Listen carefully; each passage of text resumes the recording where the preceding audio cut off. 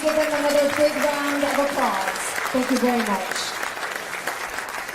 Thank you to the Chikade Ensemble for a powerful performance. And now I'd like to take this opportunity to kindly ask our VIP guests and speakers to join us up on stage for a commemorative photo. We will take 2 rounds of photos, so please follow the guidance of our staff, and please follow us up to the stage if you're asked for the photo. We will take 2 rounds of photos, ladies and gentlemen. So please, we ask you to follow the guidance of our staff for the first round of photos.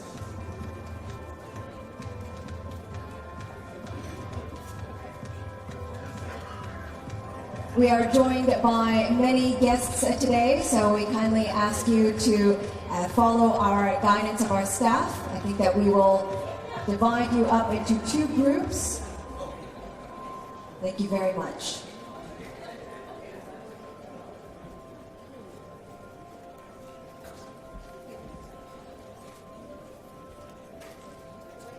And ladies and gentlemen in the audience, it will only take a few minutes. We kindly ask for your patience. Thank you.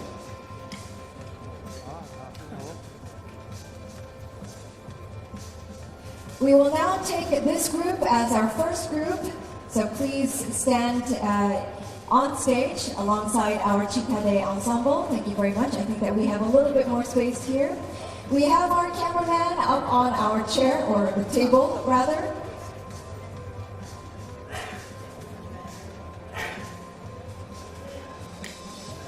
So I think that we will take the first round of photos first. Please smile for the cameras, many cameras in the center. Thank you very much. Please look at our cameraman on the table. Thank you very much. And now for our guests on stage, can you please wave for the camera? Please wave for the camera. Thank you very much. Thank you very much for your cooperation. And please, Chairman Ko, please remain on stage. The rest of our guests, please return to your seats. Thank you very much. Yes, we do have stairs on both sides of the stage. You can choose the one to your liking. Chairman Ko, please remain on stage, and we'll have our second round of guests join you up on stage for the photo. Thank you. And now for the second round of photos, please join us up on stage, our VIPs and speakers. Thank you. For our guests who have taken the first round, please return back to your seats.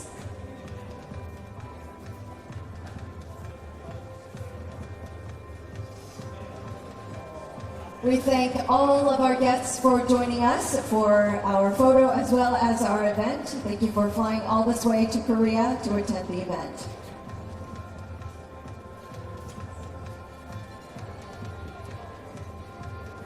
I think we have a little bit more room on this side. If you can join us, thank you.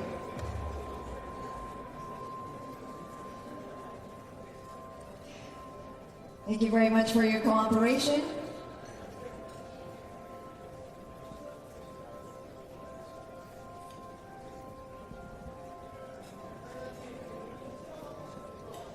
So if you can, join a bit closer together. We do have a limited space on the stairs and on the stage, so please turn, slightly angle yourself so that we can accompany more of our guests.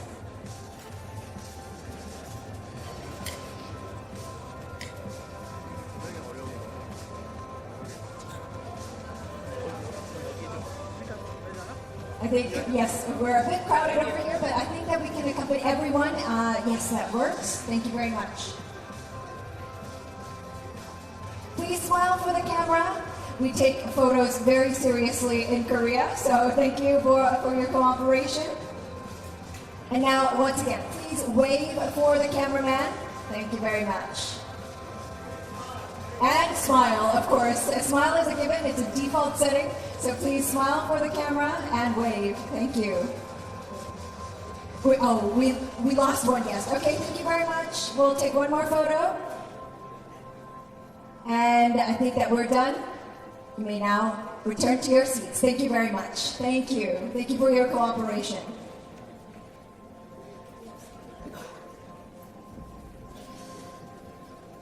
Thank you to all of our guests and the speakers, and of course our audience for bearing with us. Thank you very much for your patience.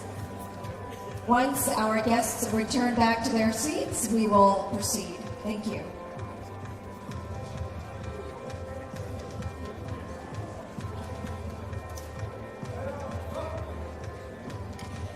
And once again, our Chikade Ensemble, thank you for joining us on for our photo op.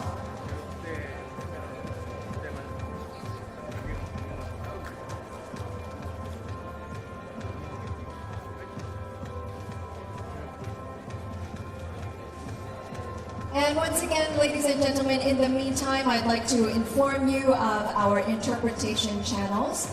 Please use the receivers, channel 1 for English, channel 2 for Korean, channel 3 for French, and channel 4 for Spanish.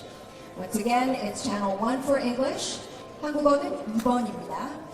Français, numéro 3, Espagnol, 4. That's all the Spanish that I know, but thank you very much, and please use the receivers for the interpretation. Thank you very much.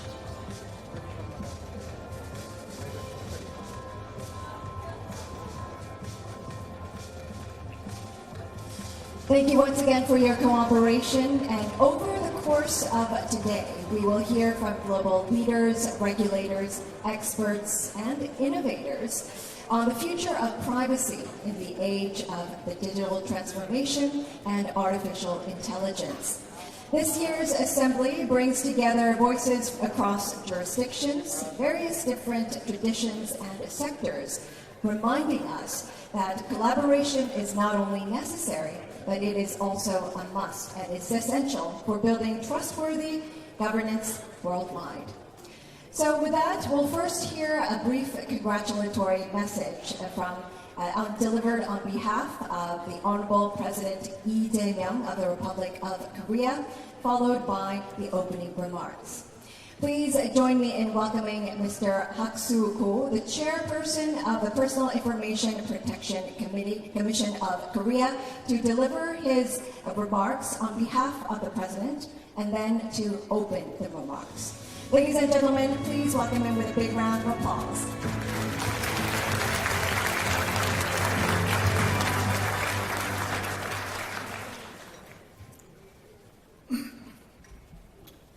각국의 개인정보 감독기구 관계자 여러분, 그리고 국내외 귀빈과 전문가 여러분, 인사드립니다. 대한민국 제21대 대통령 이재명입니다. 제47차 글로벌 프라이버시 총회의 서울 개최를 진심으로 축하합니다.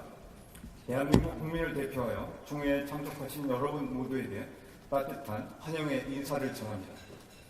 지금 전 세계는 인류 역사상 가장 급격한 기술 변혁의 시대를 맞이했습니다. 인공지능의 발전으로 인한 이 대전환은 단순한 기술 혁신을 넘어 우리 삶을 생두이째 뒤바꾸는 중입니다. 인공지능이 미래의 먹거리와 국가 경쟁력을 좌우하는 시대이지만 그 이면에는 데이터의 오남용, 개인정보 침해 등의 위협 요인 또한 상존합니다. 인공지능을 활용한 데이터의 무분별한 활용은 기술에 대한 국민의 신뢰뿐 아니라 그 나라의 경제와 사회 근간을 위협할 수 있습니다.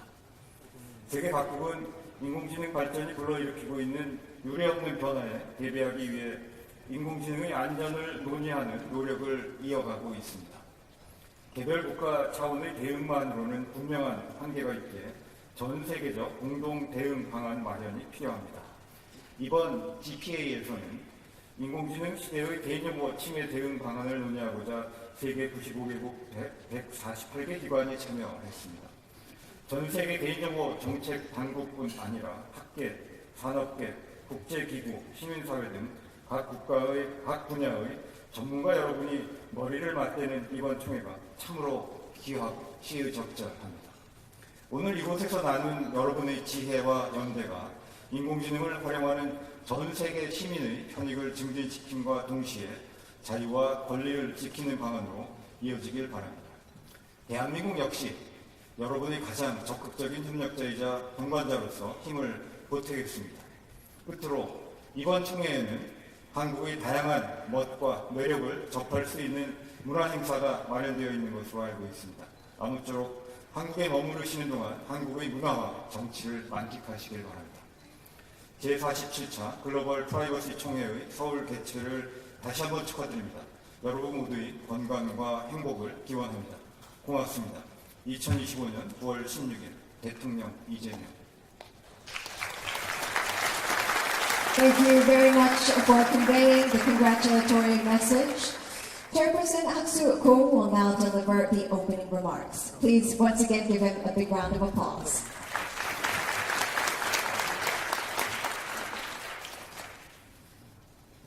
존경하는 각국 개인정보 감독기구 동료 여러분, 그리고 국내외 귀빈 여러분, 제47차 글로벌 프라이버시 서울총회에 오신 모든 분을 진심으로 환영합니다.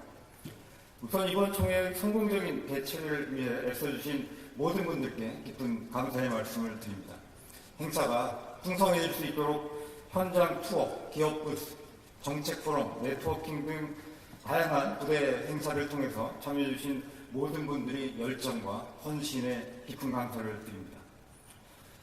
저는 개인적으로 2013년 폴란드 바르샤바에서 열렸던 GPA 총회에 참석했던 기억이 있습니다. 그때 언젠가는 한국에서도 GPA 총회를 개최하면 좋겠다 이런 생각을 한 적이 있었습니다. 이제 10년이 넘은 지금 시점에 서울에서 이 행사를 정말로 개최하게 되어서 감회가 더욱 새롭습니다. 올해 GPA 총회의 주제는 일상화된 인공지능 시대 개인정보 이슈입니다. 불과 3년 전만 해도 인공지능이 일상화된다는 체감이 크지 않았었습니다만 그 짧은 시간 동안에 이제는 우리 생활과 업무 전반에 AI가 매우 빠르게 확산되고 있습니다. 이런 흐름 속에서 이번 총회의 주제는 매우 시의적절하다고 생각을 합니다. 최근 들어서는 AI 에이전트에 관한 논의가 또 대두되고 있습니다. 좀 있으면 AI 에이전트에 관한 키노트 연설을 또 듣겠습니다만, 이런 새로운 AI 기술이 발달하며 우리 삶 전반의 편익이 높아질 것으로 기대되고 있습니다. 그와 동시에 혁신의 속도가 빨라질수록 그 이면의 부작용을 어떻게 관리하고 최소화할지에 혁신의 성패를 좌우할 것이라고 생각을 합니다. AI 에이전트의 맥락에서 생각을 해보면 기술이 발전할수록 검색형 AI로부터 기억형 AI로 또 멀티 에이전트로 진화가 될 것이고, 복수의 다양한 에이전트 간의 상호작용이 비약적으로 늘어날 것입니다. 그런 과정에서 개인정보가 여러 단계로 공유가 되고 전달되면서 발생할 수 있는 취약점도 늘어날 것이고, 또한 이용자의 통제권에 관한 이슈 또한 새롭게 대두될 것입니다. 그와 함께 에이전트 AI 관련된 여러 가지 일수에 관한 논의가 또 필요할 것입니다. 그와 동시에 데이터 프라이버시 보호, 신뢰 확보와 같은 도전적인 과제는 이제 점점 국경을 넘어서 동시다발적으로 발생하고 있습니다. AI가 가진 전방위적이고 초국경적 동시다발적인 특성으로 인해서 이런 도전 과제를 개별 국가나 개별 관할권이 해결하기에는 많은 한계가 나타나고 있기도 합니다. 또한 AI와 데이터 활용의 혜택이 불균등하게 나타날 경우에 전 세계는 더 큰 격차와 불균형에 직면하게 될 것입니다. 특히 기술적, 제도적 역량이 상대적으로 부족한 국가와 집단은 더 큰 위험에 노출될 수 있습니다. 그래서 이번 총회는 단순한 논의의 장을 넘어서 그런 격차를 메우고 신뢰를 구축하는 협력의 장이 되길 바랍니다. 국가 간 규범 격차, 제도적 역량 격차, 시민들의 신뢰 격차를 협력과 연대를 통해서 해소하는 그런 계기가 마련되었으면 합니다. 이런 과정에서 정책 당국, 산업계, 학계, 시민사회가 함께 참여해서 지혜와 자원을 모아야 하겠습니다. 한국은 이번 서울 총회를 계기로 해서 그런 협력을 촉진하는 플랫폼이자 가교 역할을 수행하고자 합니다. 마지막으로 이번 GPA 총회 축제 기간에 가장 중심을 둔 것은 여러분께 개인정보 분야의 커다란 축제의 장으로 이번 총회가 자리매김하는 것이었습니다.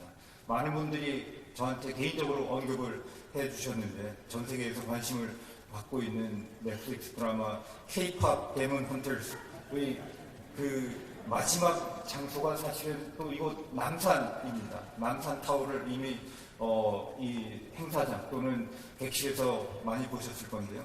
여러분께서 바로 세계에서 가장 핫한 그 공간을 지금 함께하고 계십니다. 고심에서 준비한 세션 외에도 이런 한국의 문화, 먹거리, 놀거리 그런 다양한 문화 활동을 통해서 역동적이고 정감 넘치는 한국의 정치를 마음껏 즐기시기를 바랍니다. 좋은 계절에 한국에 오신 여러분들 모두 진심으로 환영하고 제47차 글로벌 프라이버시 총회를 이제 본격적으로 시작하겠습니다. 감사합니다.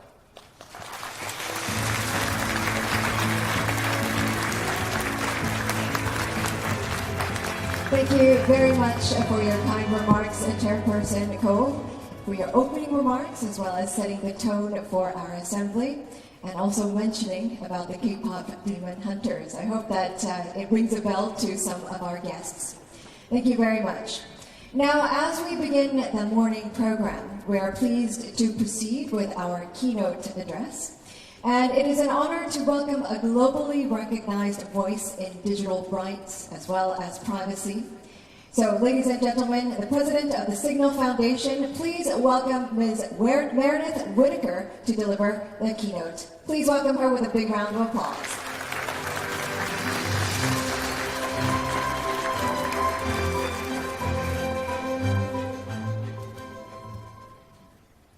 Hello, good morning. I'll face blur them if I post, don't worry. I'm a privacy person. So wonderful. I am so honored to be here to address such an esteemed audience on a topic that couldn't be more important at the moment.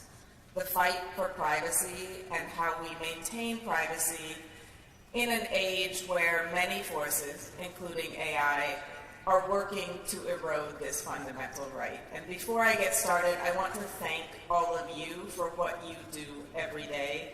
I know it's not easy. I know you are often working against these forces, but I see you as key allies in the fight that Signal and so many of us outside government are pursuing. So thank you. Now, to begin my keynote, I want to ask a fundamental question. How did we get here? To a room full of people who I know diligently work to protect privacy around the globe, in a world where we know everyone from states to corporations to the public in general want privacy. It's a very hot marketing term. And yet, we have so little privacy. How has it come to pass that privacy is both clearly valued and disappearing? To attempt to answer this question, I'll start with a brief look at the past.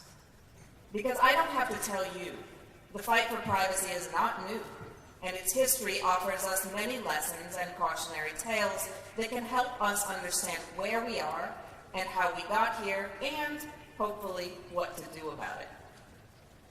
Now, in the 1990s, the struggle around encryption, who should get to use it, and whether governments should be given backdoors that let them undermine encryption, spilled into the public consciousness. In what became known as the crypto wars, a debate over whether encryption should continue to be classified as a munition and tightly restricted in the United States, raged for about a decade. It was the Clinton administration's plans to commercialize network computation to create the commercial internet that forced this debate into the open. In short, the US government wanted to have it both ways at this time. A kind of magical thinking that persists to this day. On the one hand, they wanted the economic benefits of a commercial internet, envisioning the US internet industry dominating global markets and setting global standards. This, we can look back, largely happened. On the other, they wanted to be able to conduct surveillance and to access communications on these same commercial networks via weak encryption that featured backdoors.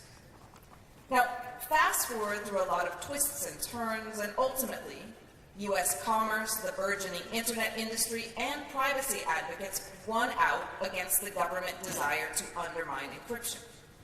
And in 1999, following a decade of squabbling and magical thinking, a resolution was reached momentarily, and strong encryption was liberalized, meaning that encryption was no longer classified as a munition under U.S. law, and that everyone anywhere could develop and use encryption without needing government permission. This was and still is celebrated as a win for privacy. But it's not that simple. And when you examine the record closely, drawing on work by people like Dr. Karina Ryder and Dr. Sarah Myers-West, it becomes clear that the story we tell ourselves, that the so-called crypto wars resulted in our winning privacy, is not entirely correct. As I've said elsewhere, winning encryption did not result in a victory for privacy. Indeed, with the benefit of hindsight, it's fair to read the liberalization of encryption in the late 1990s as a net loss for privacy.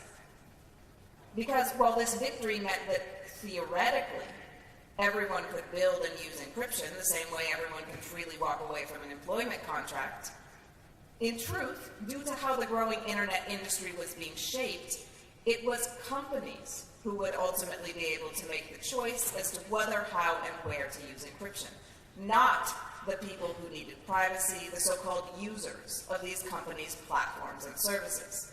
See what I'm getting at? Now, this is in part because the regulatory rules of the road that were set in place by the Clinton administration in the mid-1990s to help guide the emerging internet industry put no restrictions on surveillance on the one hand, while on the other explicitly endorsing advertising as the business model of tech. I've called these the sins of the 90s, because these set down a pervasive incentive structure that persists to this day, providing no incentive to protect privacy, whether or not encryption exists that could do it, while providing a lot of incentive to collect as much data as possible in service of fueling the surveillance advertising-driven business model that does persist to this day. Know your customer being an imperative to collect more and more data.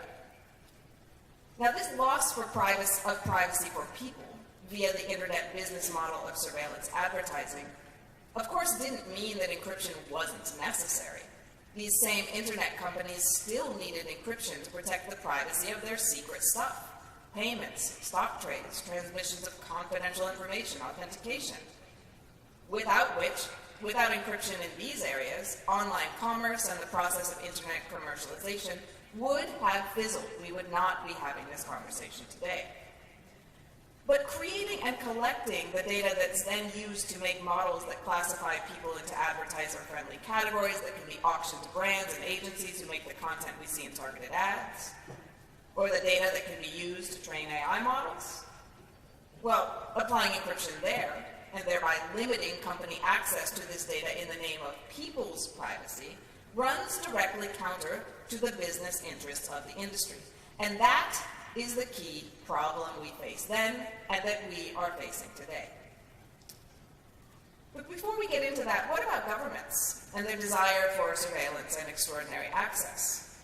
Well, as Dr. Karina Ryder's work elegantly shows, and as the Snowden documents revealed in 2013, governments, the US government in particular, came to realize that instead of a public battle about encryption backdoors that made them look technically illiterate while angering powerful commercial interests, they could quietly freeload on the surveillance data collected by the nascent internet industry, accessing the personal data created to feed advertising models and inform user profiles, while avoiding a fractious public battle. So in short, the governments won, the industry won, but the public largely lost when it came to privacy and the crypto wars. Note that Snowden revelations both revealed this cozy subterranean relationship between tech platforms and the US government, and catalyzed a wave of privacy measures as the industry sought to distance itself from government spying. These measures included an accelerated rollout of encryption. HTTPS loads are now over 90% of web traffic, up from 14% pre-Snowden. Stronger privacy provisions like full disk encryption on both iOS and Android were pushed rapidly following the disclosures, and the rollout of the Signal protocol in WhatsApp, which the company licenses from us to protect the contents of messages, was completed shortly after the Snowden revelations. This turn to privacy reopened old battles and led to a new round of attacks, starting with the FBI and San Bernardino pressuring Apple for a backdoor in 2014 and persisting to this day, as we'll review here. So, in brief, this is how liberalizing encryption and winning the crypto wars did not on its own protect our privacy. What it did in practice is provide a key ingredient enabling the growth of the surveillance advertising-driven internet. Strong encryption that could enable commerce and corporate secrecy. It set in place the foundations for economies of scale and network effects that have congealed into staggering concentrated power in the hands of a few dominant US and Chinese firms. Now, before I continue, I must be clear. Encryption is essential, and we do need to fight to protect it. My point is that we cannot simply treat encryption as if it were a synonym for privacy and then aim for it, for encryption as if it were the end, not simply a means to winning the real battle we fight. Because as we see all around us, we're living in a world created by this Pyrrhic victory of the 1990s, and the strategic mishaps that led us to mistake winning one minor battle for winning the war continue to haunt us. We now find ourselves in a context where attacks on encryption are being joined by the data-hungry AI industry to imperil privacy from two sides at once. So let's turn to this present moment, and to this two-front war, as my colleague Ubak Tivari has called it. On the one front, we have the more familiar and overt legislative attacks rooted in magical thinking and persisting against a robust and long-standing technical consensus to demand backdoors and encryption for the good guys that will somehow, they promise, keep out the bad guys. This assault on encryption, the demand for backdoors, is one front of the war, and it's a familiar one. On the other front is a less familiar adversary, but it poses a far more insidious threat. This one is quiet, and it comes coated in hype and staggering market valuations. So-called AI agents. In the name of agentic AI, the very operating systems on our devices are being re-architected in ways that threaten to eliminate the ability to preserve privacy at the software and application level. Yes, this does mean that Signal's ability to persist in operating robust privacy, the robust privacy that we exist solely to preserve, is under existential threat. And these two fronts, I'll argue, are not separate issues. They're a coordinated pincer movement against the possibility of private, unmediated human communication and thought. And they challenge us to look more closely at what we mean by privacy and make sure we're not repeating the mistakes of the 1990s where we mistook encryption and the theoretical ability to apply it for privacy itself, even as we allowed a tech business model to persist that relied on undermining privacy. So with that brief historical overview, let's quickly review what we're facing now, starting with these more familiar attacks. And of course, there's no better place to start than the UK's Investigatory Powers Act, which granted the state the ability to compel companies to build insecure systems, to force them to redesign their systems in ways that undermine security, all while mandating that the companies compelled this way be quiet about what the government has forced them to do. So, in theory, Signal could receive an order from the UK government, saying undermine your encryption for everyone in the world, the militaries, the governments, the human rights workers who rely on it. And under this law, we would be prevented from talking about it. An incredibly insidious measure, and one we, of course, would never comply with. We can also look at the EU's proposed CSAR, or chat control legislation, a zombie proposal that has been temporarily killed year after year by a robust technical consensus, explaining again and again, often wearily, that it's not possible to implement backdoors in encryption that only the good guys can use. But kill it as we might, it continues to rise from the dead. Before I move on, I want to be perfectly clear about the so-called solutions like client-side scanning, those proposed in legislation like CSAR. While they're often presented as a compromise, they are not. They are more like a Trojan horse for mass surveillance, integrating government-mandated client-side scanning of private communications and other activity fundamentally inverts the security model on your personal device, turning the most intimate computer you own into an informant that scans your private messages, photos, and thoughts before they're even encrypted. And of course, let's be clear, whether it's before, after, during, scanning encrypted messages and sending them to a remote server or processing them in the clear constitutes a backdoor in encryption, undermining encryption and the protections it offers. Indeed, the consensus among technologists and cryptographers is unanimous and long-standing. You cannot build a system that scans everyone's messages for bad content without creating a systemic vulnerability that can and will be exploited by criminals and repressive states, weakening the security for all of us. The recent Salt Typhoon attacks should give us a clear cautionary tale, and in a world of reason and logic, stop proposals like this in their tracks. From the IPA to the chat controls legislation, these efforts are fueled by a dangerous combination of magical thinking and authoritarian impulse, recycling the same four horsemen of the infopocalypse, as researcher Bruce Schneier has called them: terrorists, child abusers, drug dealers, the worst guys we can imagine in the world, invoking these specters of terror to justify capabilities that put everyone at risk. As they did in the 1990s, so now. These proposals are demanding a technical fantasy, a backdoor that only the good guys can use, which is a fundamental violation of the laws of mathematics and computer science. Before I move on, the attack coming for our other flank, I want to be clear. While we messed up in the 1990s by only fighting for encryption, that doesn't mean we can stop now. Encryption is fundamental. It's the technology we have to ensure privacy in the digital space. So we must keep up the fight on this first flank. Now to the next flank. Because protecting encryption is the floor. It's necessary but not sufficient. So yes, we need to keep doing it, but we can't stop there. The threat we're facing today can be understood as a product of our failing to win full privacy in the 1990s. We allowed a business model built on violations of privacy, built on mass data collection to establish itself and to metastasize. And that business model is now supercharged by AI, which is where the latest threat is emerging.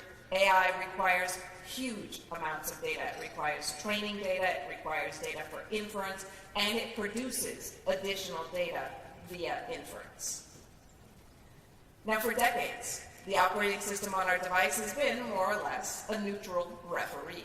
It manages resources, but it honors the boundaries between applications and is assumed to be a tool serving the needs of the people who own and manage the device, and adhering to the wishes of users and those who build applications and services on top of a given operating system.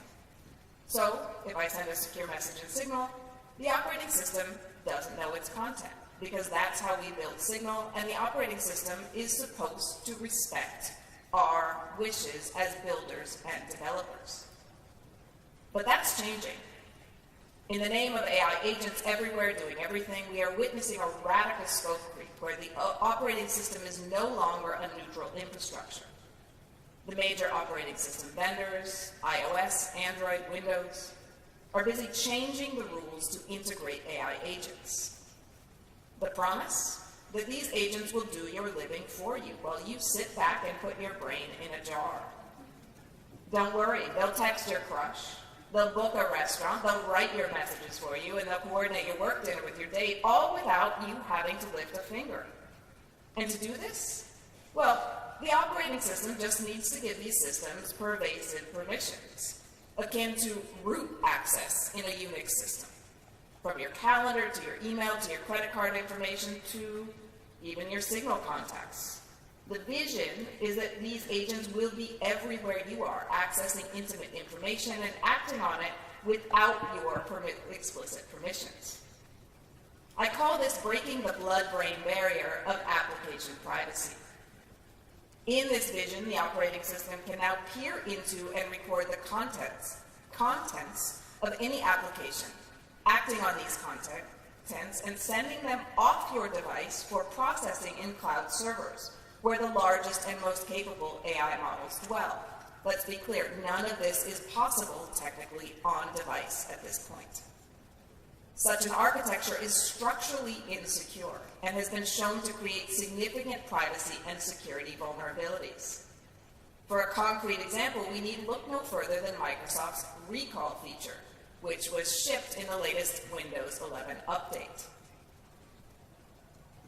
It's marketed as a helpful photographic memory for your computer.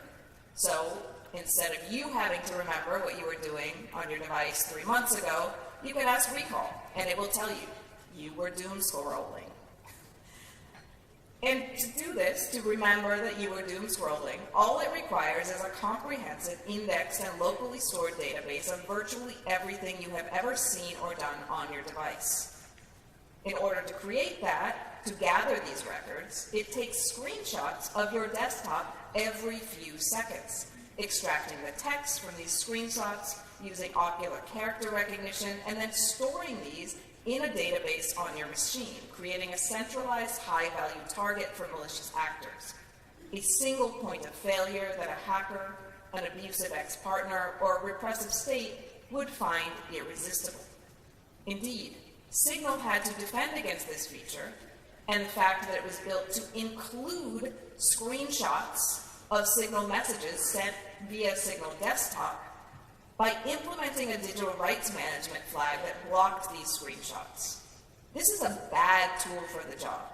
It breaks accessibility and harms users who require accessibility features, but it was the only tool we had available, given that we weren't asked permission for this and that no other opt-outs had been integrated.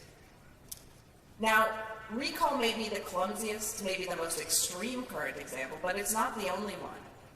Closer to home, the security research firm Lumia Labs recently documented WhatsApp messages being sent to Siri servers as part of a recent Apple Intelligence update. This fundamentally breaks end-to-end encryption in ways that are not at all clear to users. Indeed, the Signal team only learned about this via the Lumia report, and disturbingly, Apple responded to the researchers claiming that this was not a problem. The most cynical part of this shift is that we are not being asked for permission. We're being sold a future of robot butlers and magical AI without the costs of this magic being made clear to us. There's no free lunch, there's no fairy godmother. This is a privacy violation. It's not a genie in a bottle. It's pervasive access to data and a free-for-all that turns over the reins of our devices and their operating systems to a handful of companies in the name of convenience many of us never asked for.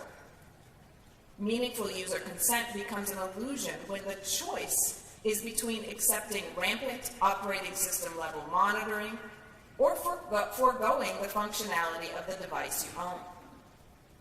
So what we're seeing is a unilateral re-architecture of our relationship with technology that threatens to eliminate the possibility of privacy at the application layer, and it's happening without our input or consent under the guise of magical AI.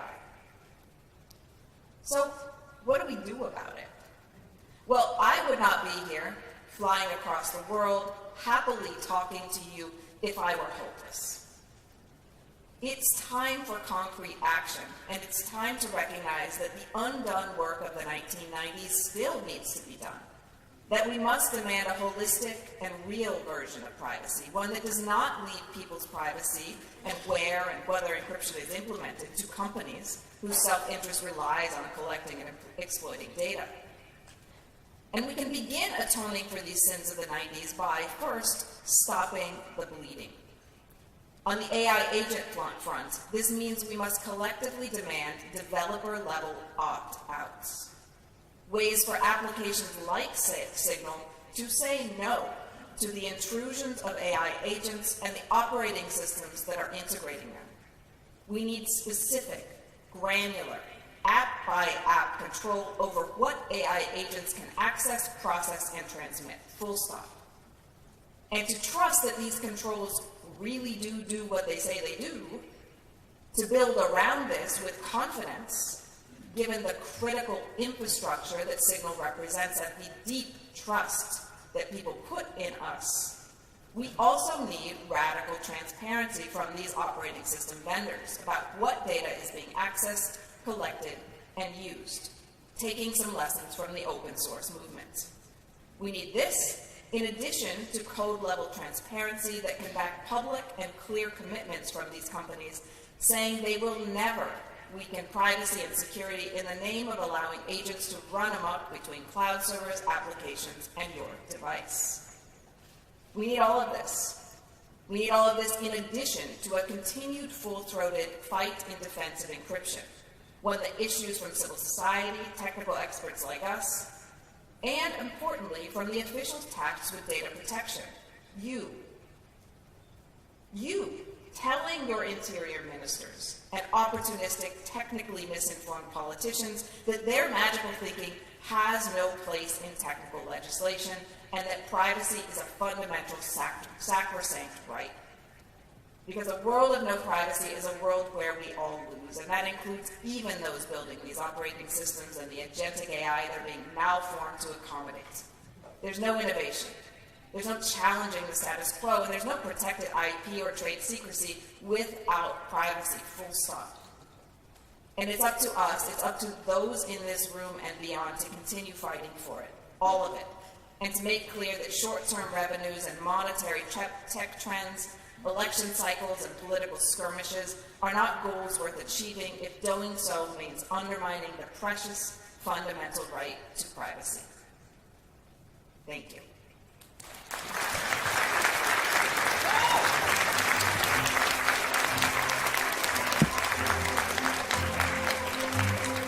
Thank you, Ms. Whitaker, for the insightful keynote address and very powerful messages as well. I believe that she has, through the keynote, delivered some of the overarching themes that we might be discussing more in depth in our sessions today.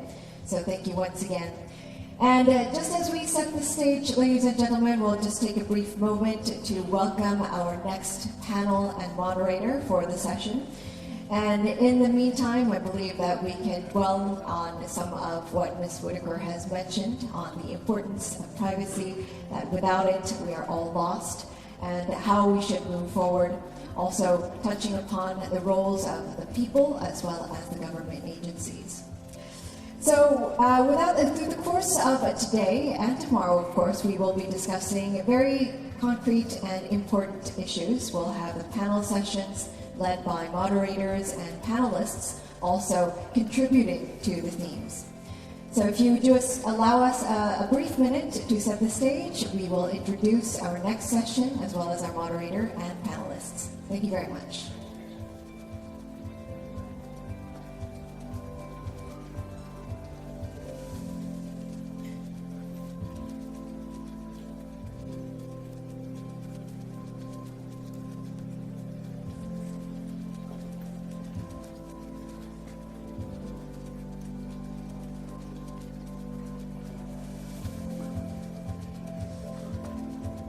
So I believe that we're almost ready.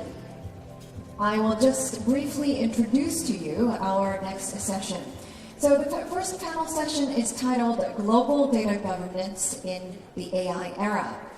Very important topics that we will look over. And in the age of AI, data is both local and rooted in culture and language, as well as being global because it's powering shared innovation. And yet, AI services cross borders, while legal frameworks remain largely national or regional. So this panel will consider how to prevent the fragmentation and advance interoperability and harmonization. Our session will be moderated by none other than Chairperson Hak-Soo Ko of the Personal Information Protection Commission. And please join me in welcoming our distinguished panelists, Mr. John Edwards, the Information Commissioner of the ICO of the United Kingdom, Ms. Laurie Law-Denis, the President of the CNIL of France, Professor Simon Chesterman, Dean of the National University of Singapore, and Ms. Julie Brill, the Harvard Innovation Lab, former FTC Commissioner, former Microsoft Executive. With that, I turn the floor over to our moderator, Chairperson Ko. The floor is yours. Yeah, we'll start session one, and I'm sitting here as moderator for this session. As introduced already, this session is about global data governance in the era of AI, and we have distinguished panel. And two are from data protection authorities, and one from academia, and one currently from academia, but formerly the industry, and also served as a role as regulator. So we have excellent panel who can talk about this very important issue. As background, when we think of AI in particular in the context of data, data is both local and global, I think. And local in the sense that data captures diversity of cultures, languages, and others. And there's a growing voice that AI should reflect this diversity in proper manner. And data is also very global in the sense that it reflects combined and collective wisdom of humanity. And companies developing AI, they try to gather as much data as possible so that they can truly reflect human knowledge and wisdom. At the same time, developers typically try to gather as much data as possible, but the data regulation is basically local in the sense that regulation applies the national level or regional level or individual jurisdictions, and data flows at the same time without really considering national borders. So there's, in this context, increasing need to have discussions and dialogue to talk about how to govern data and how to prevent fragmentation. And we often talk about harmonization and interoperability, and whether that's really doable, or if not, what can really be achieved. So that's the kind of background. And we'll hear initial observations from panel members, and will be followed by follow-up questions. So I'll ask Simon Chesterman first. I mean, he is preeminent scholar in international law, in particular on AI and data, and he is currently in Singapore, perhaps, so he can provide perspective from Singapore or relatively small, maybe rule-taking countries' perspective. So, Simon. 감사합니다. Thank you very much, Chairperson Ko, and it's a great pleasure to be at GPA here in Seoul. So I think as you were highlighting, and as Meredith Whittaker sort of emphasised in her very bracing keynote, to succeed in AI, you need not just talent and compute, you need data. You need lots of data. And indeed, there's an old saying in Silicon Valley that whoever has the most data wins. The large language models that we're all familiar with now, like ChatGPT, Gemini, and Claude, and so on, are effective partly because of the huge amount of data that's gone into them. And that includes public domain material, so the complete works of Shakespeare, that's fair game. It also includes a huge amount of pirated material that should not be available. And then there's copyright material that's in dispute at the moment, the subject of much litigation. But it also increasingly draws on huge amounts of personal data. And so the AI agents we were just hearing about, the personalization, the sycophancy that's become a feature, is partly because these models are being trained not just on the world's data, but on our data. And Haksu, you're quite optimistic, saying that's the world's wisdom. To the extent that AI is biased, that's because it's reflecting our own biases.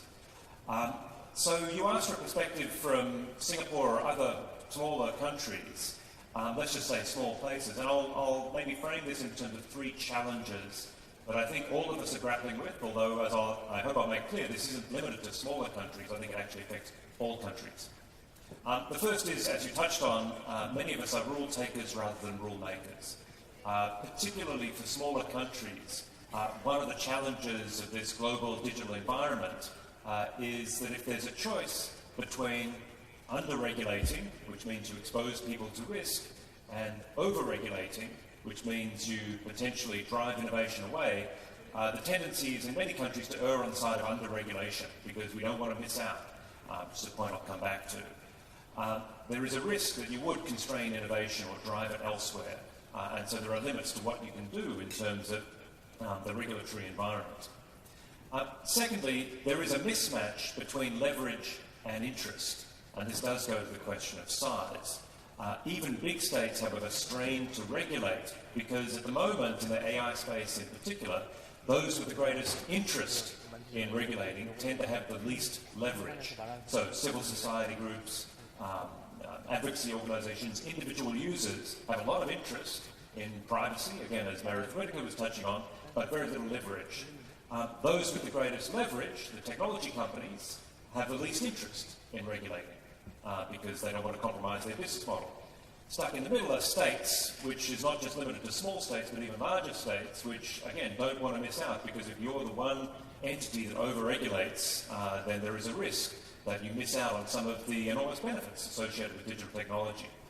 There are interesting questions, for example, in the European Union, whether the European Union perhaps has protected rights at the expense of innovation, and that's an interesting conversation we might get into.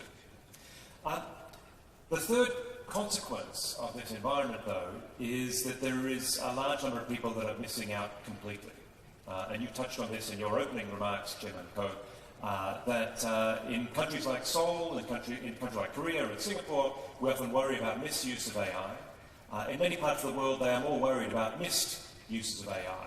I mean, for all our wonderful technology, there's still something like 750 million people that don't have stable electricity, something like 2 billion people that don't have stable access to the internet. There are many data-poor regions, so if you don't have high-quality digitized information, then models may not be as effective where you are, or they may not understand your local context. They're also not as well behaved, because the volume of data that you train a model on makes it easier to fine-tune, makes it easier to control. And many of these people are left out of global conversations. And so Haksu and I got to know each other with Ran Balasa and others involved in the UN AI advisory body, where it was worked out that there are something like of the 7 major governance treaties or documents seeking to manage artificial intelligence. There are about 7 countries that are party to all of them, but more than 100 countries are party to none of them. So we're in a difficult environment where the pace of technological innovation is enormous, the opportunities are great, but the risks are significant also. And at the moment, what we tend to fall back on is there are a number of companies that I believe are trying to do the right thing, but you cannot base global norms on the goodwill of a few executives. We need states to act But the technology doesn't care about borders, and so that undermines the possibility for individual action if it means you become the sort of data unfriendly environment. So at least we need some measure of coordination, and bodies like the UN can play a role. And it was heartening to see, at least last month, the General Assembly resolution establishing things like the Policy Dialogue and Scientific Panel. But I think even true believers in the United Nations don't see it taking the lead in this space. So we also need groups like this, forums like this, networks like this that can drive forward a global approach that draws in not just states and the regulators, who are important, the technology companies, which are also vital, but also civil society, who, as I said earlier, often have a lot of interest, but not always very much leverage. Thank you. Thank you. And as Simon mentioned, I mean, we work together at the UN, and we oftentimes talk about misuse of technology, misuse of data. But what we noticed was there's a lot of misuse of data, and in many countries, there's just not much data or data in any organized manner. So that's one area that perhaps need to pay attention. Now I'll turn to Chair Marie-Aurélie Denis from France's EPA, she is a national regulator, but at the same time, she's very active with discussions at the EU level. So perhaps from the EU perspective, she has observations to share. Please. Thank you very much, and thank you, Chairman Ko, for inviting me to talk about the European approach of data governance in the context of AI. I will invite you to switch to the translation provided by PIPC because I'm going to speak French. Thank you very much. Les travaux menés par l'Union européenne, qui se sont notamment traduits par le règlement européen sur l'intelligence artificielle, poursuivent un double objectif. Il s'agit à la fois de faciliter la mise à disposition des données et leur réutilisation, tout en protégeant les droits des personnes et en particulier leur vie privée. Donc le but, pour essayer de répondre au professeur, c'est de stimuler l'innovation tout en garantissant le respect de notre modèle démocratique. Alors, pour parler de la gouvernance des données, il faut évoquer les nouvelles législations européennes. Elles ont été adoptées pour faciliter le partage des données et la constitution de bases de données. Il faut noter que ces textes s'appliquent sans préjudice du RGPD. Donc le RGPD, le Règlement général sur la protection des données, continue à s'appliquer. Et le texte sur le règlement sur l'intelligence artificielle est largement inspiré de ces principes. On peut donc dire que le cadre juridique européen de la protection des données personnelles constitue un des piliers du modèle de gouvernance européenne des données à l'ère de l'intelligence artificielle. Je prendrai un seul exemple. Les mécanismes prévus par exemple par le règlement sur la gouvernance des données, le Data Governance Act, deux mécanismes d'intermédiaires de confiance labellisés sont prévus qui garantissent le partage sécurisé des données entre les détenteurs et les utilisateurs, d'une part les intermédiaires de données et d'autre part les organisations altruistes en matière de données, par exemple concernant la santé ou la lutte contre le changement climatique. Le principe qui sous-tend cette législation, comme pour le RGPD, c'est que la confiance, le trust, la confiance dans la protection des données, facilitera leur circulation au sein du marché unique européen. S'il n'affecte pas directement le RGPD, une articulation entre les différents textes européens qui gouvernent les données, Data Act, Data Governance Act, AI Act, est indispensable. Et la CNIL et ses homologues européens, sous la présidence d'Anutalus, que je salue ici, y travaillent, notamment via des lignes directrices pour offrir sécurité et prévisibilité juridique des acteurs. Alors, plus particulièrement s'agissant d'IA, l'enjeu, c'est d'avoir une articulation entre les principes qui gouvernent la protection des données.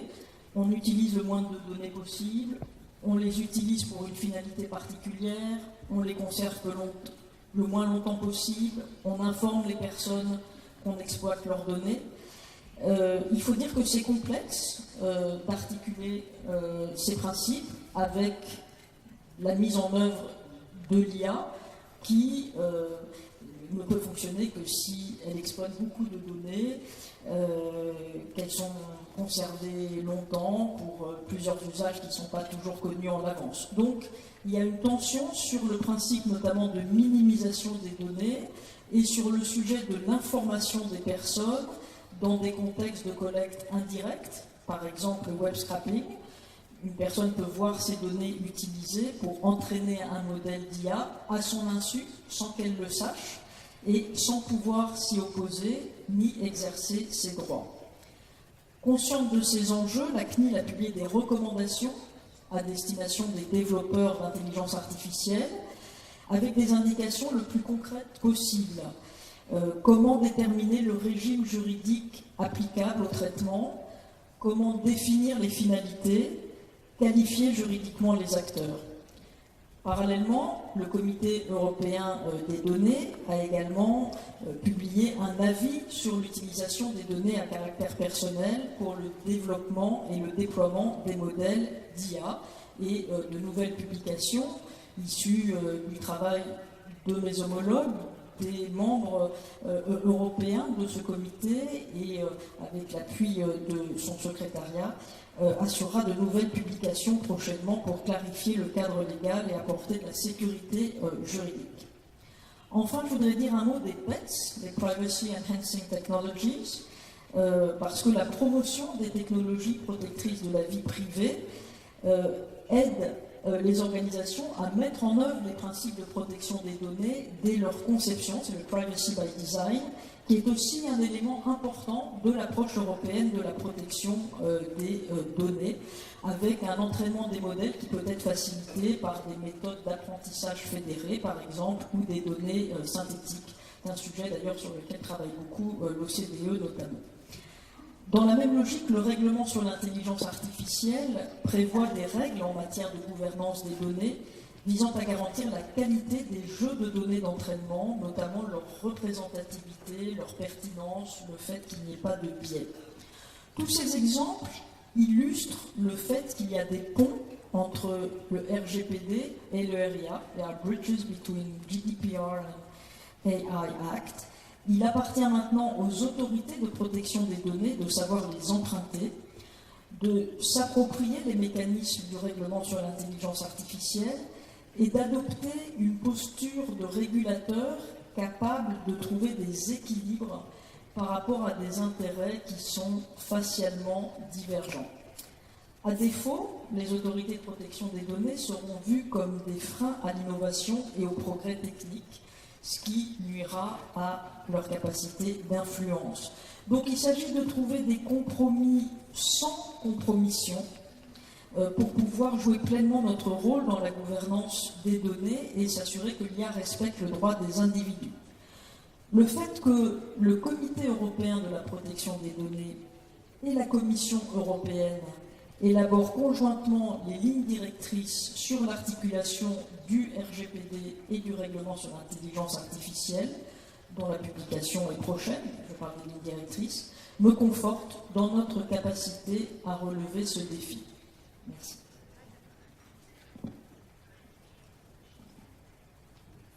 Thank you. EU itself is very, in a sense, very large institutions and with a lot of stakeholders. So, there are a lot of implications from that structure, I think, and also, the GDPR, a lot of discussions on GDPR, and now there are accumulated studies and experiences. So, a lot to chew on based on that observation. And now, I'll ask John Edward, Information Commissioner of the UK. UK has very kind of unique vintage point, and also UK went through statutory amendment recently on data protection law. So perhaps there are some observations and implications from that experience. John, please. Thank you, Chairman Cohen. Thank you for your hosting of this wonderful event and the great warm hospitality that we've all enjoyed. I think the United Kingdom falls within Simon's characterisation of a FOMO state. There's a great hunger for the economy to get the benefit of the efficiencies and productivity and innovation that the new technologies promise. But we also have a strong desire to ensure that those are realised without engaging some of the risks and threats, for example, of this sort that Meredith Whittaker indicated. I mean, there's a paradox at the heart of this session, I think, which is that we all recognise that the models are fed on data obtained from all across the globe. The companies are transnational, but each of our mandates as regulators is domestic. So we have a first responsibility to regulate domestically. And I have to say that most countries in the world are regulation takers. They are not in a position to assert the interests of the domestic population against the commercial wishes of the companies that are offering the economic benefits of the technology. And that's why there is this tension, I think, between that fear of missing out and that desire to maybe take a precautionary approach. I think the UK probably is one of the countries that can assert a little more influence in terms of regulation. That's not saying that it is a regulation maker in the international stage, but it is the sixth largest economy in the world.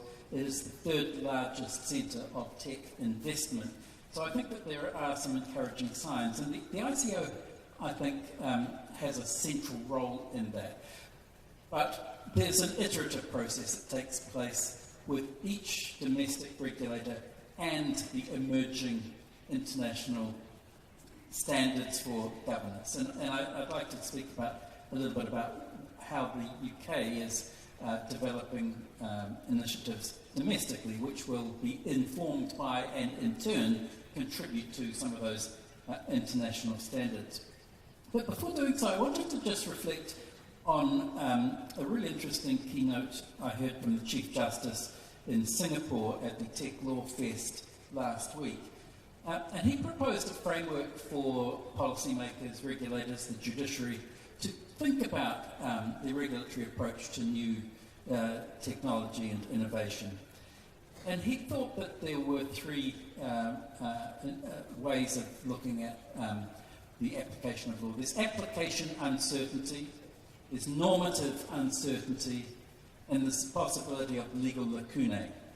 Now, what he means by that is that by application uncertainty, do we have law that we can apply to this new technology in ways that we may not have thought of before? In terms of normative uncertainty, he meant, well, should we apply this law? Is it something that actually should go back to a parliament or back to first principles? And third, is there a legal lacuna? Is there a gap which simply cannot be filled or bridged by the way that we've approached other regulatory problems in the past? And I thought that was quite helpful, and it certainly has informed the ICO's approach. What we have done at the Information Commissioner's Office in the UK is really to recognise that government and economic enthusiasm and hunger for the innovation and the gains, but to try and accommodate that in a way which is measured, which seeks to identify lacunae, apply the existing law, and we have prioritised an AI and biometric strategy. And as part of that, we've issued a number of policy papers and consultation documents.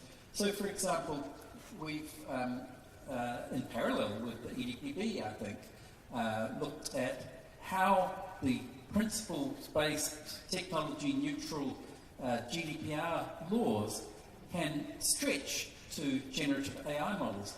What does data minimization look like when you have to train your model on all the data that there has ever been? What does purpose limitation mean when the model that you create can have an infinite number of applications?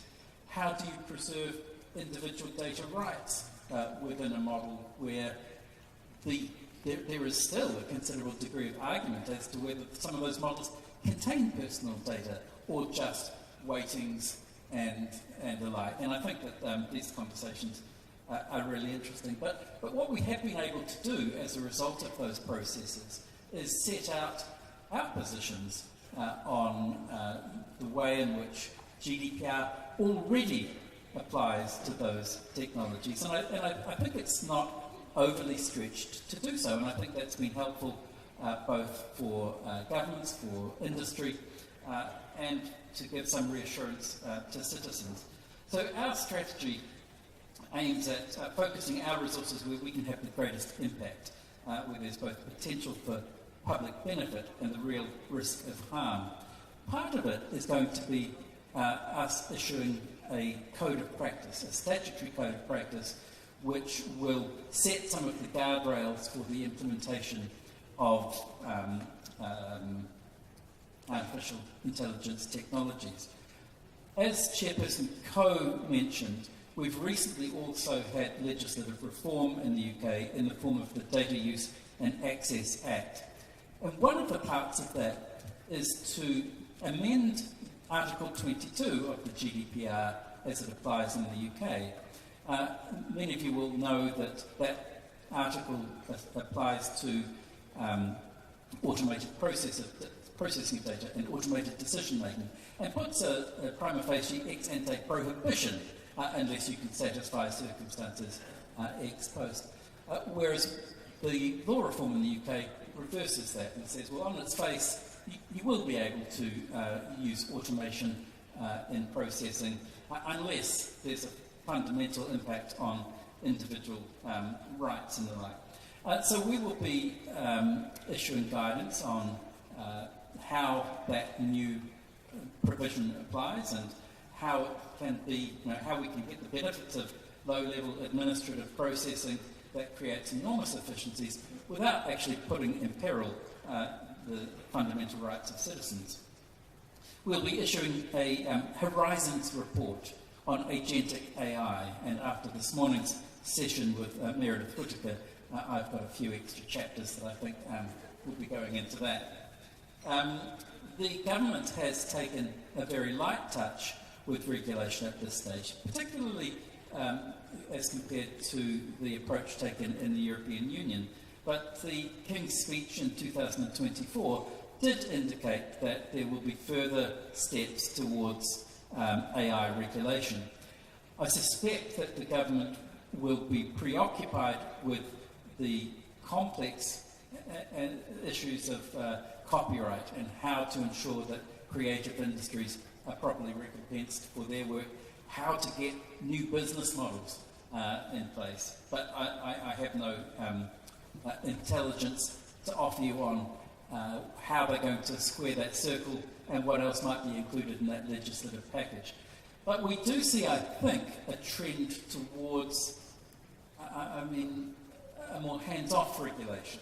We see the pressure coming on the EU with the many different strands of regulation contributing to a perception of innovation perhaps being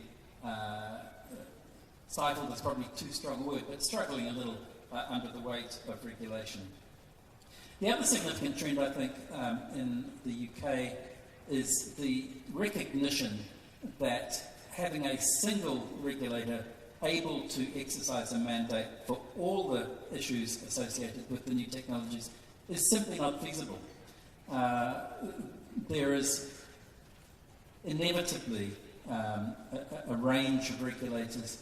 There are competition issues that exist side by side with personal data issues. There are security issues. There are issues to do with the offering of financial products. There is increasingly tension around the relationship between processing of personal data and the offering of harmful content, which we're seeing in this region. Singapore has its online harms legislation. The UK's has just come fully into force. And these involve uses of data as well. So one of the initiatives that we've got in the UK to address this is the Digital Regulators Cooperation Forum, where the communications regulator, Ofcom, financial services regulator, the FCA, the ICO, and the Competition and Markets Authority come together to identify cross-cutting issues and respond to them in a coherent way so that industry has confidence and certainty. And as part of that, we trialled a digital services hub so that industry could come as a one-stop shop and receive information about how the different regulators would treat emerging issues. I think I'm going to pause there because I think you did say 5 or 6 minutes and I'm seeing that clock counting down. Thank you. Yeah, thank you. You know, so many things are taking place in the UK, so many discussions, and I feel abstract level algorithms are similar in different jurisdictions. And in Korea, yesterday, actually, country's president hosted a town hall meeting, and that was about rationalizing regulation, in particular in the context of AI, how to procure training data, how to treat copyright issues or personal data, and we spent over 2 hours in that particular area, and there are many lessons to learn and share, I think. And now I'll turn to Julie Briel, who is now just starting at Harvard as an academic, but until very recently, she was at Microsoft overseeing privacy issues, and before that, she was FTC commissioner. So she has spent a different career and very interesting trajectory. So, Julie, please. Thank you so much, Chairman Coe, and thank you, as John said, thank you so much for hosting a fabulous Global Privacy Assembly. You and your team have been doing a remarkable job, so thank you. I'm really honored to be here. I was asked to present a perspective from the United States in terms of the regulatory landscape, and then also to talk a little bit about the perspective from industry. So I'll try to do all that in the few minutes I've been given. There's certainly a lot to unpack. In the United States, there's really 2 separate streams that are flowing right now, and they're not necessarily flowing in the same direction. So there's the federal level in terms of regulatory approaches, and then there's what is happening in the states, in the United States. So at the federal level, I would say there is a ferocious focus on AI innovation. And that focus is being played out in a number of different ways, including executive orders that focus on, have created an AI action plan to try to ensure that AI will succeed and thrive in the United States, and I believe also intentionally focused on a global thriving of AI. There is less of a focus these days at the federal level on AI regulation.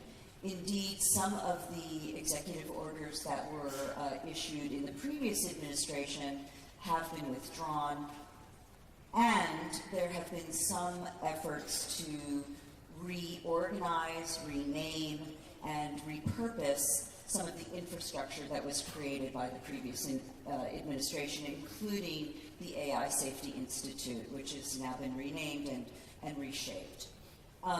So I'd say that at the federal level, we will likely not see a lot of regulation around AI, but we will see a lot of activity to promote AI.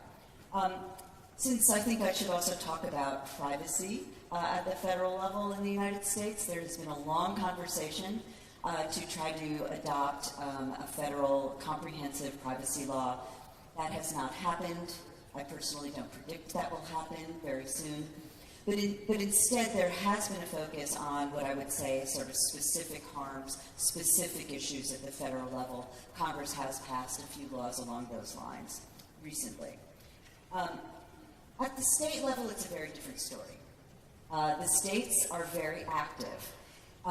Chairman Coe, maybe you are not aware, but before I was an FTC commissioner, I actually spent many years at the state level in the United States, working with 2 different states, running the state's privacy working group for the National Association of Attorneys General. It's indeed where I got my start in privacy, and it was at a time when privacy wasn't even called privacy in the United States, it was called consumer protection.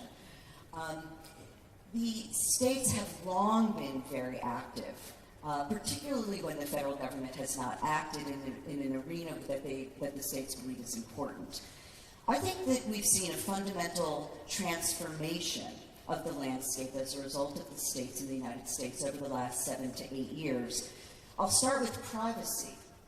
At this point, at the state level in the United States, there's over 20 states, almost half of the states, have comprehensive privacy laws. Some of them are quite immersive, some of them are quite interesting, and others are a little bit lighter touch. But there are some common requirements across them. Data minimization is something that you see in many of the state laws.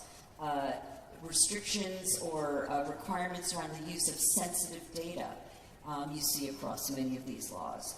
Risk assessments is often required or sometimes required in these laws. And then a few of them address automated decision making and the requirements around automated decision making in terms of transparency and user choice. So I believe that these laws are going to be incredibly important in the United States, not just to protect privacy generally, but also in the context of AI. These laws do not exclude AI. They apply to all technologies, so they will be a strong force for regulation around AI in the United States. In addition, the states are adopting and also looking at AI-specific laws. Now, there, the landscape is narrower. There's fewer states involved. And it's a little bit disparate in terms of the approaches. A couple of states have adopted the legislatures have passed comprehensive laws, and those are sitting with the governors to decide whether or not to sign them and let them go forward or to not, and that's in California and New York. There are several laws that are harm-specific at the state level. Some focus on mental health issues, some focus on social media and age assurance. Also, as I mentioned, some focus on automated decision-making, which is both privacy and AI. And then there are some states, particularly in Colorado, that are focusing on high-risk cases. That's a pretty interesting law, too.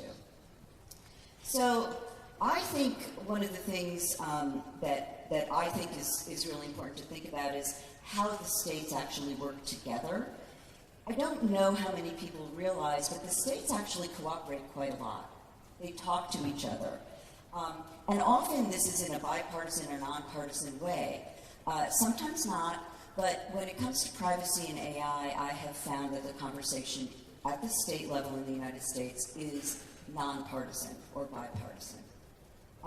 When it comes to data governance, privacy, AI, there really is an attempt, not necessarily to copy each other, but to learn from each other. A lesson from the past that I've drawn over my many years in doing this is as the states get more and more active, as they become more successful from their perspective in passing laws, we saw it, for instance, in the data breach notification context. The more states that pass laws, the more of a disincentive there is at the federal level to adopt laws. Because many of the senators and congressmen will say, hey, my state has a law, and I want to protect that law. So I think that we could end up seeing, as the states move forward with comprehensive privacy laws and with AI laws, that could end up being a disincentive at the federal level in the United States to adopt laws. We'll see how that goes. Okay, super quickly, industry perspective. I think for those companies that either are operating globally or have ambitions to operate globally, there's a lot of complexity right now. And we've heard some about that already on this panel. We'll certainly hear more about that over the next few days. But the growing stack of data-related governance laws is confusing, and it's hard for many companies to figure out how to develop a holistic governance approach when it comes to GDPR and the US state laws, when it comes to the EU AI Act and the Data Act and a number of other laws, which don't necessarily harmonize, don't even necessarily have the same taxonomy. It can be very hard for companies to figure that out. I think when you add in the obvious geopolitical concerns and turmoil that has been heightened lately, that becomes even harder for global companies. Yet I do have a prediction about companies, and we're starting to see it now, and I think that this will continue. And that is that we're seeing companies play a role in providing checks and balances in particularly the AI space, but also in the privacy space. And what do I mean by that? Those entities that provide general purpose AI or build AI into various systems and solutions that other companies then use in the B2B context. Very sophisticated customers, they could be enterprise, they could also be governments themselves, will often be the entities that ask the most difficult questions, the most probing questions. They really want to make sure that not only their data is protected and that there's appropriate testing of the AI, but they're also deeply worried about their commercial confidential information and how will that be protected. So it's both personal information and non-personal information. I think that this role that companies are starting to play, very sophisticated companies as well as sophisticated governmental purchasers of AI and other immersive products, I think that role will grow over time. And I do see it as a form of checks and balances in order to ensure that these products are really meeting up to their promises for customers. Yeah, excellent. About what's taking place and will likely to take place in the U.S. and also from the industry perspective. I personally really believe in engaging with industry businesses when they develop their own products and services and all different levels of people in different companies. And now we have less than 20 minutes, so hopefully we'll have time for one or two questions from the audience. But before that, I'll ask another question to panel members, which is, it's good to share our views and experiences, but is there a way to go one step further? Whether that one step would be continuing to have this kind of places, venues, and have dialogues, or whether we can go even a little bit further and procure a set of guidelines or code of practice or something more specific and concrete. And if we can do that, what kind of principles, core principles that we can come up with? For example, controllability, transparency, being up to date, or accuracy. There are a whole list of potential principles that we can come up with. And if we are trying to do that, where would be the proper venue? GPA or some other venues, or for example, OECD or UNESCO or UN, there are whole different possible venues, or these days there are a set of different venues discussing AI together with data, or whether data DPAs or GPA should play a bigger role. That's sort of a list of questions would naturally come up to my mind, but given the lack of time, we'll just ask panel members to maybe throw in maybe 2 minutes each for further observations in this context. We'll go again from Simon. Sure. So, as you said, there's no end of lists of guidelines, principles, frameworks, and there's a lot of overlap. My question would not be, are these good? Most of them are good. Fairness, accountability, transparency all sound like good things, but are they necessary? Because the key challenge is not coming up with the baseline norms, it's the application. And here we have sort of 3 sets of questions that I would raise, which is how, when, and why. The how question is, who would do this in what forum? Do you go wide or do you go deep? And there are many lessons from international law, the development of human rights over half a century. It started very wide and very thin with non-binding agreements like the Universal Declaration on Human Rights, and it took a long time. The problem is maybe we don't have that amount of time. And so that brings me to the when problem. The when problem, there was a theorist, David Collingridge, has this idea of the Collingridge dilemma, that at an early stage of innovation, you can regulate, you have power, but you don't know what the problems are. The longer you wait, the clearer those problems, the clearer those risks become, but the cost of regulation also goes way up. And I think one of the reasons why there are so many discussions about AI governance at the moment is we realise that we've had 2 decades of social media that we could have regulated. But back in 2004, when Facebook was launched, we didn't know about teenage anxiety and depression, we didn't know about Cambridge Analytica, election manipulation, we didn't know about COVID and the pandemic and the impact that this would have. But jump forward today, it's very hard now, for all the reasons of leverage and interest I was touching on earlier, to go back. But the biggest problem to me is the why problem, because this seems to whipsaw very, very quickly. And the sort of AI safety process is a good example of that Julie was touching on. Because when it started in Bletchley, it was very much AI safety. And then it came to Korea, it was still kind of AI safety. But by the time it was in Paris in February this year, it was AI action. And the atmosphere, I gather, was something more like a trade fair than an effort to rein in this technology.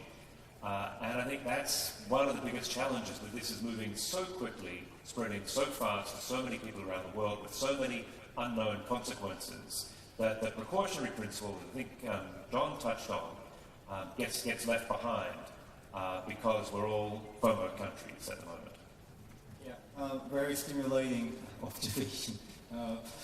Chair Dini? Thank you, Chairman Ko. Peut-être quelques mots sur les travaux menés au sein de la Global Privacy Assembly, puisque la CNIL a le plaisir de co-présider le groupe de travail sur l'intelligence artificielle, dont les membres ont produit plusieurs résolutions sur l'intelligence artificielle. Il faut aussi mentionner que des travaux sont menés au sein du groupe de travail sur l'éducation numérique de la GPA, également présidé par la CNIL, et sur l'utilisation de l'intelligence artificielle à l'école et sur la protection des mineurs. Alors, Chairman Ko, vous évoquiez le rôle des autorités de protection des données. Je pense que dans ces discussions internationales, notre rôle doit surtout s'orienter vers l'apport d'expertise sur ces sujets pointus et sur la promotion des technologies d'IA responsables et respectueuses des droits fondamentaux. Parce qu'en l'absence d'harmonisation législative, en tout cas, au-delà de l'Union européenne, les marges de manœuvre des autorités de protection des données restent relativement limitées. Enfin, vous évoquiez des key principles, des principes que vous mentionniez. Alors, des normes mondiales existent d'ailleurs en matière de protection des données personnelles, en particulier la Convention 108 du Conseil de l'Europe et 108+, qui j'espère entrera très bientôt en vigueur. Et il est important de promouvoir le respect de ces principes. Tous les principes que vous avez mentionnés, l'accessibilité, le contrôle humain, la transparence, l'exactitude, la représentativité sont très pertinents, me semble-t-il. Et j'ajouterais à cela, mais ça a déjà été évoqué notamment par Julie et Simon, le principe essentiel de la robustesse des systèmes au sens de la cyber, de la sécurité des systèmes, dans la mesure où des attaques pourraient avoir des effets potentiellement dévastateurs. Merci beaucoup.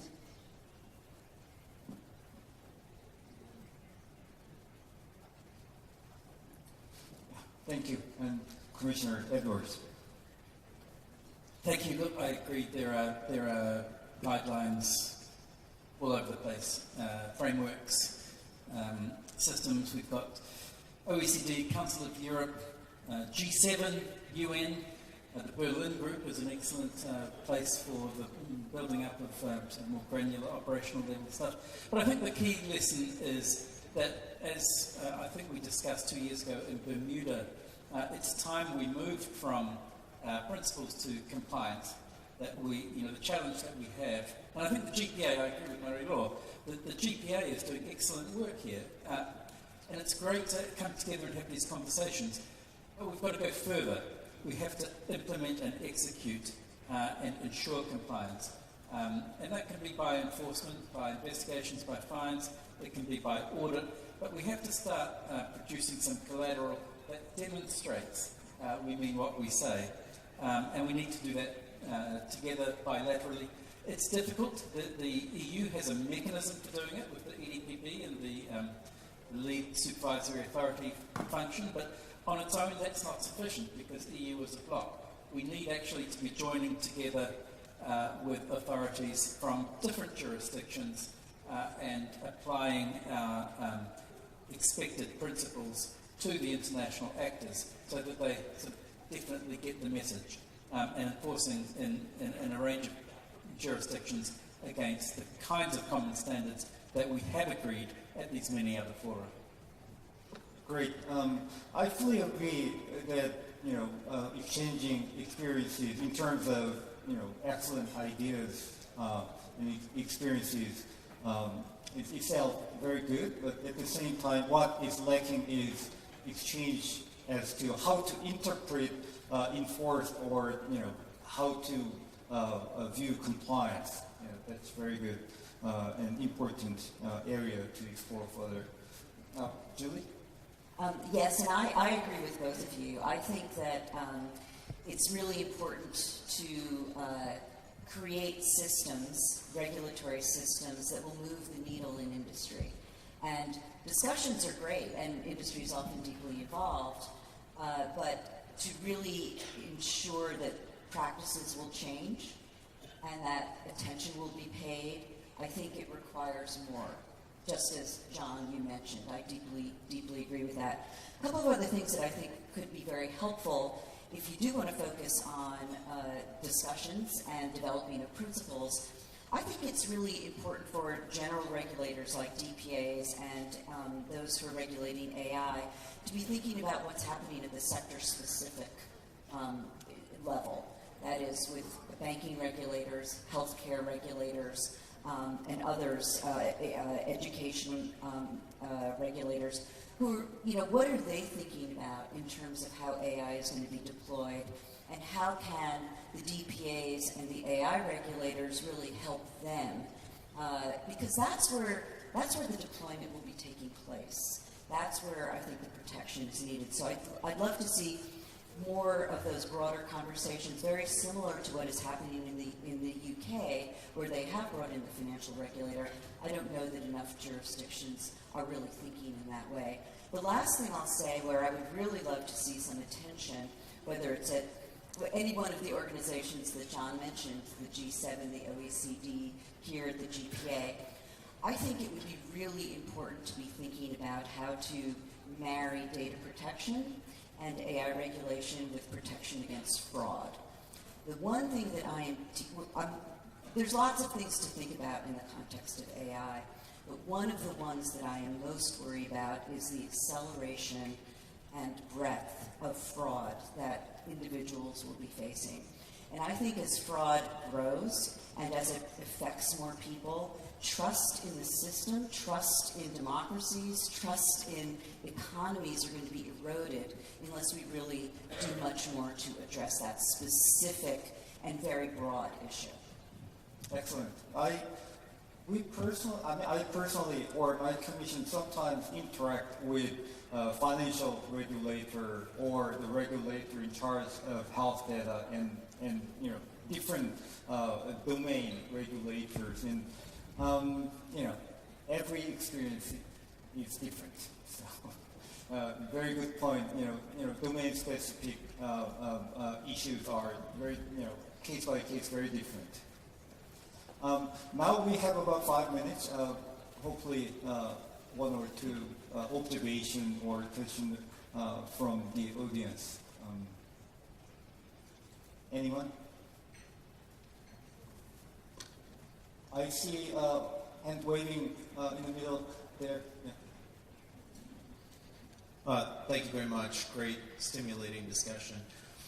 On the issue of multilateral, so appreciate wholly that a lot of jurisdictions feel like regulatory takers, and you step it up as you did to the question of, is there a multilateral solution for this?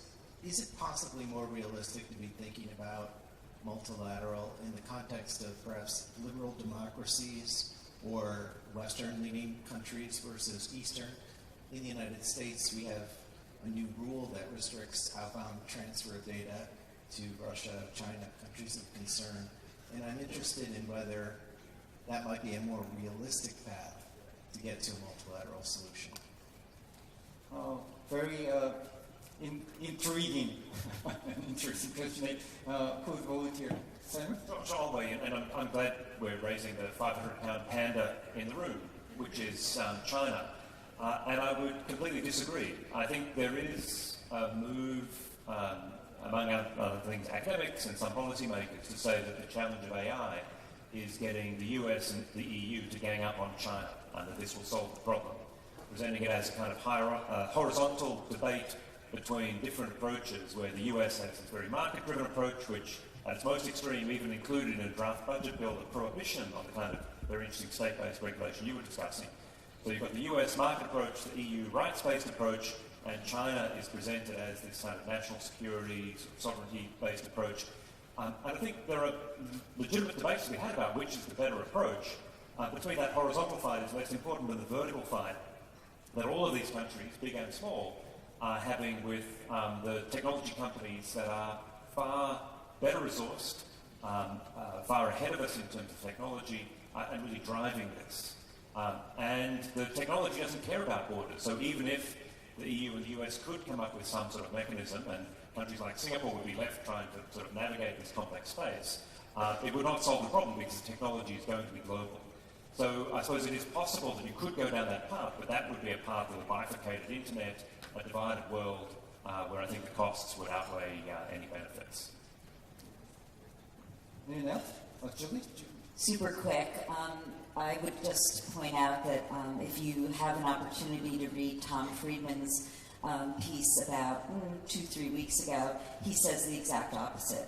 In order to save the world, in order to ensure that AI is safe, we need to have much more cooperation across, as you put it, East and West. It's really worth reading. Just very, very briefly to weigh in, because it's a bit of a pet topic of mine. I agree with my colleagues that I don't know that that's a practical solution for dealing with global AI regulation. I do think there's enormous potential, actually, in the approach that you suggest in tackling the problem of international data transfers. And I think there is potential to recognise commonly held values in Western liberal democracies and use that as a basis for confidence in sort of realising late Shinzo Abe's ambition of data-free flows with trust. There's much more trust, I think, in those Western liberal democracies that have shared values than there is in jurisdictions with different traditions. And I think, it's a different topic, but I think that there is potential in what you say there. I almost with time. I don't want to eat up break time, so first finish session with this.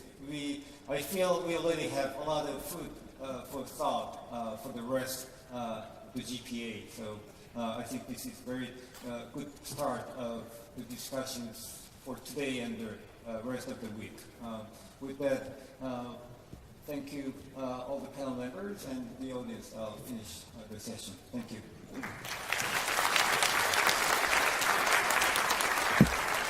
And of course, thank you to our moderator, and of course our panelists as well. Please give them another big round of applause as they return back to their seats. Thank you. As our moderator, Chairperson Ko has mentioned, we will now take a break, and they have finished on time, that we have enough time for coffee. So I hope that you will enjoy the coffee break. We will have a 20-minute coffee break until 11:20, ladies and gentlemen. So please enjoy the refreshments and coffee outside in the foyer. But we do ask that you return at 5 minutes before we start, 11:15, so that we can resume on time. Thank you very much.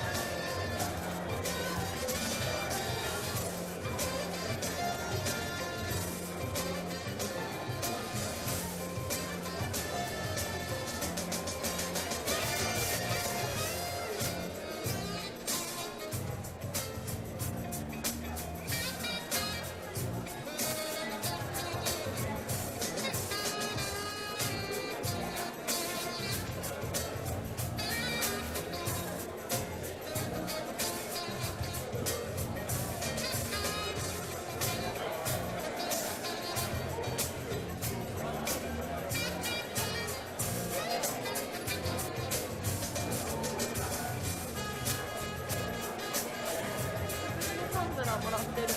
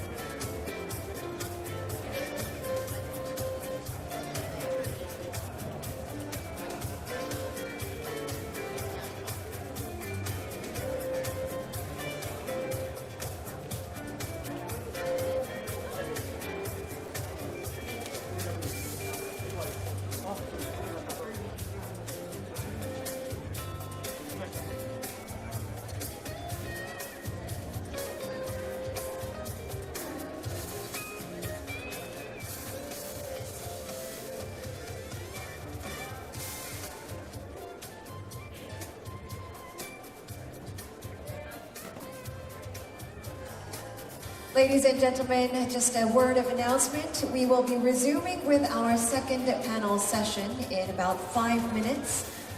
I see that a lot of you are still outside in the lobby, so we kindly ask you to please make your way inside the hall and to take your seats. We do have about 4 or 5 minutes left until we resume with our second panel, but we'd like to ask you to please now start making your way into the hall. 네, 잠시 안내 말씀드리겠습니다. 저희가 잠시 후 5분 뒤에 두 번째 패널 세션을 시작할 예정입니다. 아직 외부에 계신 분들께서는 이제 장내로 입장하셔서 자리에 착석 부탁드리겠습니다. 다시 한번 안내 말씀드리겠습니다. 이제 잠시 후 저희 두 번째 패널 세션 시작할 예정입니다. 이제 슬슬 안쪽으로 입장하셔서 자리에 착석 부탁드리겠습니다. 감사합니다.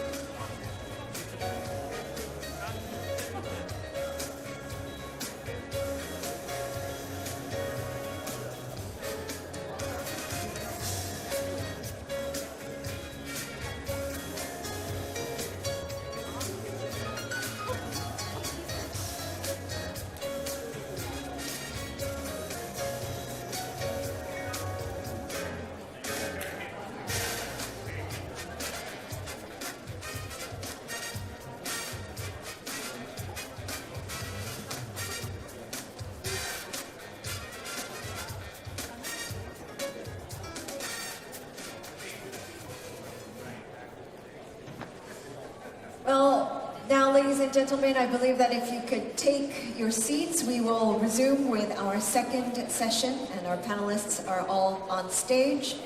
So we will now begin the second panel, titled Pseudonymization of Personal Data to Facilitate Innovation. And as demand for data and in AI and big data emerges and surges, pseudonymized data is emerging as a cornerstone of trustworthy AI, enabling high-quality training data sets while safeguarding privacy.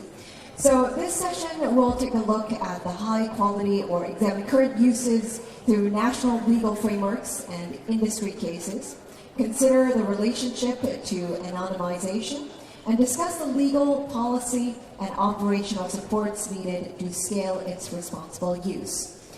Our session will be moderated by Mr. Joe Jones, the Research and Insights Director at the International Association of Privacy Professionals.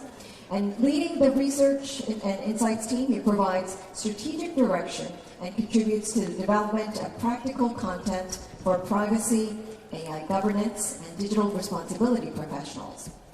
And with that, I would like to introduce to you our panelists, Ms. Adeline Tung, the Director of the PDPC of Singapore, Mr. Chris Taylor, the Director of International Regulatory Cooperation, the ICO of the United Kingdom, Ms. Isabel Verreken, the Head of the Secretariat at EDPB, and Mr. Vikash Chaurashia, the Scientist of Ministry of Electronics and Information Technology of India.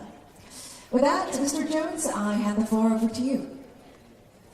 Thank you very much, and to Chairperson Ko and members of the PIPC, Kamsahamnida.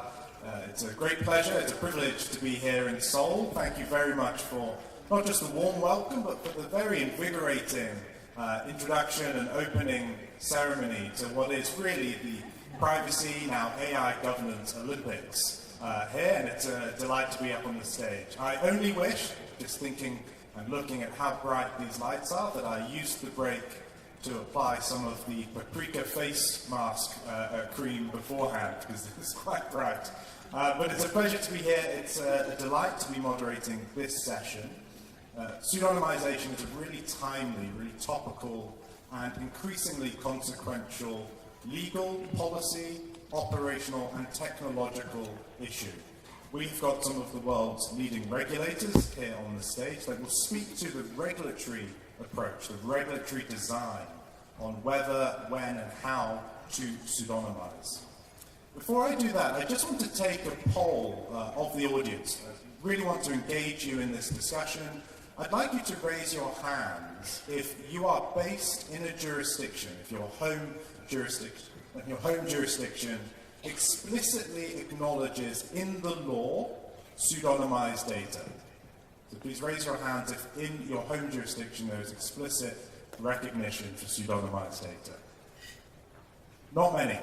So my second question is, notwithstanding that, please raise your hands if you work in an organization, if you work in a data protection authority, another regulatory agency, that still, nonetheless, pseudonymizes data, practically as an organizational measure, or if you still, as a regulator, issue guidance on pseudonymization.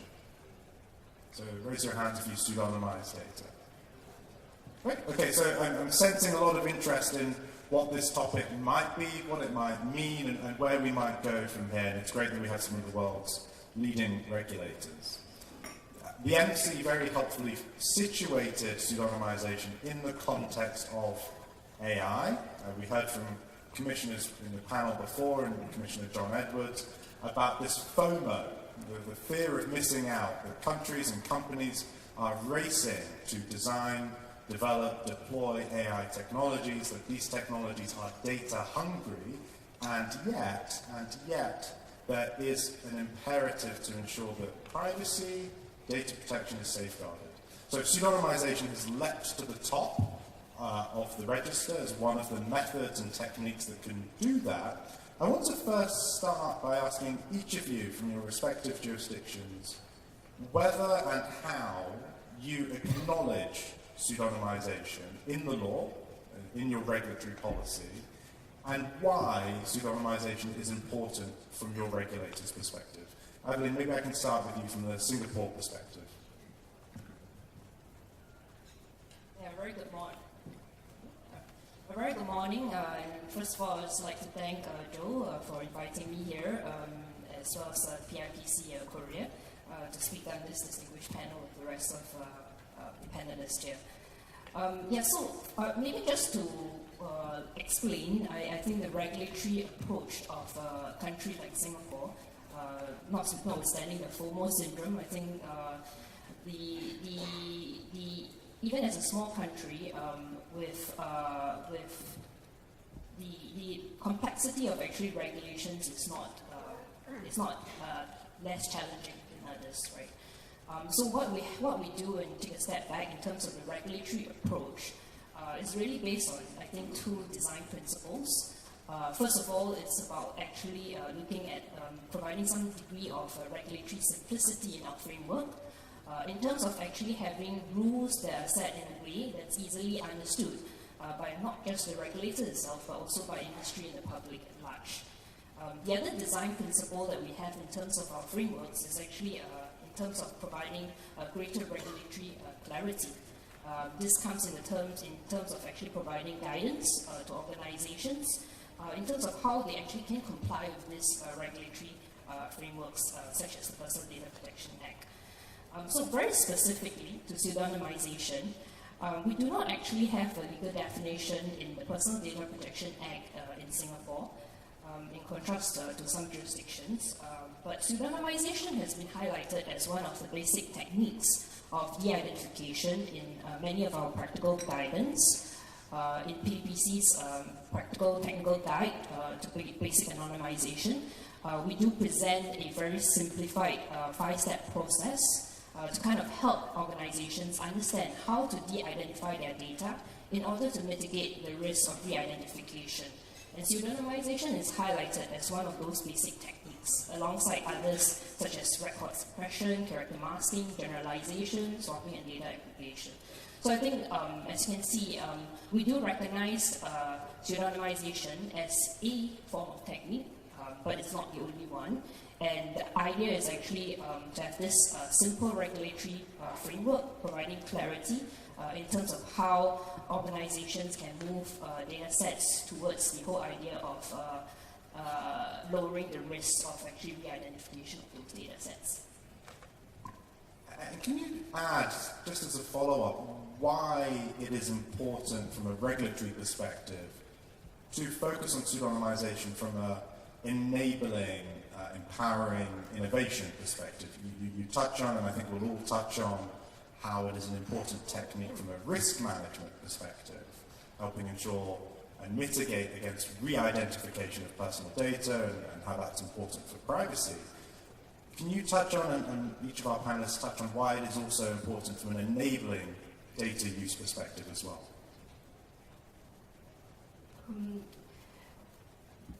Yes, I think it's important because we need to have an avenue, I think, in which organizations can actually use the data sets they have, right? That's the primary, and this panel is, the idea is actually to facilitate innovation and the use of data without, in a way, sacrificing the core tenets of data privacy, data minimization, and so on and so forth. So actually having pseudonymization as a basket of techniques to achieve that, I think it's important.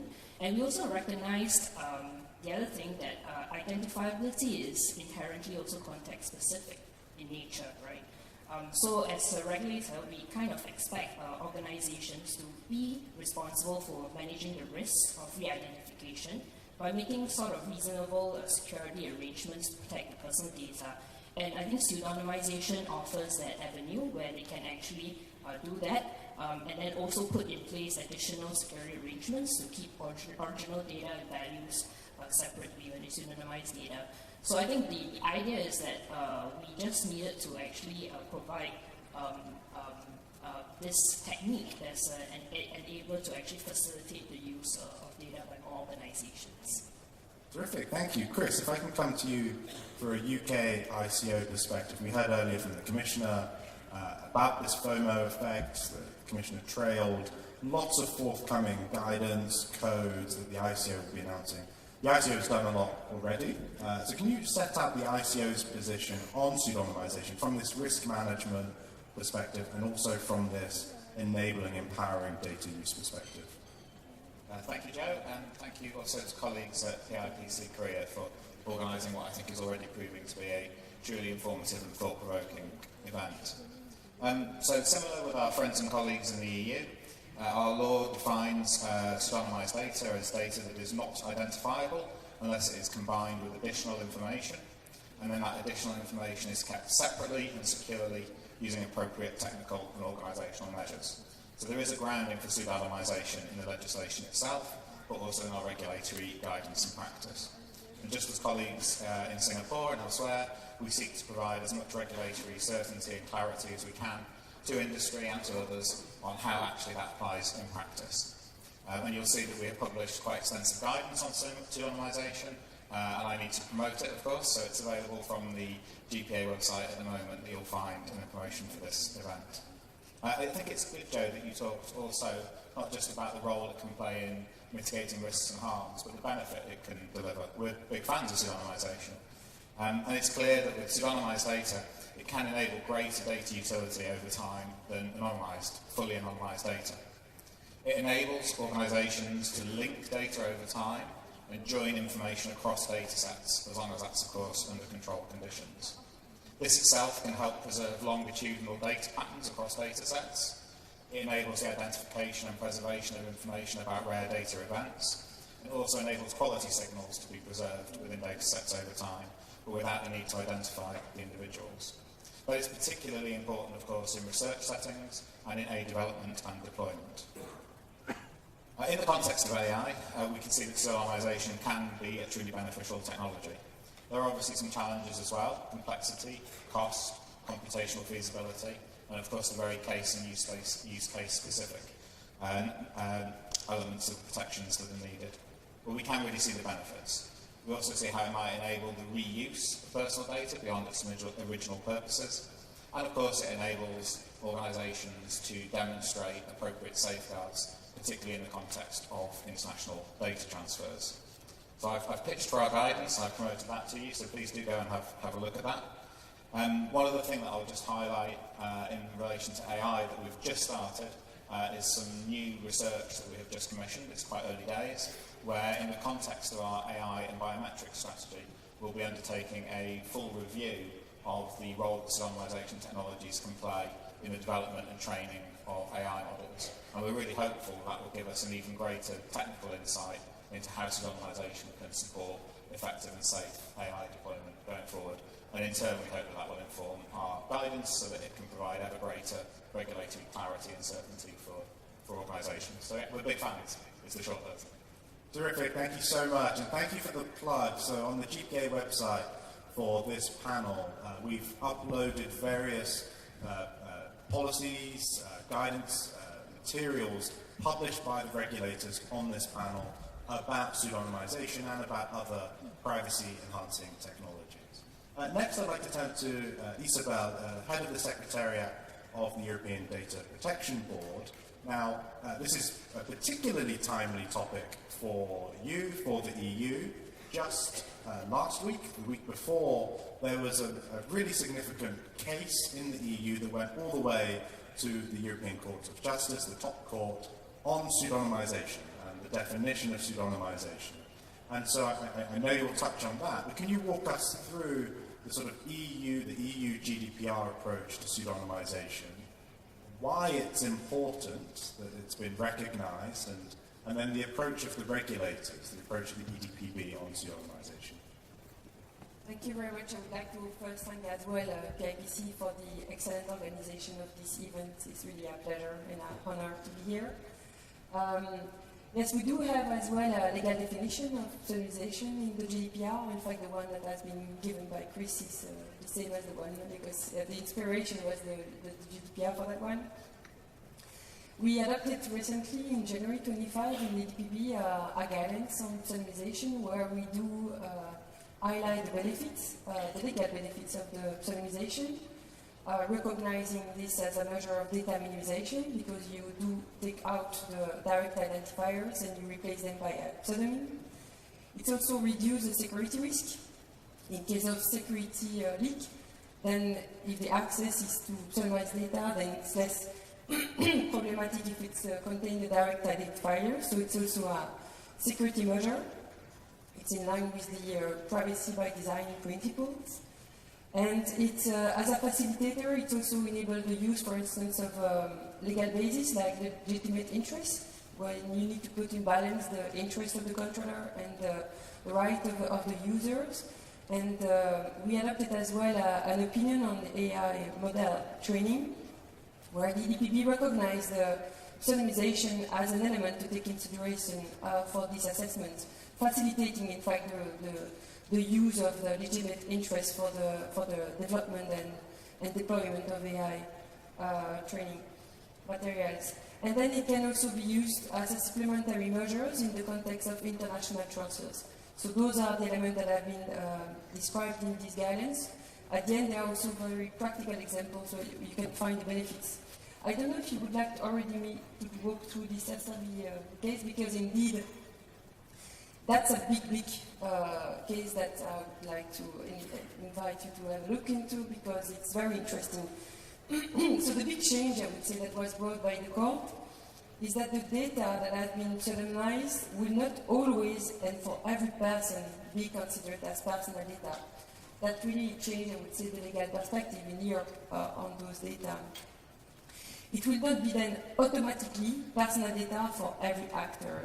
So this is closing the debate that we had for decades on whether the assessment of personal data should be an absolute assessment or relative or contextual assessment. So the court clearly opts for the contextual relative assessment. So in practice, it means that the data, the pseudonymized data, may be personal for the controller, because the controller will hold those additional data, so the cryptographic key or the lookup table matching the pseudonym with the direct identifier, but not eventually for the recipient that will receive the data.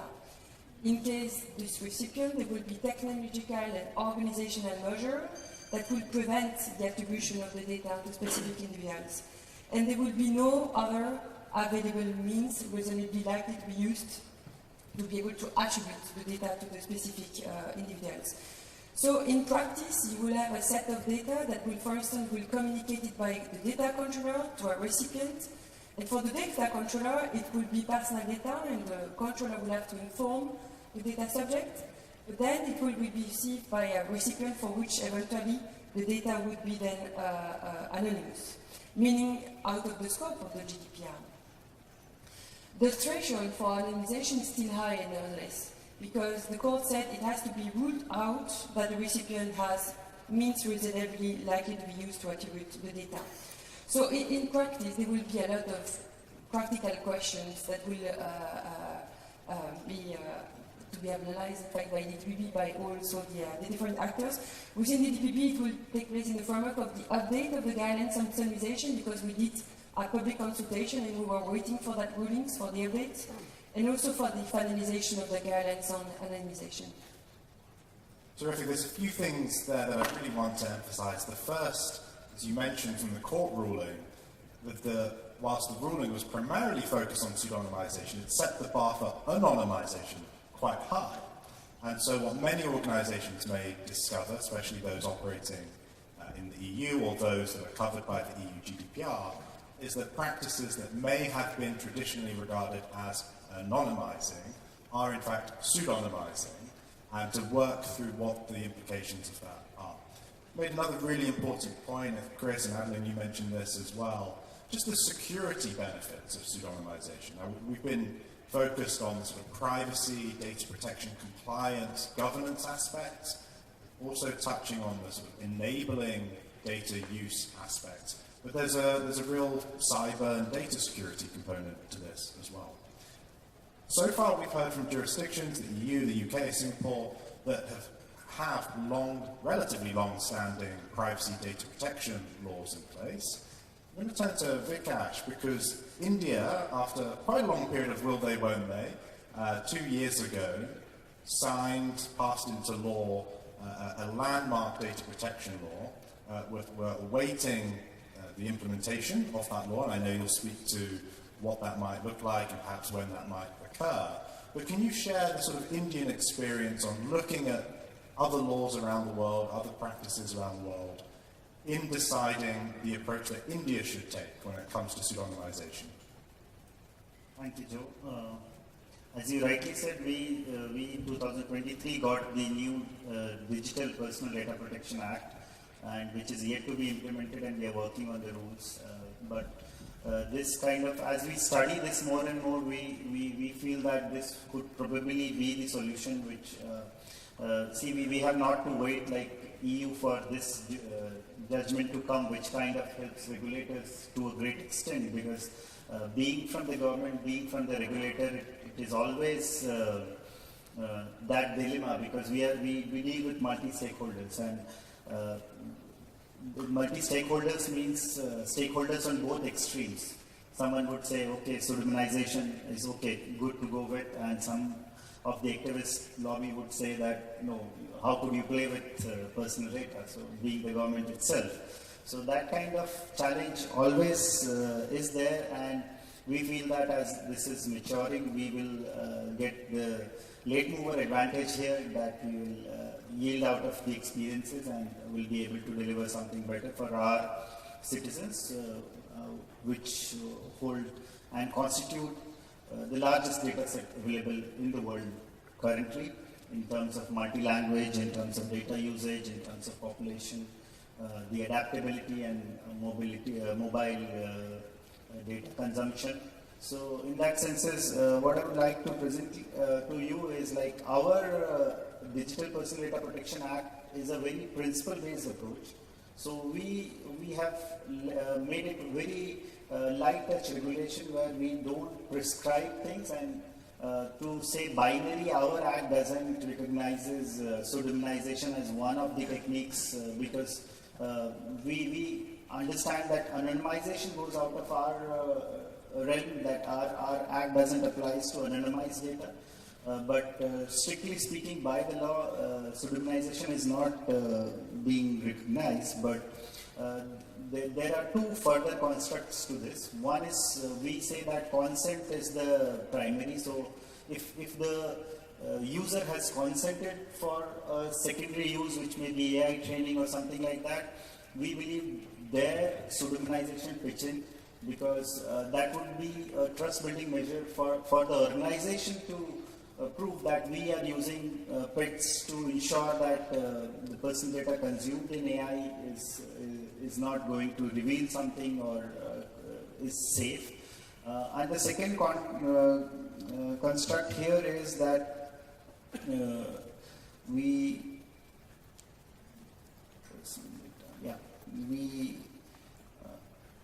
recognize that an additional, our law provides for additional safeguards, and that's where this could probably fit in, because as a regulator, we probably don't have that risk appetite of taking the risk of declaring pseudonymization in general for all, but there is another layered approach which we think of, is that it could happen sector-wise. So the sector regulator are being empowered in our law, which can probably take a lead and do specifics, because our law is industry horizontal, and that's where we recommending something would probably won't fit, and that's where we feel that verticals in terms of the sector specific, maybe health, maybe finance, they will once come up with, because they have a very like narrowed down scope, and that's where they probably would figure in best. But we recognize that pseudonymization could yield good, because this is a win-win situation for both we being on the regulator or the government side, and also for the industry, because by pseudonymization you are actually, as Isabel said, that we are doing data minimization, we are also kind of reducing the risk, and also at the same time maintaining business sense out of that data. So that's where we recognize pseudonymization, but to be very binary, it's not so recognized explicitly in the law, but through additional measures, it can definitely be plugged. So that's the approach in India. Great, thank you very much. I'm going to guess, just from the hands that we had go up earlier, that many people in the room are in the stages of thinking about whether and how to pseudonymize, and why it might be important, and how to go about that in practical terms, and what it might mean. So I want to ask our panelists really for a practical example, or practical examples, of where in your jurisdiction you have seen pseudonymization work well and work towards an end of positive innovation. And that's the good news. I suppose for the bad news, a more challenging aspect to that is, where have you seen there to be challenges for the implementation of pseudonymization as a regulator. So the benefits in real concrete terms and some of the risks and challenges that are presented. Adeline, I'll start with you. So thanks. Singapore's Personal Data Protection Act applies to all private sector organizations in Singapore, providing some kind of baseline data protection standards. So we have actually been running a regulatory sandbox since 2022. It was primarily targeted to facilitate industry's experimentation with a suite of privacy-enhancing techniques, including the likes of pseudonymization. And what we do is we matchmake interested companies to work with solution providers or in-house solution providers to also address their data protection and privacy challenges, as well as develop what we call a proof of concept and pilot projects. So in the context of actually the previous panel on data governance and the whole idea of deploying AI solutions and AI applications, I think many organizations will attest to the fact that it's actually not as easy to build AI applications in-house. And much as we see a lot of the AI applications being rolled out by the leading companies, leading big tech, we have actually a huge segment of industries who are actually trying to, first of all, understand AI and how to kind of build the kind of in-house AI applications. So in the PET regulatory sandbox, we do actually accept organizations from different industries, different sectors, it's outside of the tech industry, to come in to this sandbox and experiment with the techniques. And one of the examples that we have had a successful use case of pseudonymized data is actually a local ride-hailing company, Grab. I think maybe some of our Asian partner jurisdictions here will be familiar. So basically, they actually wanted to deploy AI application in-house. And a lot of the data sets within the company, which they have actually collected with consent, is existing in silos across different divisions within Grab. And they wanted to kind of use and make use of those data for data analysis purposes. And they had actually wanted to develop an AI tool where it's a combination of rules-based and LLM-based kind of instructions to do the tagging of data sets. And they needed to kind of distinguish between personal data and non-personal data sets, right? And this is actually work that they needed to do in order to preserve greater privacy within the company, because they wanted to give permission to certain groups that are authorized to access the original data sets, and certain groups that actually only had a limited access, which is pseudonymized data. So actually that company came into our sandbox, and they kind of successfully deployed that solution of actually segregating the data sets into pseudonymized and non-pseudonymized. And this kind of opened up a lot more space for them in their data work and data use and analysis. And we actually gave them regulatory guidance in terms of whether we considered that actually as low re-identification risk for their use. And so that's one example of a use case that we have found successful in the PET sandbox. We have actually others working with the local advertising industry, where we have publishers and advertisers wanting to interact with one another. We have also worked with healthcare operations and supply chain management companies that are wanting to actually flow data across different partners and data partners in terms of putting their data sets together. But for those examples, what we've also discovered from the PET regulatory sandbox is that they have used pseudonymized data, but on top of that, the additional security measure or additional technique that they have also applied is another technique, like trusted execution enclave. Right? So pseudonymized data is not kind of used in isolation, but also with another PET technique to provide additional protection measures. I really love that example for two main reasons. One, the sort of public-private partnership, collaboration through a sandbox, and maybe we'll hear more about that as we go down the line.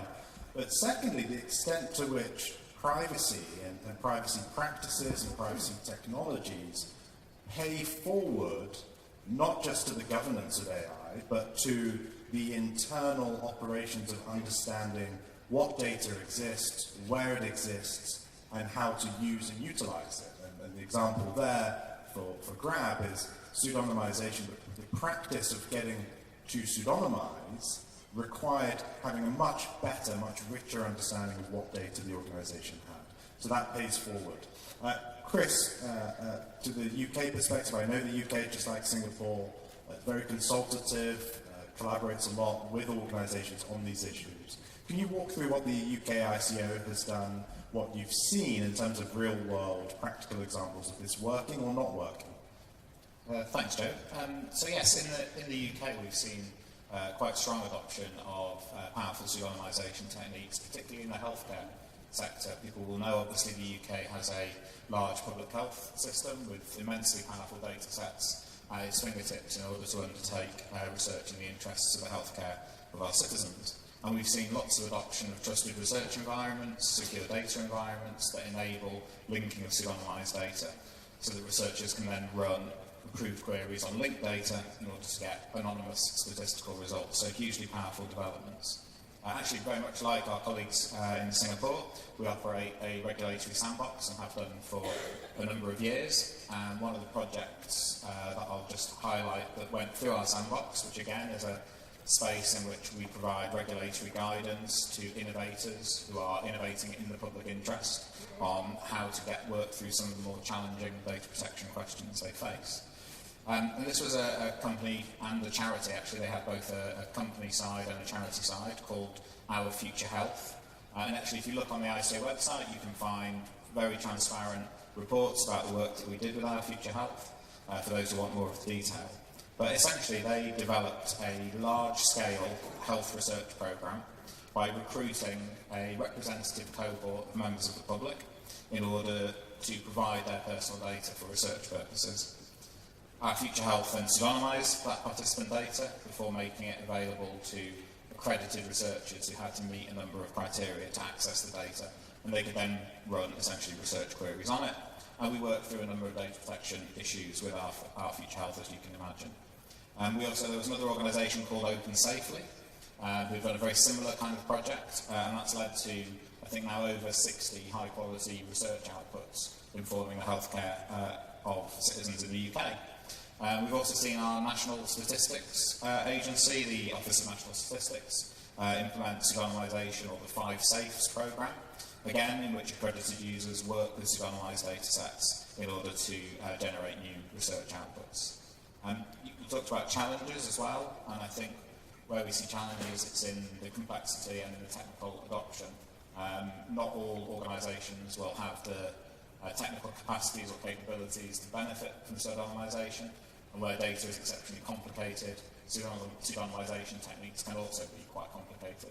So there is a real knowledge, education, training, and capacity gap that needs to be filled in some areas. That's great, and a theme that both you and Vikash mentioned is just how impactful pseudonymization can be with very large data sets. You mentioned the NHS, Vikash mentioned the sort of population diversity and vibrancy of India and their consumers and individuals there. But the technical state of the art and the rapidity of how that changes over time is a key challenge. Understanding what's pseudonymous today, what might be pseudonymous tomorrow and into the future is a key technical, legal, regulatory policy challenge. Isabel, if I could turn to you for the EU, the EDPB position, and your perspective on what's worked well and maybe some of the challenges as well.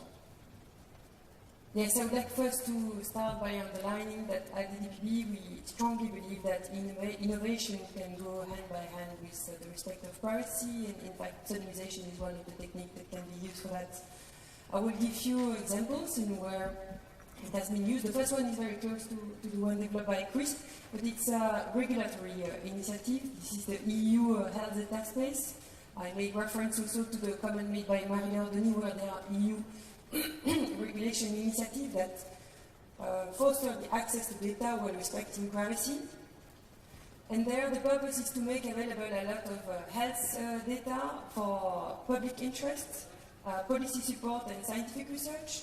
And the principle is that those data will be anonymized and you can access anonymous data, but if you need more, I would say, linkable data, etc., then you can have access as well to pseudonymous data.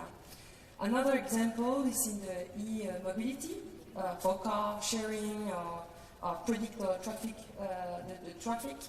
Then pseudonymization is also regularly used. For instance, the license plates will be replaced by code, or the GPS data will be shortened, so the information will be a bit less precise, more broadened.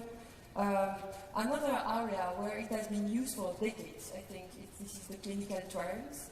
They have long experience on pseudonymization. So the doctor has the direct identifiers and the name of the individuals in the patient, and then they transfer the information pseudonymized to researchers, which are making the analysis for looking for medicines. Then now looking at the challenges, I think a challenge maybe is to try to make it understandable for everybody that it's very important to consider at least pseudonymization from the very start of the development of new IT solutions, etc., to see the interest of that, because it is really an element that will be considered as to demonstrate the fact that the company is really taking seriously into consideration the respect of privacy. And it's of course much more complex to integrate pseudonymization once all the IT development has been already made, because then it's, as for any IT development, it's more complex after than at the beginning. So starting from scratch, just at least dedicating 1 day to fully think about the interest of pseudonymization for any startups, this is a good advice, I think, to give. Yeah, that's a really important technical point there, that it is very hard to reverse engineer. It's very hard to take the egg out of the omelette once the omelette is made. So the Chairperson Co mentioned in his welcoming remarks just the importance, the prevalence of privacy by design as it pays forward into this, this more proliferated digital policy, digital governance, AI governance landscape. And so to Isabel's point, the more that you can be thinking about not just the legal and compliance at the outset, but the technological methods and safeguards that you can deploy at the beginning, the easier it is to iterate upon that than to reverse engineer. That's a really powerful point, thank you. And Vikesh, I can turn to you. Of course, as you mentioned in your opening remarks, India does not yet have its privacy law implemented, but I'm sure you're engaging, and I know you're engaging with industry on how they are pseudonymizing, and how is that shaping your perspective on what's working well and what's not? Sure. See, we fully recognize the importance and the potential of these offerings like pseudonymization and other bits, but we also hold, we understand that this could probably generate a broad range of applications, right from for policy data-driven policy making, or for new products in the industry, because this is whole reshaping, I would say, because a lot of change from what used to be 10 years back. The security industry is now turning to be the privacy industry, and that's where driving business altogether with privacy would be of great interest, and that's where we feel that pseudonymization will work. But in the Indian context, I would say that as government, we have been experimenting only with anonymization. We released quite a substantial amount of data anonymized under our AI coach program. There is a program for data for development of AI. That's where we have done anonymized data. And also the data.gov.in, where we force, we have a requirement that all the government funded programs generating knowledge and insights in an anonymized manner has to publish. So that kind of approach has been there with anonymization, but as I said, we are not yet having a regulator, and there is inherent, I would say, resistance because of the possibilities of re-identification. So we have not yet, I can't say much as a government side pseudonymization example or strategy because things are still shaping up. But on the private side, we see that our organizations, as I talk to them, they are utilizing them as one of the risk mitigation method, and for them because internally they can do that, and they kind of devised a layered approach where they do some lower level of work or releasing data in some pseudonymized manner, and that kind of architecture still do exist, and that's I would say internally is growing within organizations, but as country it has to yet shape up. I would also like to say that we are also seeing that how not only pseudonymization but quite a range or a set of these kind of pets together can deliver. So that is also one thing which is very unique, and we are focusing and we are trying to do a research funding program in India around pets, and that's where we feel that quite range of startups and academia can come together and provide solutions. So that's our approach. Great, and that's all very timely work that I'm sure many people in this room will be following.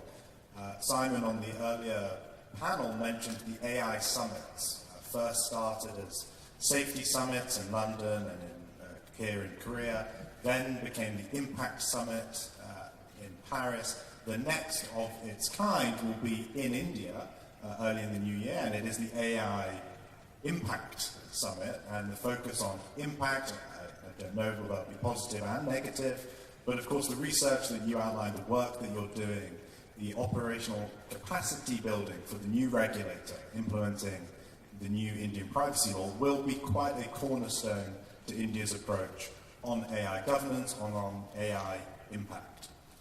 We have a few minutes left. I have one more question for the panelists, but I first, before I ask them that question, want to turn to the audience to see if there are any questions in the audience for our panel. There's a waving hand over there. So there's a re-identification risk of pseudonymized data. So some jurisdictions have created harsh penalties for re-identification, trying to protect the privacy of the pseudonymization process. But that backfires against data subjects' rights because data protection rights, yes, what's most important is data subjects' right to consent to data processing, but there are other rights, like right to access, right to object to processing, right to, there are other affirmative rights that data subjects can exercise. But in order to do that, for data controllers to afford those rights to the data subject, they have to identify who they are. But if they are banned from re-identifying pseudonymized data, their hands are tied. They cannot afford this other affirmative data subject rights. I haven't seen any law that has made exception or that has tried to mitigate this dilemma. And I can name a country, but there is a country that there's a big major jurisdiction that's suffering from this dilemma. Thank you. And I'm going to group the questions. If there's another question, we'll take it. And there's a hand here, front left.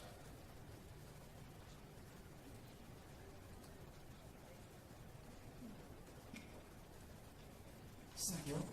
My question is to Isabel from EDPB. The recent decision of CJEU about pseudonymization is, I think, very important. I understand that for a long time, the UK and the EU has disagreement about pseudonymization. As the the decision is, I think, agree with the UK's viewpoint that pseudonymization should anonymize the data and the hand of controller is personal data. But if that data is in the hand of the users, it's given to the users who has no opportunity to access to the key, then that should be anonymized data. That's, I understand the long-standing viewpoint of the UK. I personally visited ICO. I remember that it's located in Windsor, outskirts of Manchester, in 2016. At that time, one of my... Sorry, I want to make sure we leave time for the question to be answered. Okay.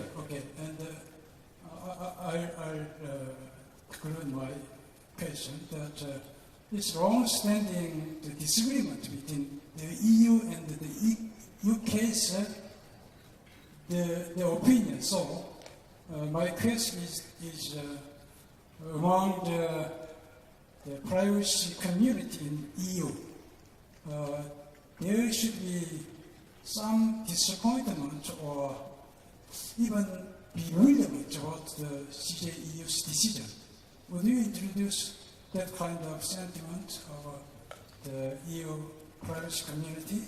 Okay, thank you. I'm going to paraphrase both questions. I'm going to actually turn to Chris and Isabel for those both, and then I'm going to come to Vikash and Adlin for my question. So the first is just the challenges of pseudonymization for complying with data subject rights, be those access rights or other rights. And the second, we don't have time to go deep into the decision, but the second is really, is there this conflict between the UK and the EU on pseudonymization, as the question sort of premised? Okay, I can be fast, I think, on the two of them. So on the first one, you will find in the guidelines on pseudonymization from the EPB that indeed, under the framework of the GDPR, you have Article 11 that in fact provide for an exemption for the need to comply with data subject rights if you do not have the capacity to attribute, to make a link, in fact, between the data and the person, and unless the data subject itself will bring the additional information to provide. So in fact, indeed, pseudonymization can create anyway, even when it was considered absolutely as personal data, it will create an exemption for data subject rights. But then it means that, nevertheless, you will have to provide the source of the information to enable the data subject and to go to the appropriate person to get access to the information. Then between the UK and the EU, I will reply with this G7 declaration that was made last year in Italy, where in fact we explained that we had totally the same understanding about pseudonymization, that were in fact at that time considered as well as always as personal information. So it's true that in fact this new ruling from the European Court of Justice implies the need to change the approach in the EU on the understanding, probably as well in the UK, but in fact, according to my knowledge, the UK has always been more close to a relative approach to the understanding of personal data, so I'm sure they would not have any problem to go into that direction. Thank you. Thanks, Joe. Not a huge amount to add to that, really. I mean, we have the same exemption approach. Obviously, if the additional information is provided, then recombination and subject rights can be afforded. On the point of alignment with the EU or not, indeed, the G7's statement we will need to look at.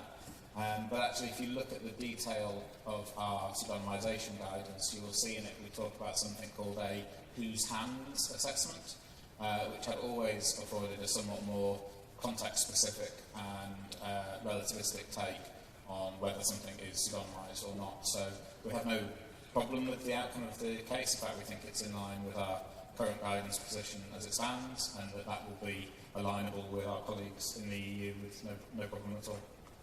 Great, thank you for the question. So my final question for Adlin and then for Vikash. what is the one thing that you as a regulator think you can do better to encourage the proper implementation of pseudonymization by industry and by governments as well? Actually, I have two, but keep it short. I think one thing is actually to provide guidance as to the how-to and kind of the choice of what sort of techniques to use, because you must recognize that it's context specific, right? So we recently published a draft PETS adoption guide. So it includes the techniques like pseudonymization, but the whole idea is to really help organizations identify right techniques that are best suited to their challenges and their needs in terms of the identification, pros and cons, and arriving at better decisions. So this guide, I think you can think of it as a lot like, guiding your child as to whether a cat, dog, rabbit, fish, or snake will make a better and more reasonable sense for your home, right? So that's one important thing. I think the second thing that we felt is important is really because of all these global connectedness of the data work and AI. There's an important front in terms of what Singapore has embarked on, which is international cooperation in this area. So we have actually cooperated with the ASEAN, an association body of 10 Southeast Asian member states, including the likes of key economies like Indonesia, Malaysia, Philippines, Thailand, Vietnam, in terms of publishing guidance on anonymization and helping some of these organizations and industries understand once again how to actually apply the techniques. We've also worked with the Asia Pacific Privacy Authorities, APA, a regional network of 20 member jurisdictions, where the Technology Working Group is actually actively working on providing some of the compendium of resources available to industries. And this includes partner jurisdictions like Canada, South Korea, Japan, New Zealand, and Australia.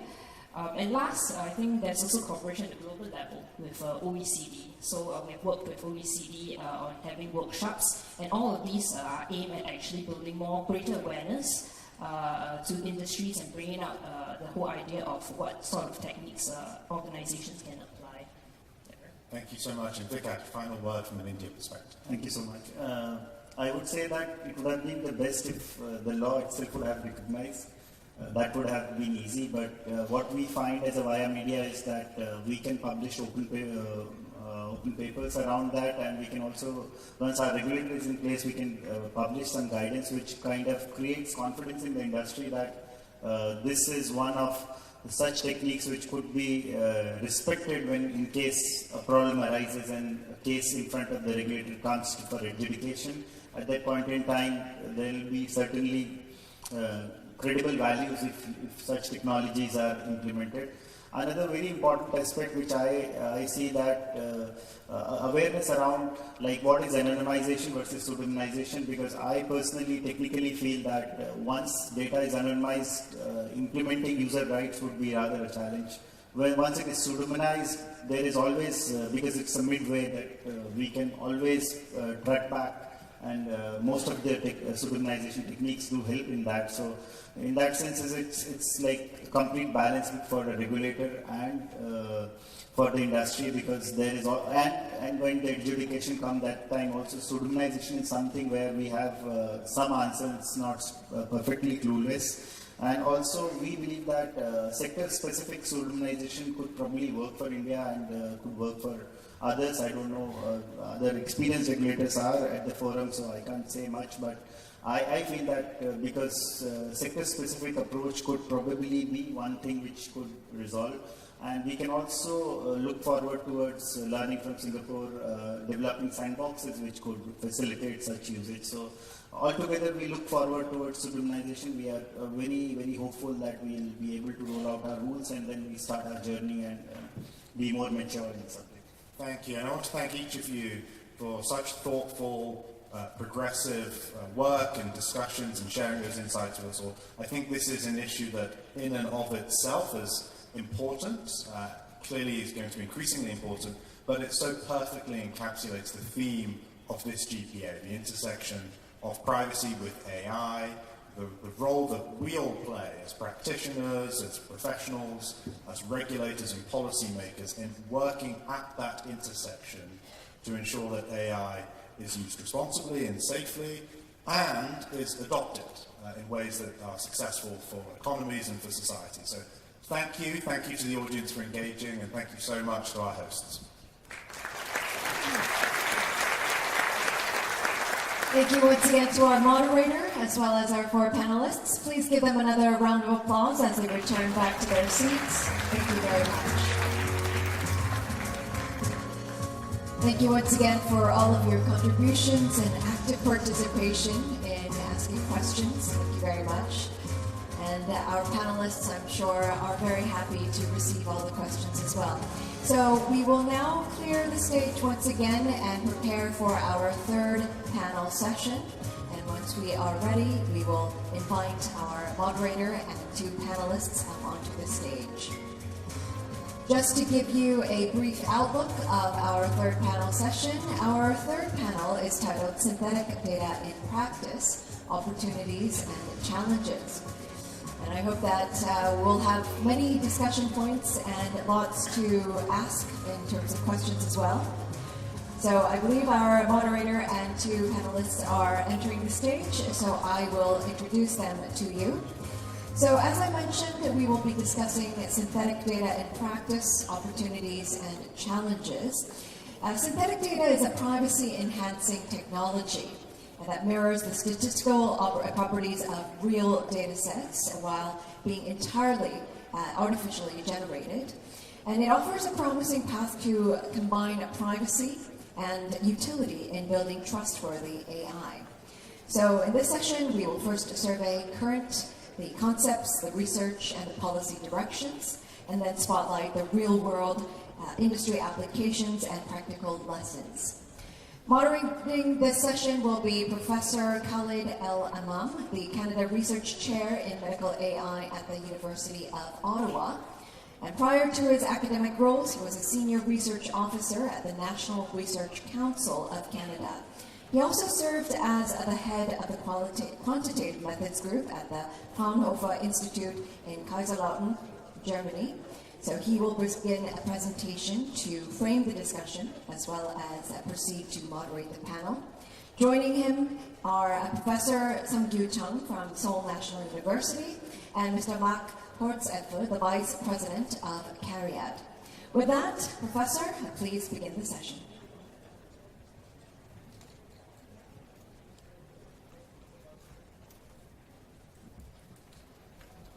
Great, thank you very much.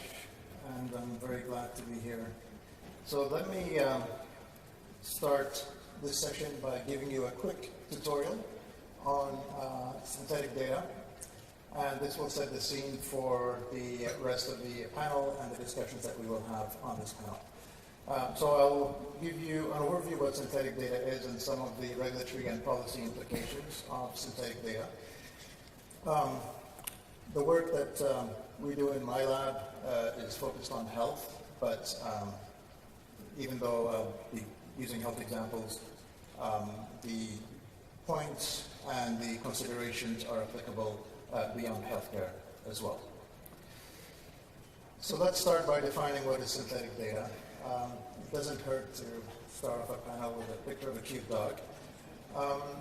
So synthetic data in the context of our discussion today is a privacy-enhancing technology, and it's intended to produce data that is not personal information. But that's not the only benefit or application of synthetic data. So let me diverge for a moment and just give you some of the other use cases. AI model training requires large amounts of data.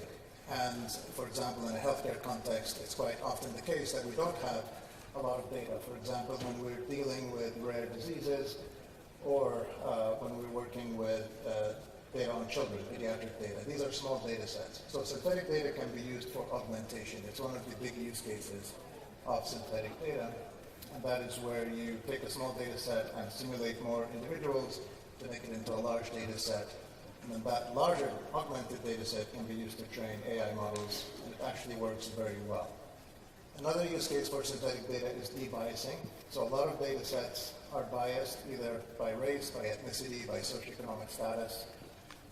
And this type of representation bias has resulted in algorithmic bias and discrimination in decisions that are made by algorithms that are developed using that biased data. So again, synthetic data can be used to debias or to alleviate bias in data sets.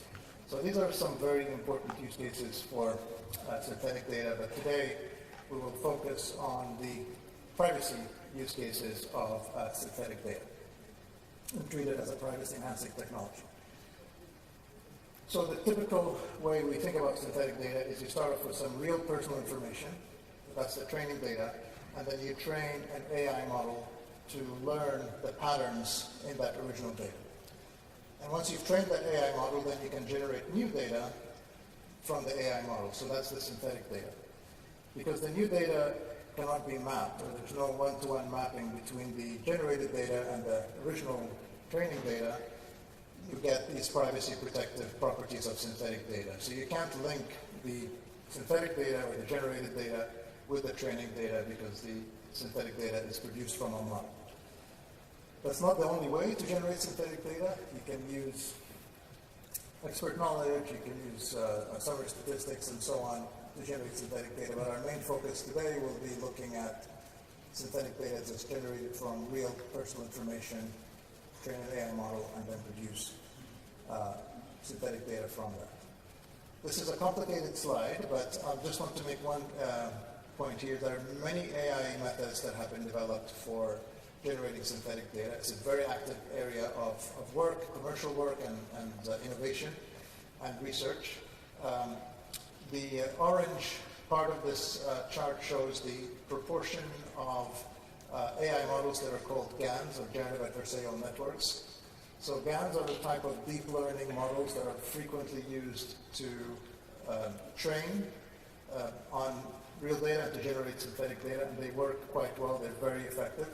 And most of the synthetic data or a large percent of the synthetic data that's generated today is generated using GANs. But as I mentioned, it's a very active area of research, and more recently, things like adversarial random forest and diffusion models. So these are more complex and more elaborate and very powerful AI techniques have been developed to generate even better, more realistic synthetic data.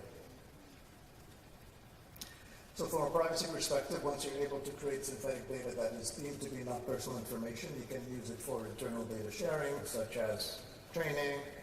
Software testing is a big use case. You can use it to train or fit your own models, so for analytics, and also it's used for external data sharing with partners. IT outsourcing is a big use case for synthetic data, and also it's being used for vendor evaluation. But all of this is premised on the assumption that the generated synthetic data is not personal information, and therefore the obligations on that synthetic data are minimized. We spoke about subject rights earlier on in the previous panel. So if you have synthetic data, you would not be able to answer queries from data subjects about the data that you hold on them, because you can't match the synthetic data to real individuals anymore. So the obligations on the organization that's processing synthetic data would be reduced. However, most of the studies that use synthetic data or describe new methods for generating synthetic data don't actually evaluate privacy and do not evaluate privacy vulnerabilities in the synthetic data. So this is a summary of a review of evidence, and less than half of studies that talk about synthetic data actually evaluate the privacy vulnerabilities in synthetic data. And one of the main reasons is there has not been a consensus on how to evaluate privacy vulnerabilities in synthetic data. And this has been a challenge, because if you don't know how to evaluate privacy, then how can you evaluate privacy? So this feeds into another question, which is how should synthetic data be regulated? Should it be regulated as anonymized data or as something else? Very few laws mention synthetic data. The EU AI Act does, the Utah AI Policy Act does, but that's pretty much it. It's not explicitly mentioned in existing laws. So what we often do is we treat synthetic data as a form of anonymized data and apply the rules and regulations that have been developed for anonymized data to synthetic data. So with that lens, I just want to summarize some of the work that has been done recently and some of the recent regulations and guidelines that have been developed to help us interpret how to regulate synthetic data and whether it's reasonable to treat it as personal information or not. So there is a regulatory guidance that is specific to synthetic data. 3 guidelines have been published recently. The UK PETS guidance has a section on synthetic data, and then last year Singapore and South Korea both published, the regulators, BDPC and PIPC, published guidelines on synthetic data. And all those 3 are quite consistent in their views on what synthetic data is, what are the privacy risks in synthetic data, and how to evaluate synthetic data. And so just two conclusions by looking at these 3 guidelines in terms of what they cover. One is that, of course, they emphasize that the evaluation of privacy is integral and it's very important. So again, raises the question of how do you evaluate the privacy of synthetic data. And they also emphasize the importance of evaluating utility and fairness of synthetic data as important dimensions of the risk assessment. It's also noteworthy to say that the Ontario Privacy Commissioner within the next month is expected to publish new guidelines on de-identification, and there will be a section in there on synthetic data, and this is an update of the 2016 guidance from the IPC. So that will be another guideline document that will be coming out shortly that has a good coverage of evaluating privacy vulnerabilities in synthetic data. Another, I think, important perspective is we did interview with Canadian regulators, and I think their answers are representative of the perspectives of regulators in other jurisdictions on non-personal information and synthetic data, and we also did an analysis of private sector federal privacy law. And there are a number of conclusions. Again, they don't mention synthetic data, but one of the big questions is whether you need to obtain consent to create synthetic data, so whether the generation of synthetic data is a permitted use. But because these statutes don't talk about synthetic data explicitly, you have to read into them what they say about anonymized data. And the lack of clarity is not helpful. However, in practice, a lot of organizations assume or treat that the generation of synthetic data as well as anonymized data does not require explicit consent or authorization from the data subjects. But the regulators made a strong point that developing codes of practice and standards would be very helpful for their ability to regulate these new types of data modality. In addition to the 3 guidelines and the perspective of regulators, we also have some additional technical materials that are published by the United Nations covering different aspects of synthetic data, and ISO and the IEEE are working on standards as well for synthetic data generation and how to evaluate the privacy risks in synthetic data. So I will close by highlighting a recent consensus framework for measuring the privacy vulnerability in synthetic data. So this exercise has been going on for the last 2 years, and it's essentially a panel of 13 global privacy experts who came together, consolidated all the work that has been done so far, and reached a consensus on how do you quantitatively evaluate privacy vulnerability in synthetic data. And the conclusion was there are 2 types of privacy vulnerabilities in synthetic data: membership disclosure and attribute disclosure. And they're both 2 types of inferences, and membership disclosure is whether an adversary can learn that an individual is a member of the training set, and attribute disclosure is whether an adversary can learn sensitive information about an individual who is in the data set. So these are very well defined, and they're quantitative metrics for evaluating privacy vulnerabilities in synthetic data. And now with the publication of this consensus framework, the tools that have been developed are being developed to evaluate these privacy vulnerabilities in synthetic data. I'm not saying that we've solved the problem, but we have come a long way in consolidating a lot of the thinking around how to evaluate privacy, vulnerability, and synthetic data, develop some precise metrics for this evaluation, and then the community is developing tools to automate this.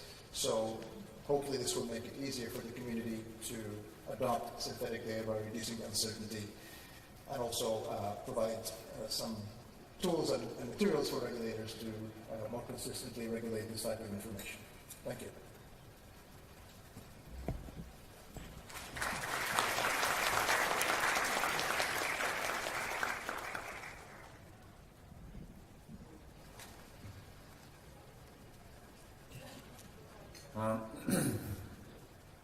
All right, so my name is Sang Jang. I'm from Seoul National University. I'm not with PIPC Korea or any government agency and independent researcher, but I was very fortunate to witness what has been going on in terms of synthetic data generation in Korea in the past few months. So I'm going to talk about my experience, about what has happened in Korea. So I'm going to talk about Korea's efforts and perceptions on synthetic data generation and also utilization. Right, so synthetic data has been openly available in Korea. So there are some examples already. So the first example is Seoul City Office. They have a branch called Big Data Campus where they can share their administrative data with for public use. And last year, they have combined their data with some financial data and also from mobility data to analyze citizens' lifestyle. And all is done with synthetic data. So first with combining the data and synthesize the data to protect the privacy of the citizens of Korea. So that's available in a compartment space. And also the government has what is called AI Hub. This is a website where you can share data set primarily to train AI models.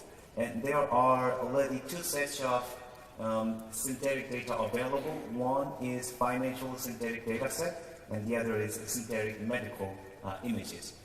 This data set you can register and you can download it to your personal PC. So these are truly openly possible.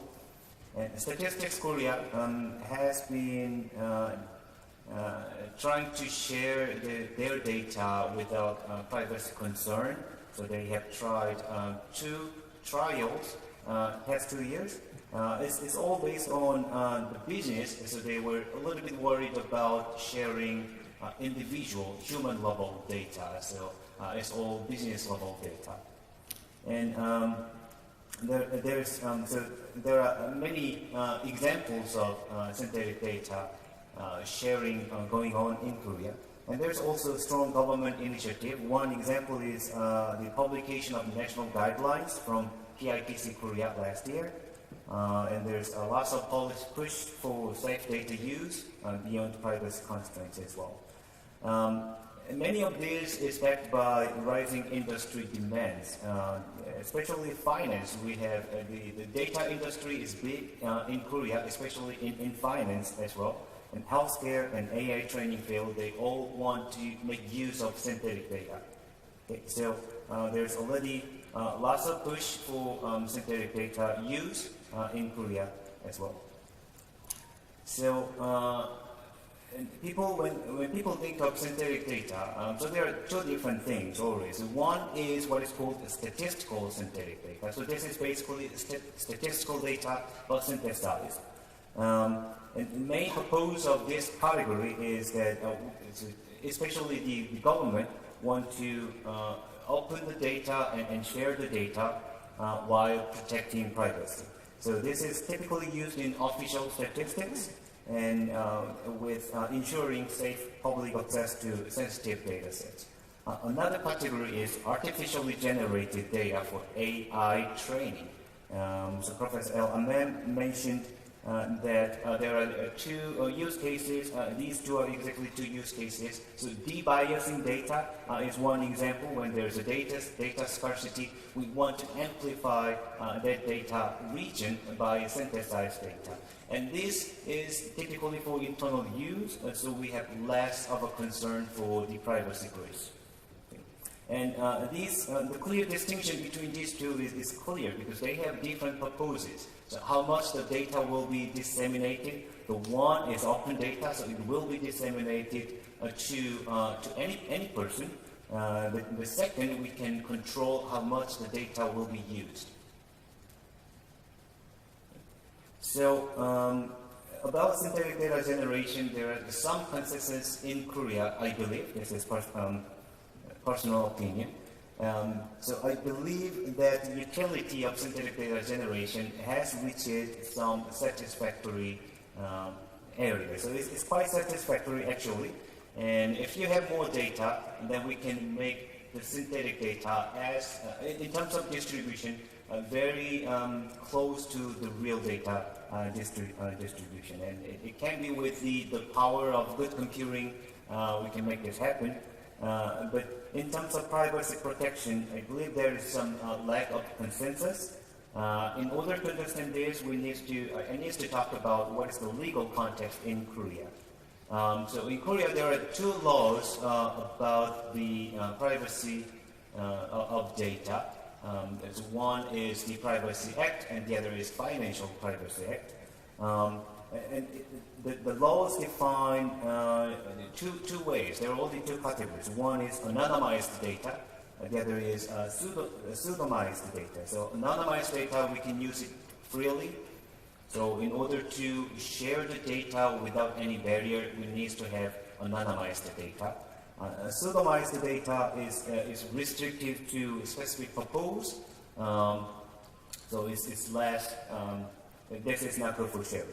So the challenge is there is no clear consensus on whether synthetic data should be classified as anonymized data or pseudonymized data. And this ambiguity has been the big question for past few years, actually. So establishing a clear standard is crucial for confident adoption of synthetic data generation and utilization. So there comes the PIPC guidelines, and this guideline is designed to answer these questions, basically. So there is a rapid increase in demand for synthetic data generation, and also people recognize the privacy risk comes with it. So the role of this guideline is to define a framework. So this is a bit of privacy by design principle. So we lay out a framework so people can follow the framework and eventually make their synthetic data as anonymized data. And we also clarify some best practices and risk management principles in the guideline as well. So this is to bridge the gap between the demand and regulatory uncertainties. So let me go over a few features of this guideline. So key point in the guide is try to answer the question whether the synthetic data is anonymized data or not. Well, it's not so easy to answer. So the guide does not automatically classify synthetic data as anonymous data. But the recognition of anonymized data depends on the conditions and procedures with safety as the core criterion. So what are the conditions? So the synthesis should be full synthesis. We have to we should not use any individual information as given, and we have to demonstrate the re-identification risk minimized in terms of numeric values, and there's a higher standards if you want to publicly open the data. So this evaluation is primarily done by data generator, but there is also external experts or accredited institution who want to examine what is going on with that. So we use quantitative safety metrics and utility privacy balance, depending on what is the purpose of the synthetic data generation. And after that, we have to continuously monitor for residual risk. Okay. So the guide defines a 5-step process for the synthetic data generation and utilization framework. So the first is the preparation. So preparation is simple, but in this stage we have to define why the synthetic data is generated and how far you want to disseminate it with. So it depends. So if you want to use it internally, then there is less of a privacy concern. But if you want to open the data, then we have to be more strict about privacy. So the preparation is essentially most important thing, and after that, everything is well defined. Data generation and validation is according to what is defined in the preparation, and after that, experts will review, and if the product, the synthetic data, is utilized, and we have to continually monitor the residual risk. Okay. So to wrap up, synthetic data generation and utilization is already active in Korea, and there are a lot of more examples going on at this point, and there's a lot of growing demand from both government and industry. And we believe the utility of synthetic data has reached satisfactory level, but privacy consensus is still lacking, and the guideline by TIPC is one way of solving this lack of consensus. Okay. All right. So I will wrap up my presentation right here. Thank you very much.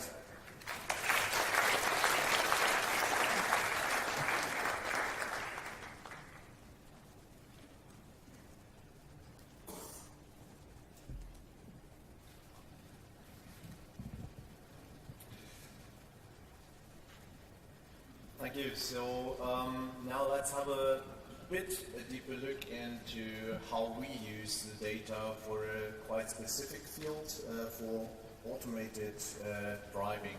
And it's exactly what my colleagues mentioned also for us. The synthetic data is key to achieve our goals in offering all of you a safe and comfortable autonomous driving. And I want to get a bit deeper into that. That's a bit too much text, we skip that. Start with something a bit more easy. I'll give you an idea what it's all about. It is about safety on the road. And we did a lot of progress. This is a chart from Germany in the last years to reduce the fatalities that we see in traffic. Whilst the traffic is increasing, we could manage to have safer vehicles on the road, and we're still working on that very hard. The next level to come down to our vision of zero fatalities on the road is very much about active safety. And active safety here also means that we're talking about autonomous driving, because this helps to make the road much safer if we do it the right way. So let's have a look how these systems really look like, and while we talk a lot about data, we talk about autonomous driving. The key for automated driving is that the vehicle must be aware of its surrounding, of the traffic situation, and the compute can then derive the safe and comfortable strategy out of that. As you can see, we have a lot of sensors around the car. We have radar sensors, we have LiDAR sensors, and for sure we have cameras. And on the right-hand side, you see how we, as a technology department, have a look on the images. For us, it is important where do we have traffic sites, where do we see vehicles, where do we see pedestrians. We don't care that much who this pedestrian is or what the vehicle is, but we need to be very sure that this vehicle is there. If we have this as precise as possible representation of our surrounding, we can offer all of you a variety of safety and comfort functions. And now comes a bit the tricky part. The times where we can write a manual for our vehicles, they are over. It's much too complex to describe every situation up front that the vehicle will enter in the next years. And this is why we also evolved the technology stack, and it's going more and more towards AI. The yellow components are AI, and we started in the last years of the very beginning, so a more rule-based stack. This is where we as engineers could write down every possible situation and bring it hard-coded into the vehicles. Starting a couple of years ago, we are now seeing that the autonomy stacks are more and more AI-centric, starting with video perception systems that can't be described by a human. We need to learn it from data. And now it's going up also to learn how the vehicle should act, should react, can no longer be described by a human. We need to learn it because the world around us is really, really complex and we need to do so. And this is going up. At the moment, we're at the stage when we talk about fully AI models. In the next step that we see in the upcoming years or upcoming month, it's quite fast at the moment. We are also incorporating large language models, which will give us a more generic view on our surrounding. So for everybody who's using the cars, our goal is to have really safe and comfortable driver assistance systems where you don't need to think about it. But for us, developing the technology, it is one of the most challenging topics that we have ever addressed, and it's not solved yet. And this is because we have an open world problem. Everything that you can think of or can't think of will happen one day. And so we need to find a solution how to train our systems so that we can be safe on the road. And there is a very special thing about autonomous driving. When autonomous driving, you have no chance for a second guess. You can't ask a human afterwards if the decision is right or if the decision was wrong. And this means that we need to have very high standards on our training data set because there's no possibility for failure out there. And this means for us, we need to collect all of the situations where something can go wrong. They're really, really important for us. And to have a safe system, we really need to observe millions of hours of driving with all our sensor sets out there. But does that mean that we need to record millions of hours of driving? For sure not. This is technically not feasible. This is absolutely not needed. And we don't want to do that. But on the other hand side, our vehicles need to be prepared to record whenever it is really needed. And this is really, for us, we're searching for the needle in the haystack. And we will do that for the upcoming years. This is very important for us. And if there is one of these rare events, we need to be ready to record it, to send it back to the development departments, and to retrain our AI networks. This will not be done by humans. This will be done for the retraining of our AI networks. But therefore, this is really important. How does that look like? In the beginning, we define a campaign. And so this campaign, so what exactly is the needle that we're looking for, is sometimes very clearly described by a human, like if there is an intervention of the human or a safety critical incident, we like to record it. On the other hand side, our AI networks, they know when they have an uncertainty in their reaction, and these are also situations that we need to record. We expect them to not happen very often, but if they happen, we will do that.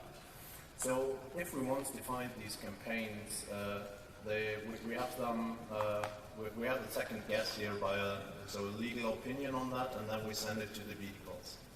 And the vehicles, they will search for situations, send them back these triggers, and then we do the update of our network. So this is basically what we do. But this is not enough. This chart is a bit complicated, so let's try to give you an idea on that. For the upcoming systems, as I mentioned, we need to have a couple of million hours observed to ensure that the system is better than a human driver, or at least on the level of a human driver.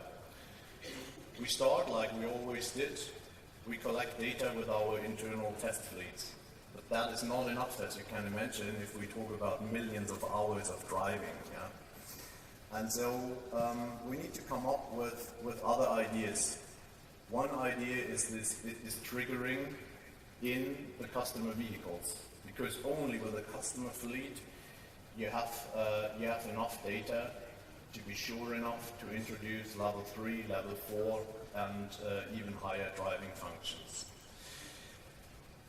This also costs us a lot of money. So we are working on using synthetic data, using world models, scene models, to make this happen and make it faster. The technology is evolving very fast on synthetic data. However, we are not there yet. For us, synthetic data is what makes us fast and will make us faster in future. The real data is what makes our systems safe. And in the end, for us, there is no way of developing these systems without the real data. There will always be a couple of situations, and the colleague already told no such presentation without cute dog images, so I tried to do the same on the right side.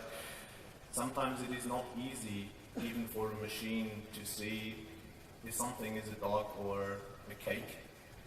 And the same we have in real traffic situations.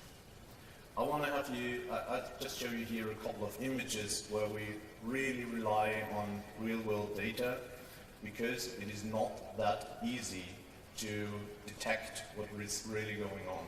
For example, in the upper pictures, the question is, if you see a human, it is hard to detect how many humans do you see in an urban scenario for a camera, or even what is exactly the direction this human is looking at. This can and will be very important to make a decision if the human tries to walk over the street or stay on the side. These are just some of the examples why it is for us very important to train our networks with real-world data. And then, if we have one time a reference data set, we can go further with that. We can augment it from there on with synthetic data. We will be faster in adapting to new vehicles where we have other mounting positions of cameras, so slightly other angle on the same situation and so on. But in the end, for us, it is about developing the safe and comfortable driver assistance systems and automated driving systems.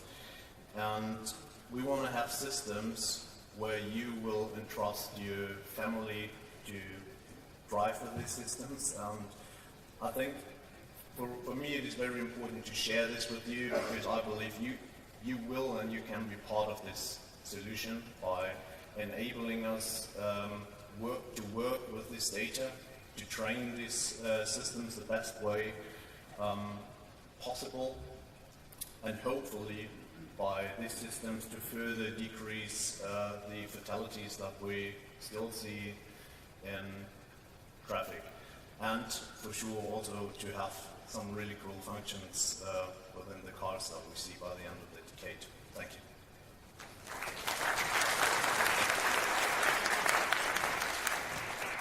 Okay, thank you very much. Just informed that we are actually running quite a bit behind, so we won't have time for discussion. We'll have to close now to make it for lunch. But we'll be around after the session. If anyone has any questions, we'll be happy to answer them. Thank you very much and enjoy your lunch. Well, thank you very much for the three presentations. Thank you to our moderator and our panelists. Please give them another big round of applause. Thank you very much. And excuse us for not allowing any time for discussions. As our moderator has mentioned, if you are interested or have any questions, please approach them directly. And you may now return to your seats, and we'll also break for lunch. Thank you very much. Well, now, ladies and gentlemen, I believe that the morning sessions have all been completed. Thank you once again to all of our speakers and our panelists who also made our morning sessions very fruitful. We'll now break for lunch, and before you get any of the lunch boxes to your tables, please place today's lunch coupon on your table. It's actually found at the back of your badge. And your meals and lunch boxes will be served directly to your seats where you are right now. So please do not leave your seats unattended so that our servers know where to place the lunch boxes.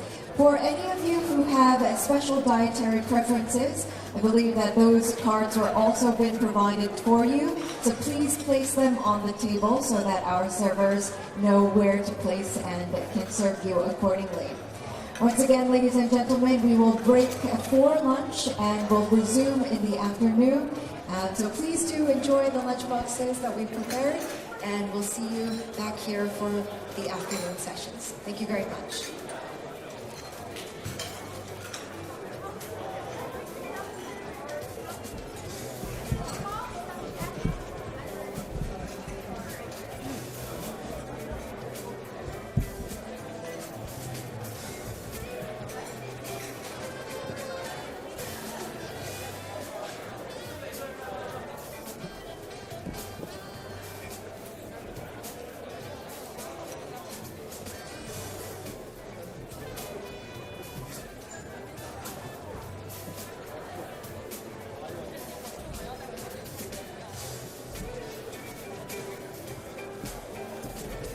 I think the rest of them.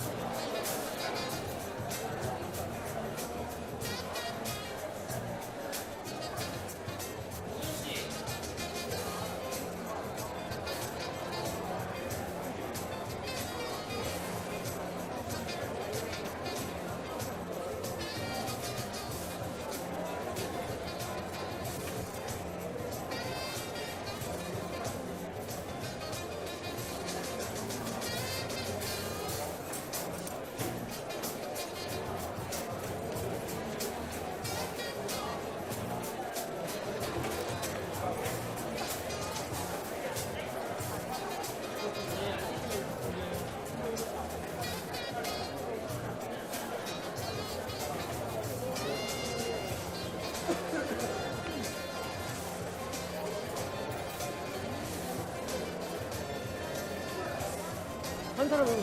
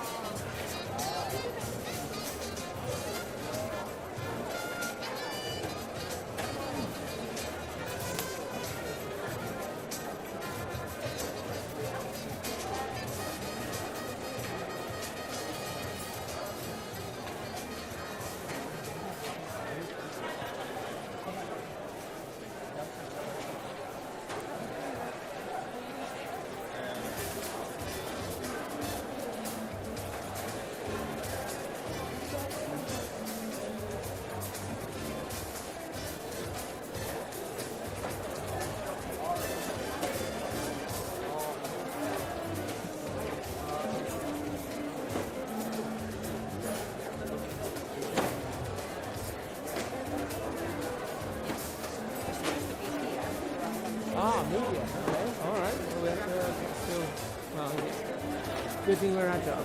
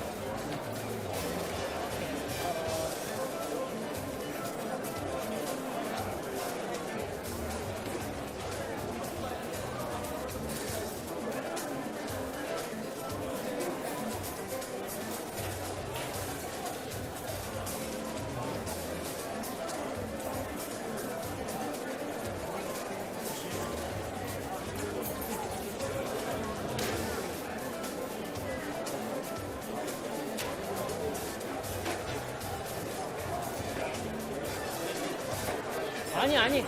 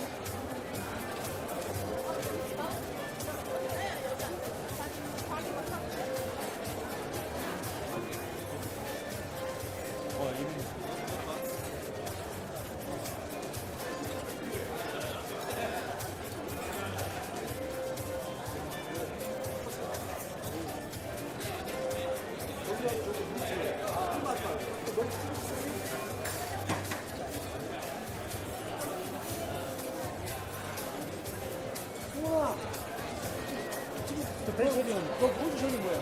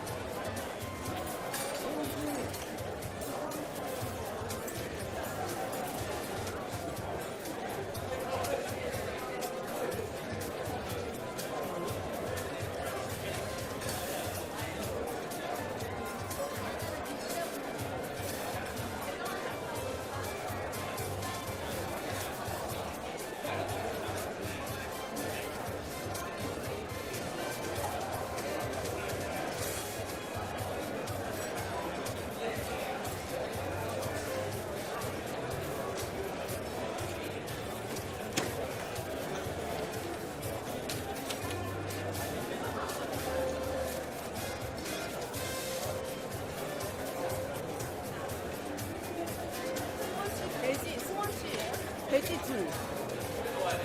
여기 두고.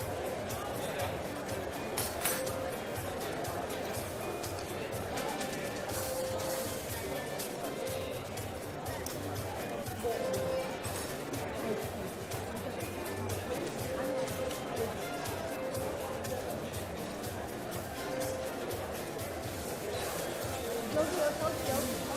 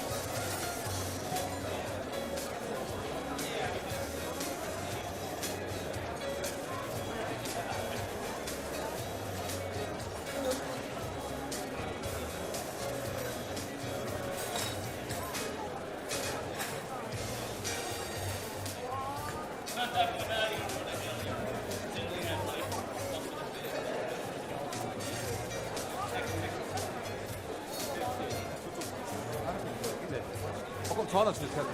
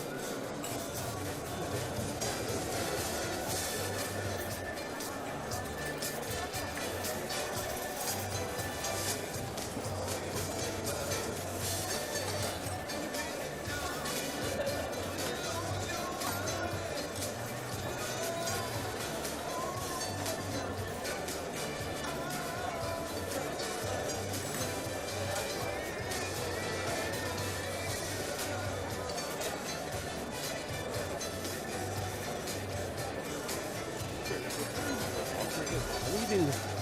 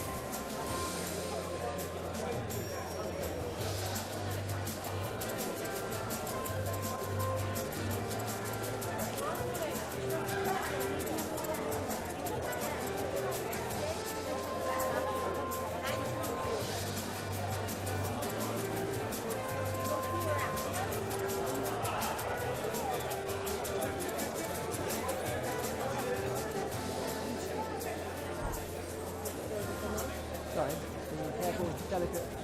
Gymnastics.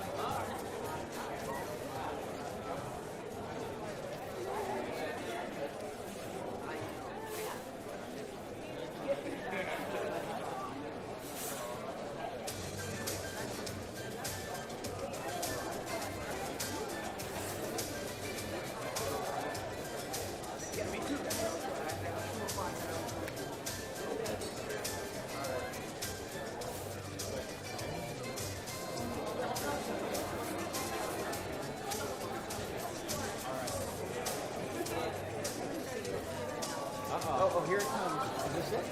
This is real. So it's like it's probably like a 2-hour commitment. Is it 2 hours? Hey, Zijing. Hello. This is Zijing, this is Anne. Hi. And this is Martin. Hi, Martin. Hi. I'm Toasty. I'm based in Singapore. Yeah. Oh, right. Thanks. Yeah, that's what you said. Yeah. Do we must do this corporate. Yeah, we must. Yeah, I'll look at it. All right, he and I have a 2 p.m. meeting that we got to do, and then we'll be back. About 30 minutes. All right, cool. Okay. Go ahead. All right. I'm going to go out. Okay. I'll see you later.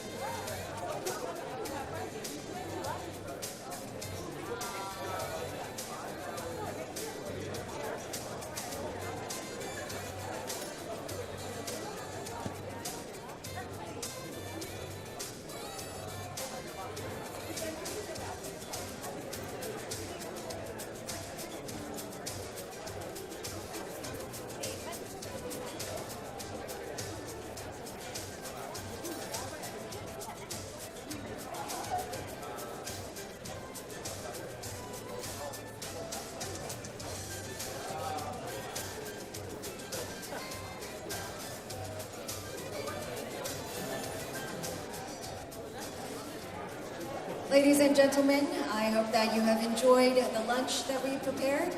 And now we are about to resume with our afternoon session in just about 10 minutes. Once again, we ask all of our guests who are still outside or in the lobby to please enter the hall and to get ready for our next panel session. Ladies and gentlemen, we also provide simultaneous interpretation in the afternoon as well. So please tune in to channel 1 for English, channel 2 for Korean, channel 3 for French, and channel 4 for Spanish. Also ensure that your mobile phones are now turned off or turned to silent mode to avoid any interruptions during our afternoon session. Thank you for your cooperation. We will be back in about 10 minutes. Thank you.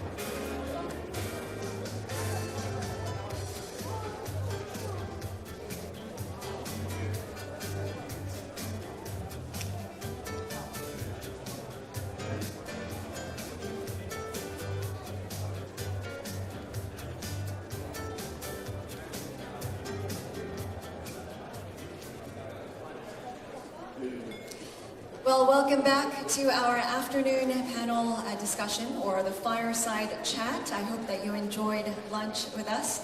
And now, swiftly on, we will move on to the impact of AI on healthcare services and privacy.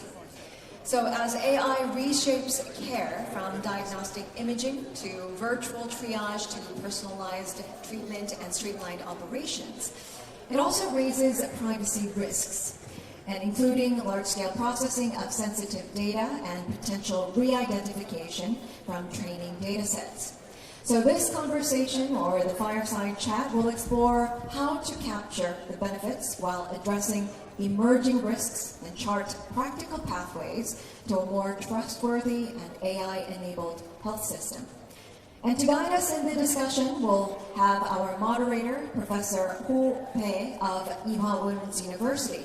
His primary research focuses on AI security, and he has published extensively in leading international conferences and journals. And beside him, we also have speakers, Mr. Ron Balitzer, the public health professor of Ben-Gurion University, and Mr. Soo-Young Chin, the head of research at Kakao Healthcare. With that, I turn the floor over to Professor Pei, please.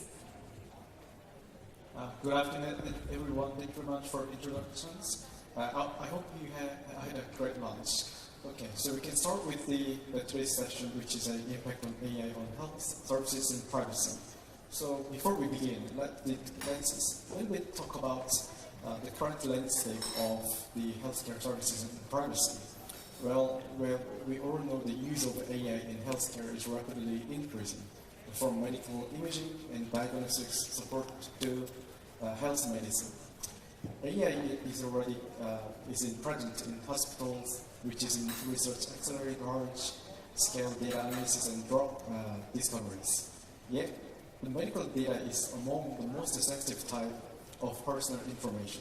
So, unlike other data, if it is misused, then the impact of the individual lives will be really threats. So when we talk about the regulations, which will be absolutely essential, right? But nonetheless, there are challenges and opportunity at the same time. So there are new approaches that can solve such issues. I think today's session we have gone through the pseudo-anonymity agents. But apart from that, we also have the technology called the synthetic data solutions, and also federated learning and so on. But still, there are challenges remaining around data quality and trust and clinical validity. At the same time, we somehow need the consent management with the patients and also the government and so on, right? So for today's discussion, we'll be focusing on 4 key aspects, which the dimension would be the first, the changes and the future outlook of AI in the healthcare. And second, the sensitive of medical data and the needs for the protection. And third, the opportunities and limitations of these approaches, such synthetic data and the federated learning and so on. And lastly, the governance, or the antitrust that you should make between the patients and by using the safe AI model. Okay, so the first question that I would like to ask to Professor Ran would be, okay, what do you see as the biggest changes in AI that has brought to healthcare so far, and also how do you see it in the next 5 to 10 years? Thank you very much. Thank you. It's a privilege to be here with you today. I think that we first of all need to remember that AI is not new to healthcare. It's just not being evenly dispersed. At Clalit Healthcare Services, which is the largest healthcare service in Israel, we've been employing various types of AI for 15 years now. So there's quite a bit of experience gained to date. And in order to begin the discussion and understand what the impact of AI can and is on healthcare, I'd like to show one example. If you can put on the slide. Some of you might know a disease called hepatitis C. Hepatitis C is a blood-borne infection that is quiet. You do not know that you have it. Statistically speaking, people in this room are most likely to, at least some, to have this virus without knowing. It is the key cause of liver cancer and liver cirrhosis and end-stage liver disease in the world. Now, there is a cure for this disease. 98.8% effective cure if you give the drug to the patient. The problem is you don't know who is it that has the virus. So what do? At Clanit, every year we screen 50,000 people that never been screened before to find this virus. How many positives do we find in this 50,000? We find 38. Now these are 38 people that will not have liver cancer, that will not have this. It's great. But is it as good as we can get? Can we do better than that? So about 7 years ago, we created an AI-based prediction, trying to say who should we screen, above and beyond all the recommendations. We went to the highest 500 people, and how many positives did we find? Statistically, you would expect less than 1, but we found 38. This means that with the use of AI in common practice, we could improve care 100-fold. In your lifetime, how many improvements in healthcare did you see that have made a 100-fold improvement? If you want to go into the methodology, it's in the New England Journal of Medicine AI. This was published, and you can see how this actually transpired. But so you asked me, what is the future of AI in the coming years? What is the biggest difference? It will be the move from reactive care to preventive and proactive. It will be the move from breakage maintenance, like we treat our toasters, to planned maintenance like we have with our cars. We should treat our bodies in the same respect we treat our cars in that sense. So I think this is about to happen, and by the way, all of this can happen without transformer-based, without without the new types of models. You can do it, a lot of it, with old-fashioned AI, machine learning, and deep learning, and without foundation models. I'll stop there. Thank you for your key answer. What about Dr. Chin? Can you add some more to it? Yes, sir. As Professor Ram said, AI gives a really positive impact for the healthcare area. So lots of companies are developing the AI-MD, so-called the AI-ML-based medical devices. So to prepare this fireside chat, I look up their FDA site. I found interesting numbers. So in US FDA said as of July 2025, there is 1,247 AI-MD devices was cleared by FDA. So we can see there more than 1,000 AI-MD is in the market, can be used in the hospital. But another interesting number is an interesting study published in the NEJM AI. This paper mentioned about how many AI-MD was insurance claim, the number of insurance claims. So only two was more than 10,000 times insurance reimbursement. Only two. Among the 10,000, more than 1,000 AI-MDs are existing in the field, only two was claim for the insurance coverage more than 10,000 times. It's quite interesting number. So, frankly speaking, I'm the company man, so I'm in the business sector because until that the medical area is a really conservative area. So the AI gives lots of hope to the doctors and patients, but until now it's still early stage right now.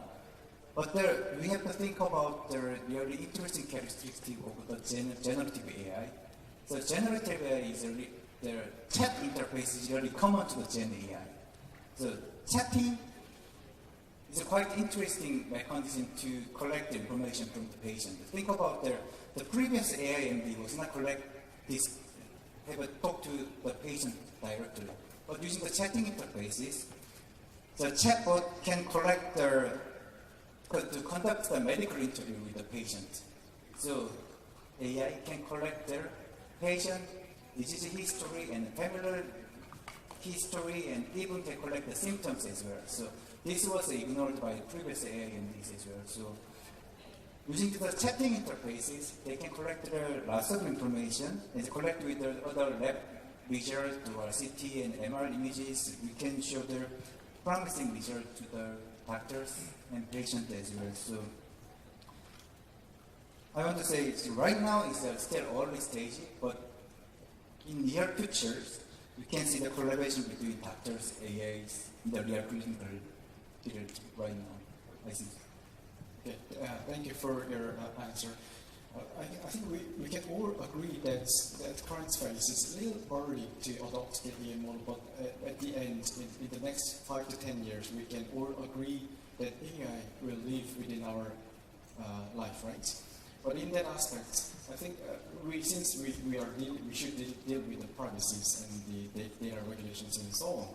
And I think we all know the purpose of the large language model in these days. So I think the companies, in perspective of the company, and also in terms of in your area, how do you see that the small companies and even the big companies, how they can manage to maintain privacy issues, since or will they willing to use the public LLM model, then they will have the privacy regulation, privacy violations. But at the same time, building the private or small LLM model cannot beat such big models, right? So can you give some thoughts on that, please, Professor Ryan? So first of all, I think it will not take 5 to 10 years. I think we already see a lot of this in action, and we will see more and more in the coming 1 to 2 years. And the reason to that is because right now, healthcare institutions in every country are failing our patients.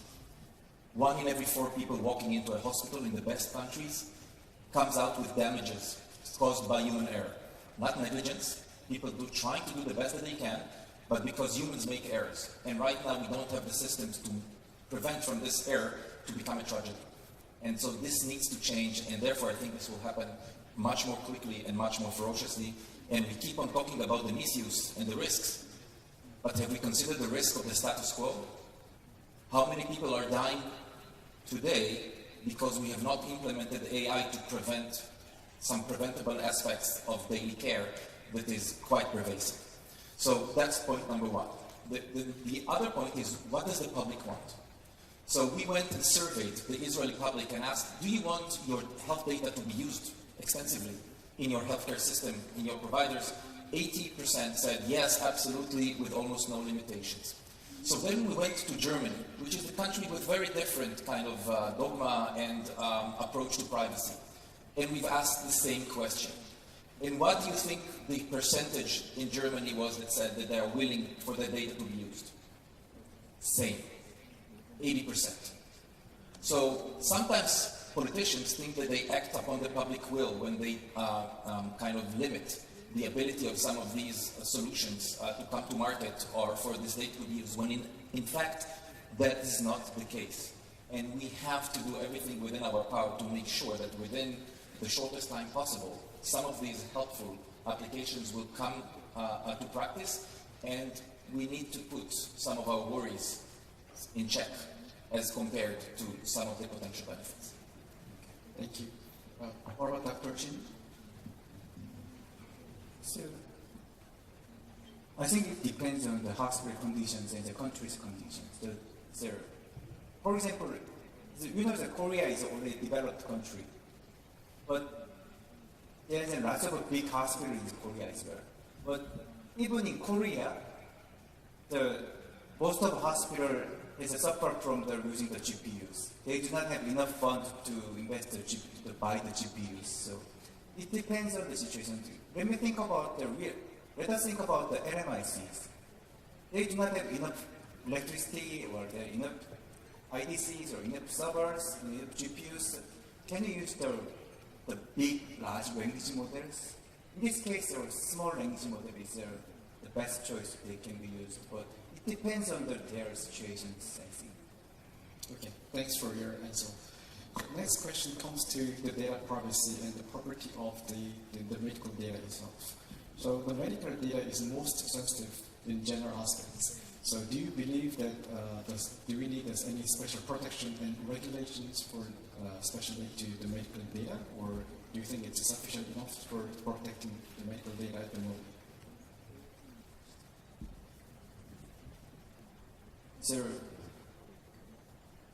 First of all, I have to say it's my personal opinion, so it's not my company's opinion, it's my personal opinion. So I personally, all the medical data is not the sensitive information. Lots of medical data is sensitive information, but there's a lots of other non-sensitive data is existing as well. So, but most of people agrees on that all the medical data is sensitive information. We have to regulate that. So we have the lots of regulations compared to other personal information. So the question, if the question is, do we need more regulation? My personal answer is, in healthcare area, we have the sufficient regulation to protect the privacy. All right, Professor Ryan. I can only agree to that. If one thing, I think we're over-regulating the field and we're preventing move forward. And I have to say that in many instances, people use this over-regulation and these legislation as an excuse not to modernize the system.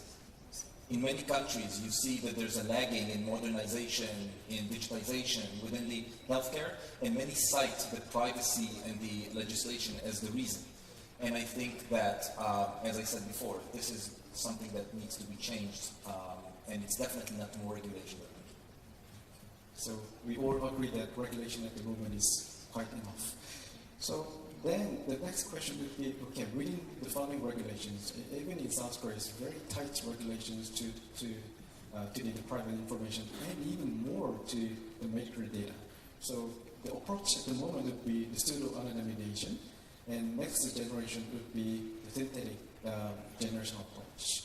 So the question would be, can you, with the recent the algorithms such as the synthetic data, federated runnings, and so on, do you see any strengths and the limitations within the healthcare sector? Yes, I totally agree, sir. Among the various methods of the personal privacy image technology called PET was emerging, but especially pseudonymization and synthetic data was highlighted in the perspective of data issues. So let me point out one by one. So first, the pseudonymization is the really fundamental and unavoidable method to use the healthcare data without the written consent of the patient. So fortunately, we have lots of experience about the pseudonymization. We have more than 30 years, 40 years, we do the pseudonymized patient data. So every country has the similar regulation and similar guidelines, but unfortunately, everything is not the same.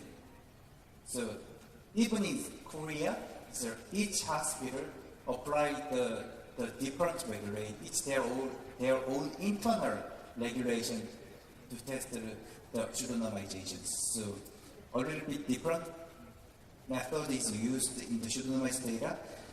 This is the issue.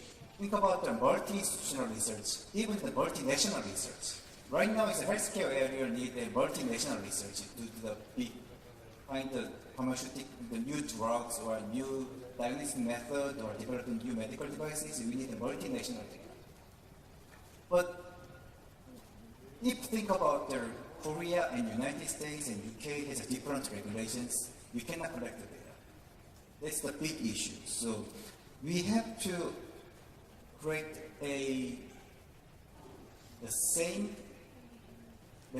guidelines, maybe based on the ISO 25237, it's a pseudonymizing something or other things. We need a worldwide level agreement on the pseudonymization. And furthermore, to increase the multinational research, I personally suggest pseudonymized data was still personal information. In this case, for the multinational research, we faced a cross-border issues. Even we do the pseudonymize the data set, but it's still personal information. We have trouble when you give it to the other countries. The cross-border issue is still existing. I think that we have to think about the pseudonymized data is still personal information, or to promote the multinational research, we have to loosen our interpretation of the pseudonymized data. We have to think about that issues. The second, personally, I'm pessimistic about synthetic data because synthetic data is basically capturing the hidden distribution of the given data set and then create a new data based on the captured data distribution. But think about capturing hidden distribution is the ultimate goal of the data analysis. If we know the distribution, we don't need the synthetic data. We know everything. We can diagnose the patient, we can make new drugs based on the distribution. So the synthetic data, personally I believe synthetic data is only used for the education purpose. Because the synthetic data can create data, maybe the clinically impossible data can be generated. That's the word about the synthetic. Can you add some words to it? Very briefly, I think we just had a wonderful session that have shown us that actually, despite the theoretical fear that was just mentioned, that makes sense, that you say you will just reproduce whatever was used in order to create a synthetic data. This is not what actually happens. And it is possible to create very good predictive models based on synthetic data, and it is sometimes needed to augment small data sets in order to allow the machine learning algorithms to work well. So this is point number one. And the other one was mentioned just before by the gentleman from Volkswagen, and he said, well, if you want to move fast, use synthetic data. If you want to do the finalization and to make sure that you're safe, you will probably need to use the real data. And I think that is kind of an important point. I think that there's a lot of way that you can make with synthetic data, and at some point, when you want to put it into clinical practice, you have to test it in real-world data. Yeah, I think I can add some more to it, to the synthetic data area as well.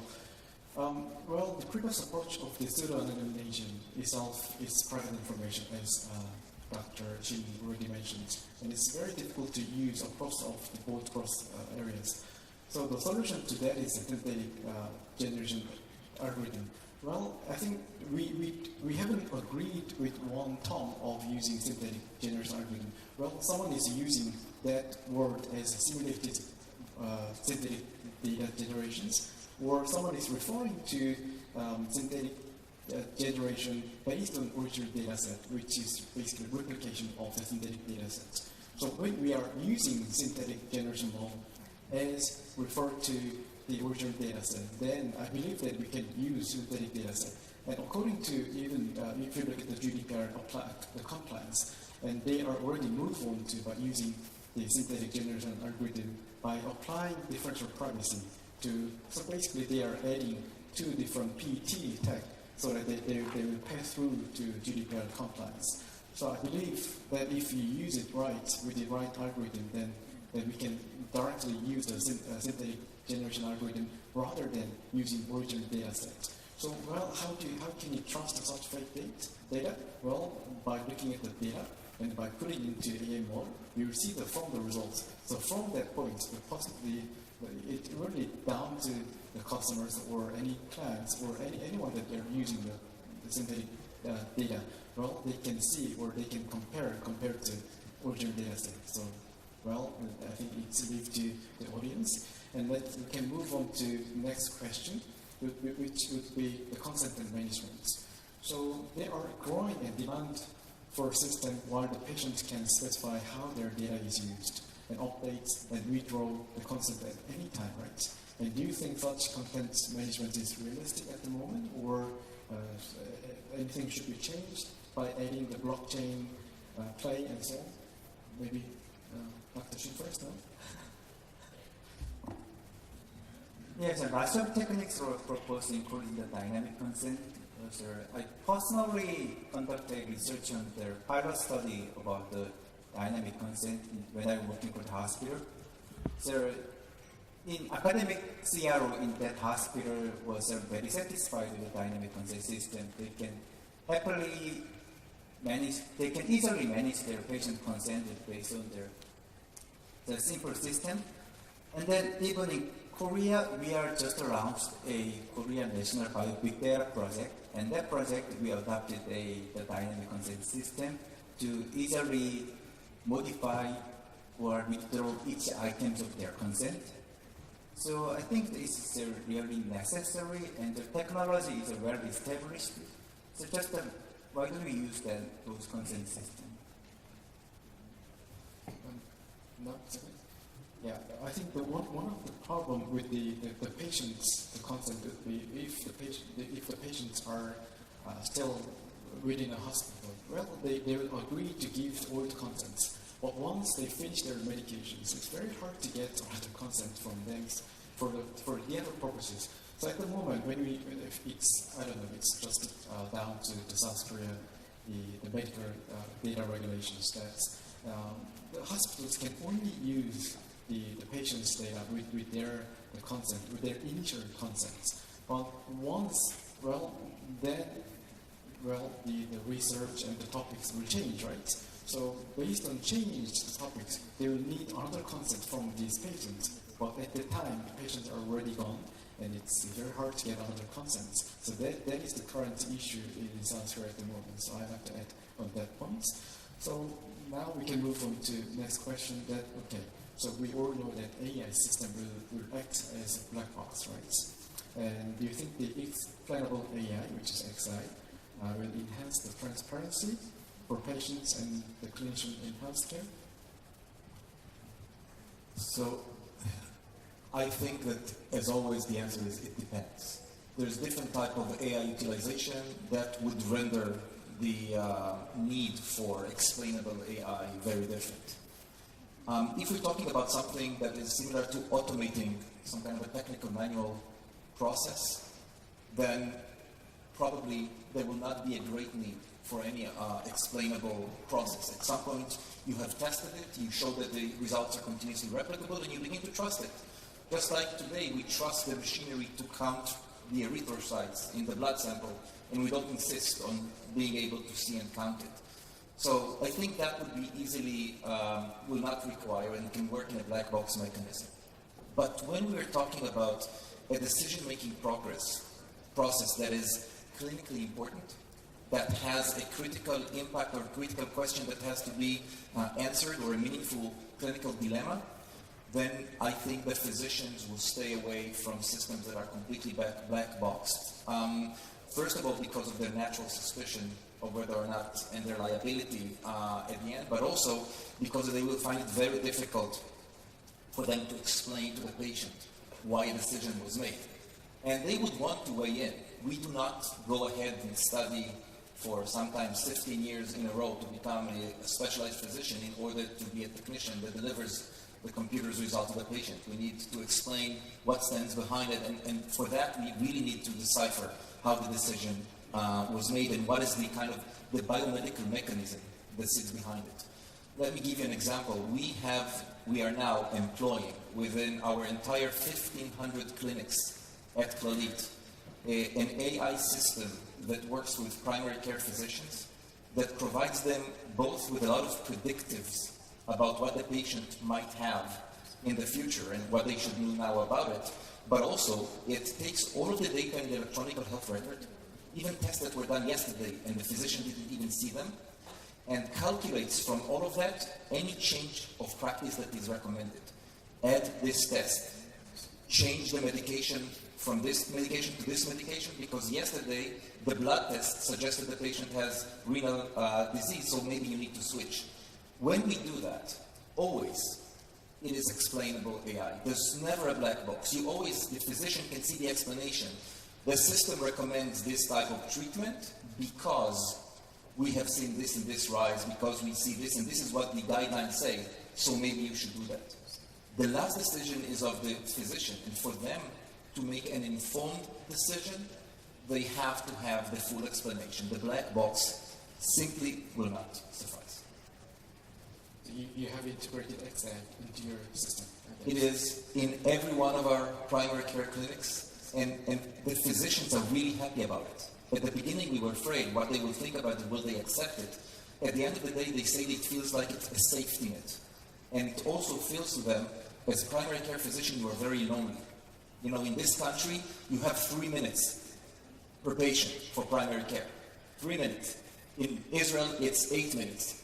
Both of these is not enough in order to do the process properly. It's definitely not to call someone and have consultation with a cardiologist. So these systems allow the primary care physician to feel as if in the room with him is a cardiologist, an endocrinologist, and a clinical pharmacist that help him with his daily job. So eventually we begin getting thank you letters from the physician that say, the system told me or alerted or suggested this and this yesterday. It was a very good suggestion and we're very happy about it. So I think this is what the future looks like. So it will be very interesting to know from how do you deal with it from the Kakao Health care.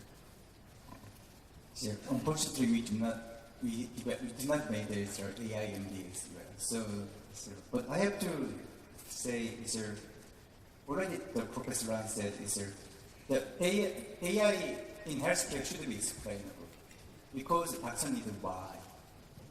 The doctors cannot say that the AI said so. These are really quite stupid answers for the patient. But unfortunately, I think we place an excessive burden on XAI at this stage. So think about that. Not every doctor does not understand how the medical device works before they interpreting the result. But we need that answers about the XAI right now. So maybe this example is quite unrelevant, but I think this is really interesting. So think about when you're driving the car, you definitely use your car navigation system, but you did not understand how that navigation system decides the route.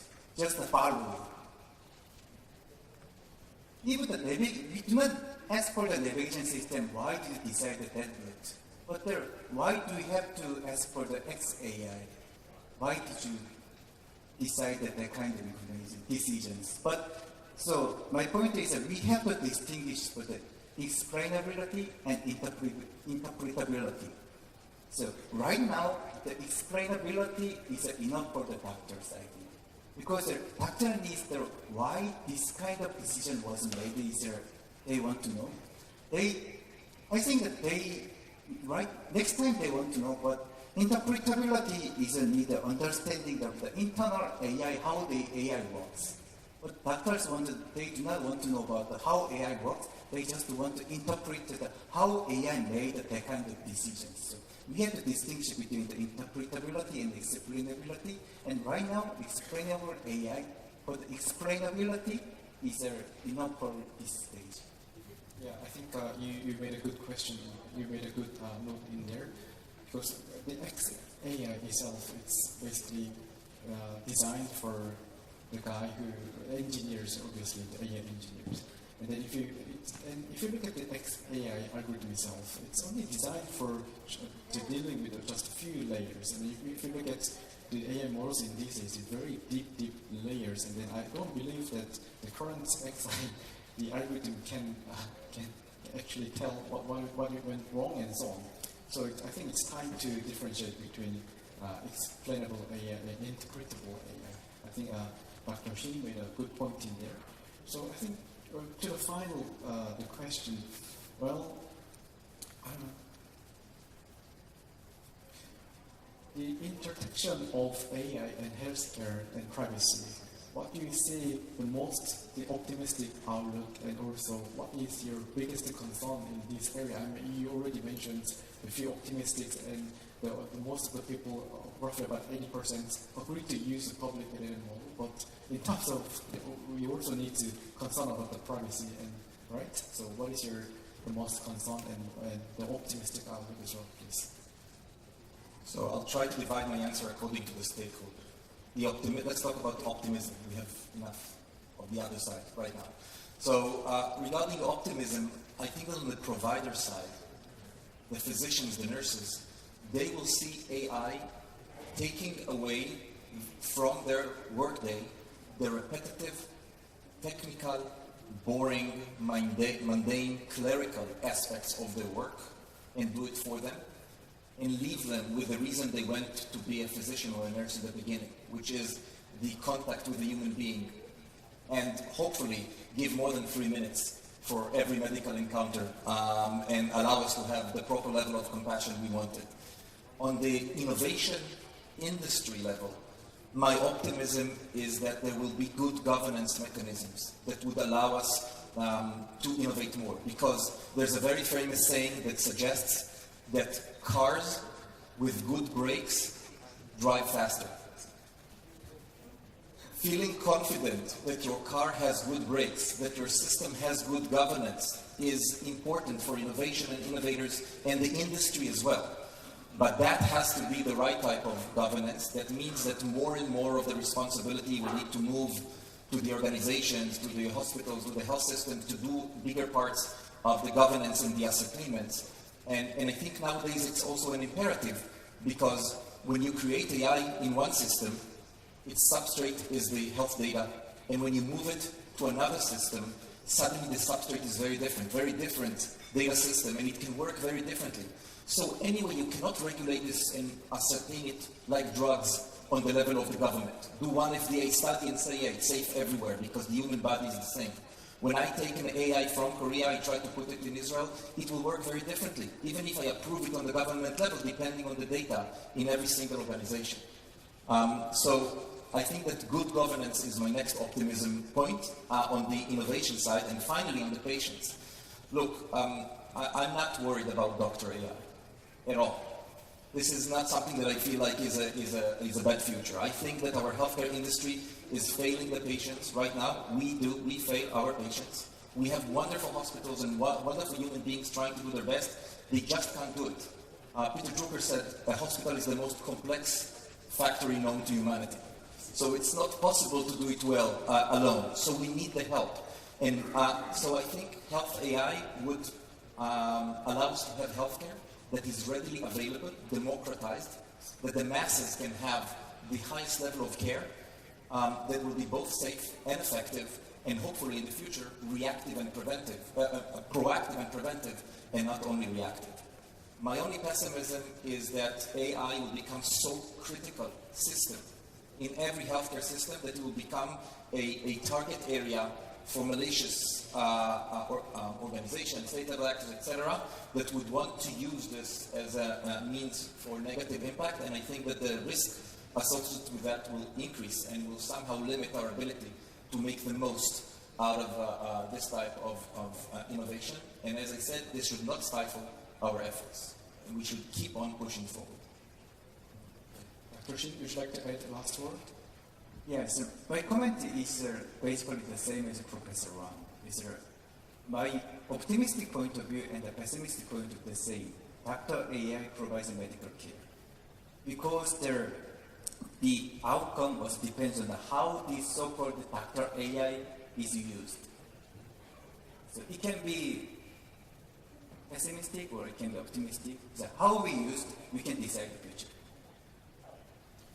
Okay, thank you for today's session.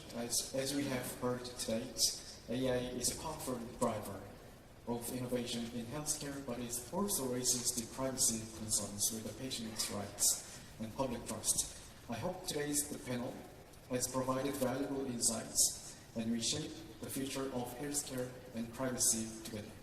Thank you for today's session. Thank you.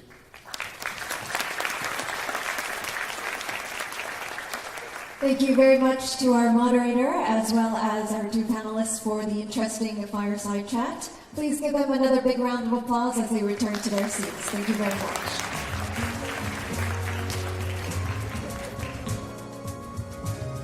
Thank you very much to Professor Pei, Professor Balzer, and Mr. Shin, Dr. Shin. I believe that we had an interesting discussion on how AI can impact the healthcare services industry. I think that also provided a lot of food for thought. Now we will set the stage for our second keynote. Please allow us a little bit of time to prepare for our keynote speaker, and then we will proceed as follows. All right, thank you very much for your patience. And now, building on today's discussions about responsible innovation and trustworthy data governance. This keynote will help carry our reflections on at the close of the day. So our keynote speaker, Mr. Michael McGrath, the EU Commissioner for Democracy, Justice, the Rule of Law and Consumer Protection since December of 2024.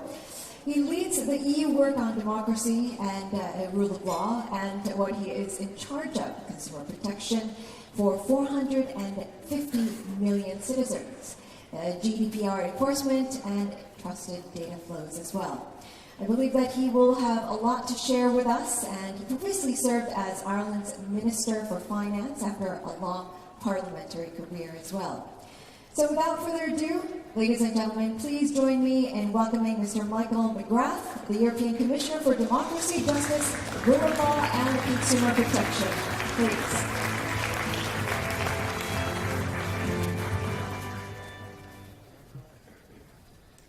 Thank you very much for the introduction, and good afternoon, Chairperson Cole, Commissioners, ladies and gentlemen. I am genuinely delighted to have the opportunity to speak to you this afternoon. This is my first trip to the Republic of Korea as European Commissioner, and I'm delighted to begin it here in Seoul. I have been struck by the warm welcome and rich takeaways from these past 24 hours already. It's also my first time at the annual Global Privacy Assembly, and it's truly an honour to have the opportunity to speak to you here today. As European Commissioner for Democracy, Justice, the Rule of Law and Consumer Protection, I do indeed have a broad portfolio that includes promoting data protection across the EU and indeed with our global partners. And for nearly half a century, the GPA, as a platform, has become the forum for data protection and privacy authorities to gather from around the world, sharing expertise and insight, discussing and debating policy and shaping global standards. You represent the authorities that help stakeholders navigate sometimes complex legal and regulatory environments, and your role in doing so is essential, as it ensures that citizens' rights are protected not just on paper, but in practice and wherever they go.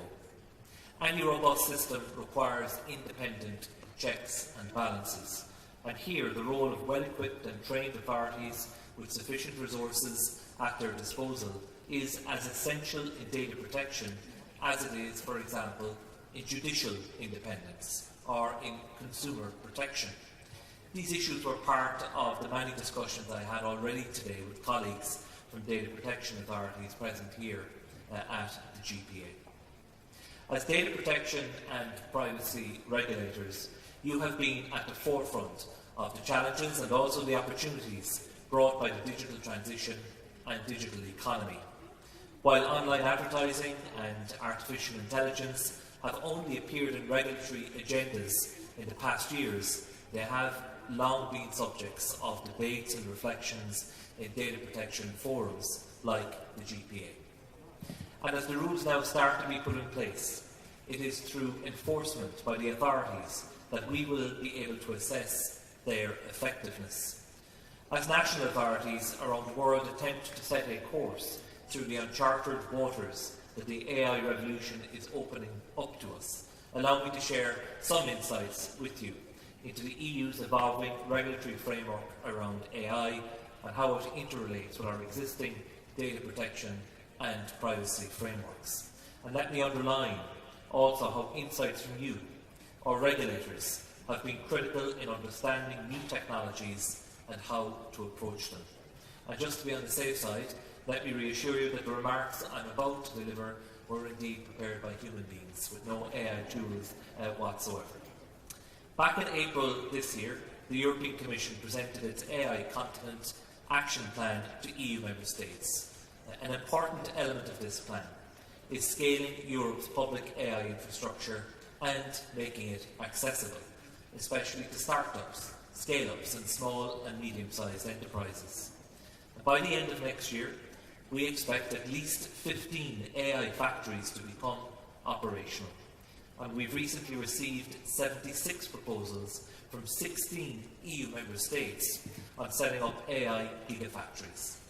Our plan also foresees certain initiatives, including the Apply AI strategy to boost the adoption of AI in strategic sectors, the Cloud and AI Development Act to facilitate investment in cloud computing, and the Data Union strategy to enhance data availability across the EU.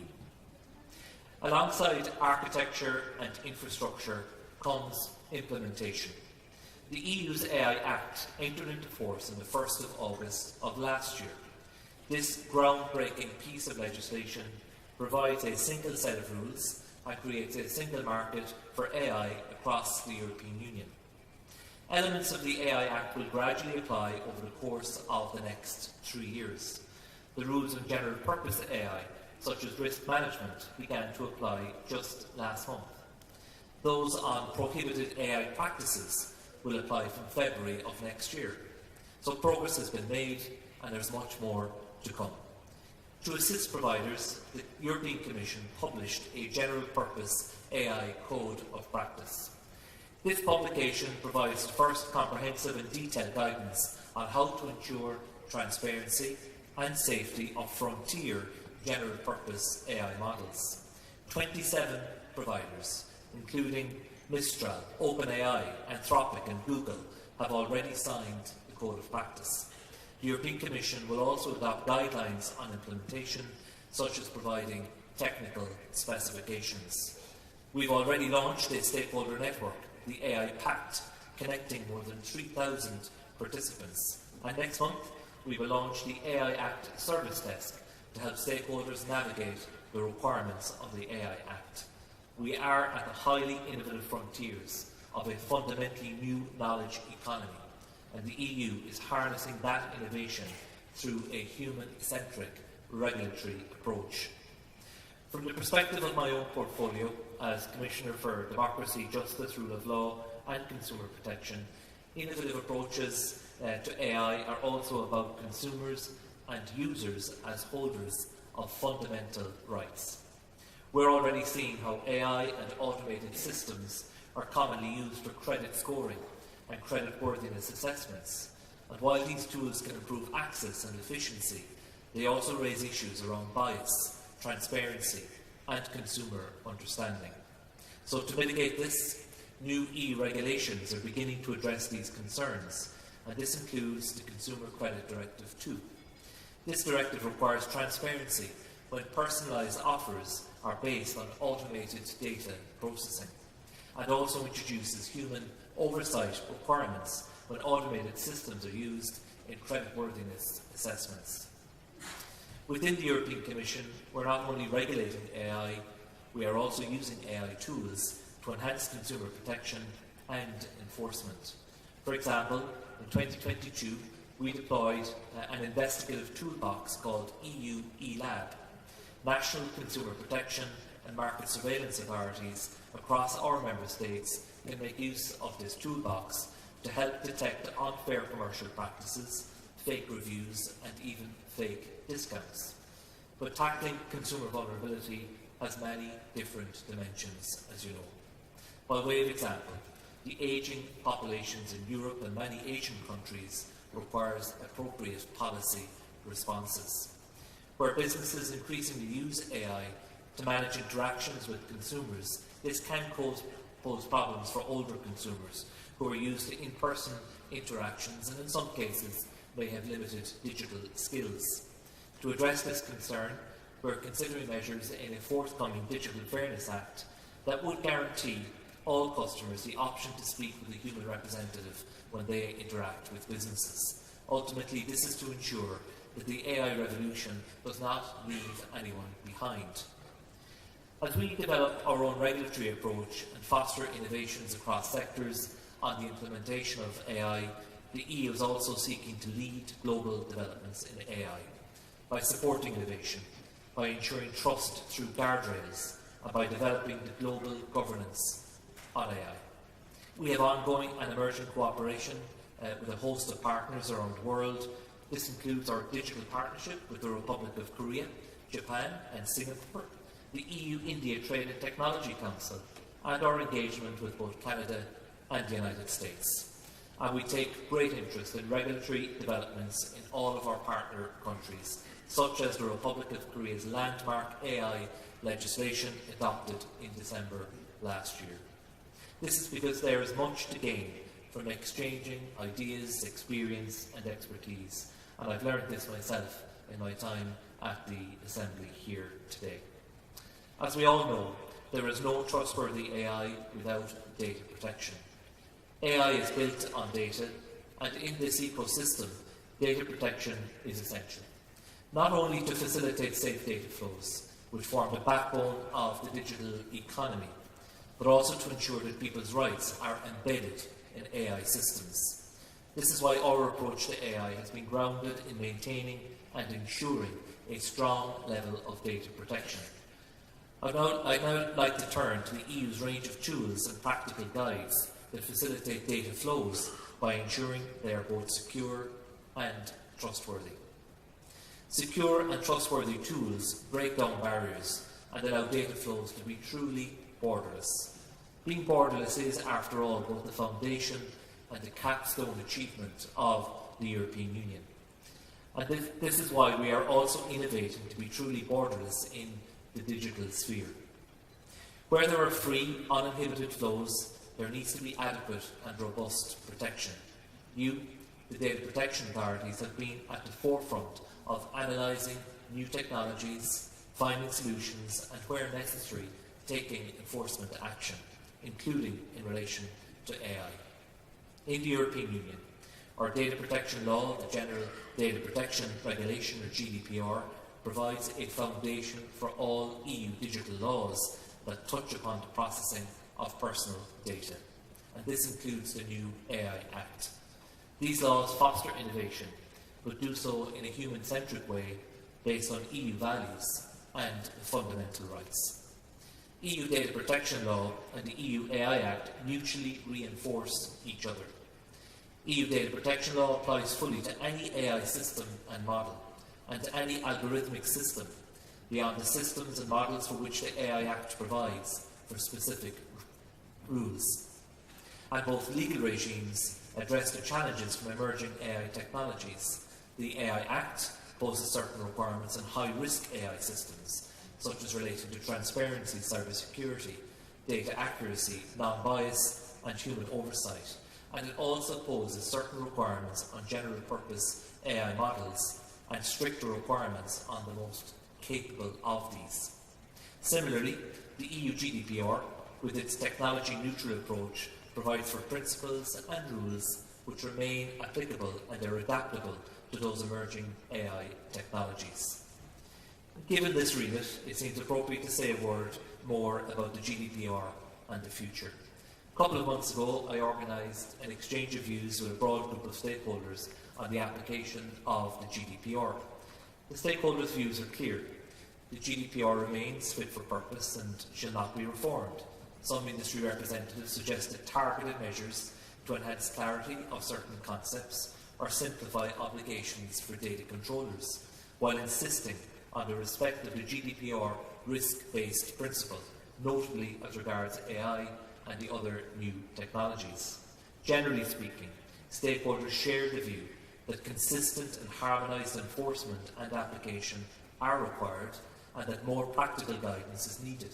And stakeholder engagement from the data protection authorities and the European Data Protection Board should be increased. Once again, the importance of such authorities remain front and centre of effective implementation and enforcement. And my message then, as today, is that innovation is not in conflict with privacy. On the contrary, we have developed a regime where they are genuinely mutually reinforcing. The European Commission is committed to high standards of data protection and to a balanced approach that both fosters innovation and protects fundamental rights. Dear Commissioners, ladies and gentlemen, as I conclude, I would like to note some firsts. Over the last near half-century, the Global Privacy Assembly has developed many firsts, from the use of data in telecoms, biometrics in passports, or privacy in the context of connected vehicles. So as we continue to navigate the uncharted waters that the AI revolution is opening up, I am confident that we can once again pool experience and expertise to ensure we are not caught in a zero-sum game between AI innovation and data protection and privacy. And once again, with the GPA at the centre of joined-up collaborative thinking, we will be able to work to harness innovation as a global good and for the benefit of our citizens all over the world. I'd like to thank you for your attention. I'd like to thank all of the organisers once again for the invitation, for myself and my team, for the European Commission to be here for this assembly. It's been a great privilege, and I wish you all the very best, and I hope you enjoy the remainder of the assembly. Thank you very, very much.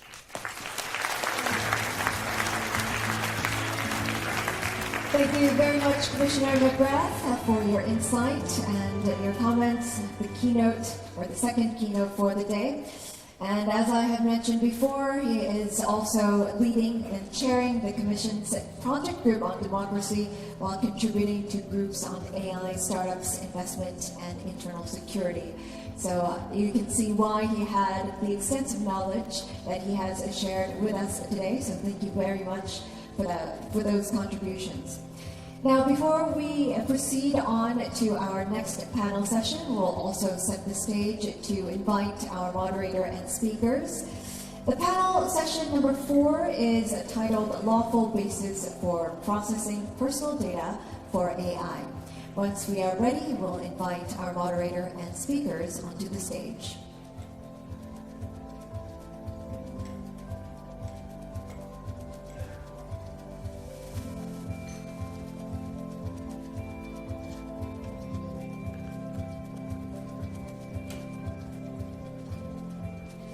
I believe that we are ready. So to open up our 4th panel session, Lawful Basis for Processing Personal Data for AI. As high-performance AI depends on vast amounts of quality data, whether they're drawn from publicly available personal data or user data already held by organizations, the legal basis for such use of personal data is often uncertain, creating risks and fragmentation. So in this panel session, we will look at the current state of lawful bases across jurisdictions and explore ways to shape a rational, flexible framework fit for the AI era. This session will be moderated by Ms. Bojana Bellamy, the president of the Center for Information Policy Leadership. She works with global businesses and technology leaders, regulators, policy and lawmakers to shape the global data policy and practice and develop thought leadership worldwide. So with over 25 years of experience in privacy and data policy and compliance, she sits on several leading industry and regulatory advisory boards and panels. So she'll lead our panelists, who are Ms. Anu Talus, the chair of the European Data Protection Board, Ms. Beatriz de Anchorena, the head of the AAIP of Argentina, Mr. Dale Sunderland, the Commissioner of Data Protection Commission, and of course, Professor Pyong-Pil Kim of KAIST University. And with that, I hand the floor over to our moderator, Ms. Bellamy. The floor is yours. Thank you very much. And we have got everybody, the whole panel here with us. Indeed, I think Commissioner McGrath has actually set a very good scene for why we are having this panel and what we're going to be talking about. He said data protection is an enabler of innovation. Data protection and AI come together and work towards the same goals and same outcomes. And I think actually this panel is exactly going to be talking about that. So let me sort of, first of all, before we start, say an amazing thank you on my behalf, but also on behalf of the whole of the panel, to Chairman Hak-Soo Ko and the wonderful team PIPC for getting us to Korea to experience this incredible country that is steeped in tradition, but at the same time that is absolutely running at the forefront of technological innovation, and where we see that as we move through the city. So great country, great place, and great content. Thank you very much. This session today looks very technical. It's called lawful basis of processing personal data in AI. But actually, it's not technical, really. This is an essential topic. And why is it essential? It's not about how we apply the law and what are the nuances, but it's about how are we actually able to use information and data to inform AI, to develop AI, to deploy, fine-tune AI systems. What are the rules that we should apply? How do we interpret our data protection principles? And what is the lawful basis that we can do this? We have heard over and over again, Commissioner McGrath said, every country, every government, every company is trying to make sense of the data they have got, to enable data to be used to train AI and to fuel this AI revolution. So personal data is going to be part of it. Data protection laws regulate personal data, and therefore data protection laws are probably the first port of call for anybody who wants to develop or design or use AI applications, right? And I think this is really important to know. There's a lot of discussion about how we regulate AI with other laws, but we have to remember we have had data protection laws for very many years, and we have to start there. This panel is going to talk about that. Where do we start? And to be very frank, I think certainly we at CIPL have been calling for regulators, governments, practitioners to really dedicate some time thinking about what are the lawful basis for processing personal data, how do data protection principles sit with these new technologies. We believe there's some tensions, we believe there is a need to evolve, reinvent, remember the spirit of the principles, and that's really what is being tested at the moment, right?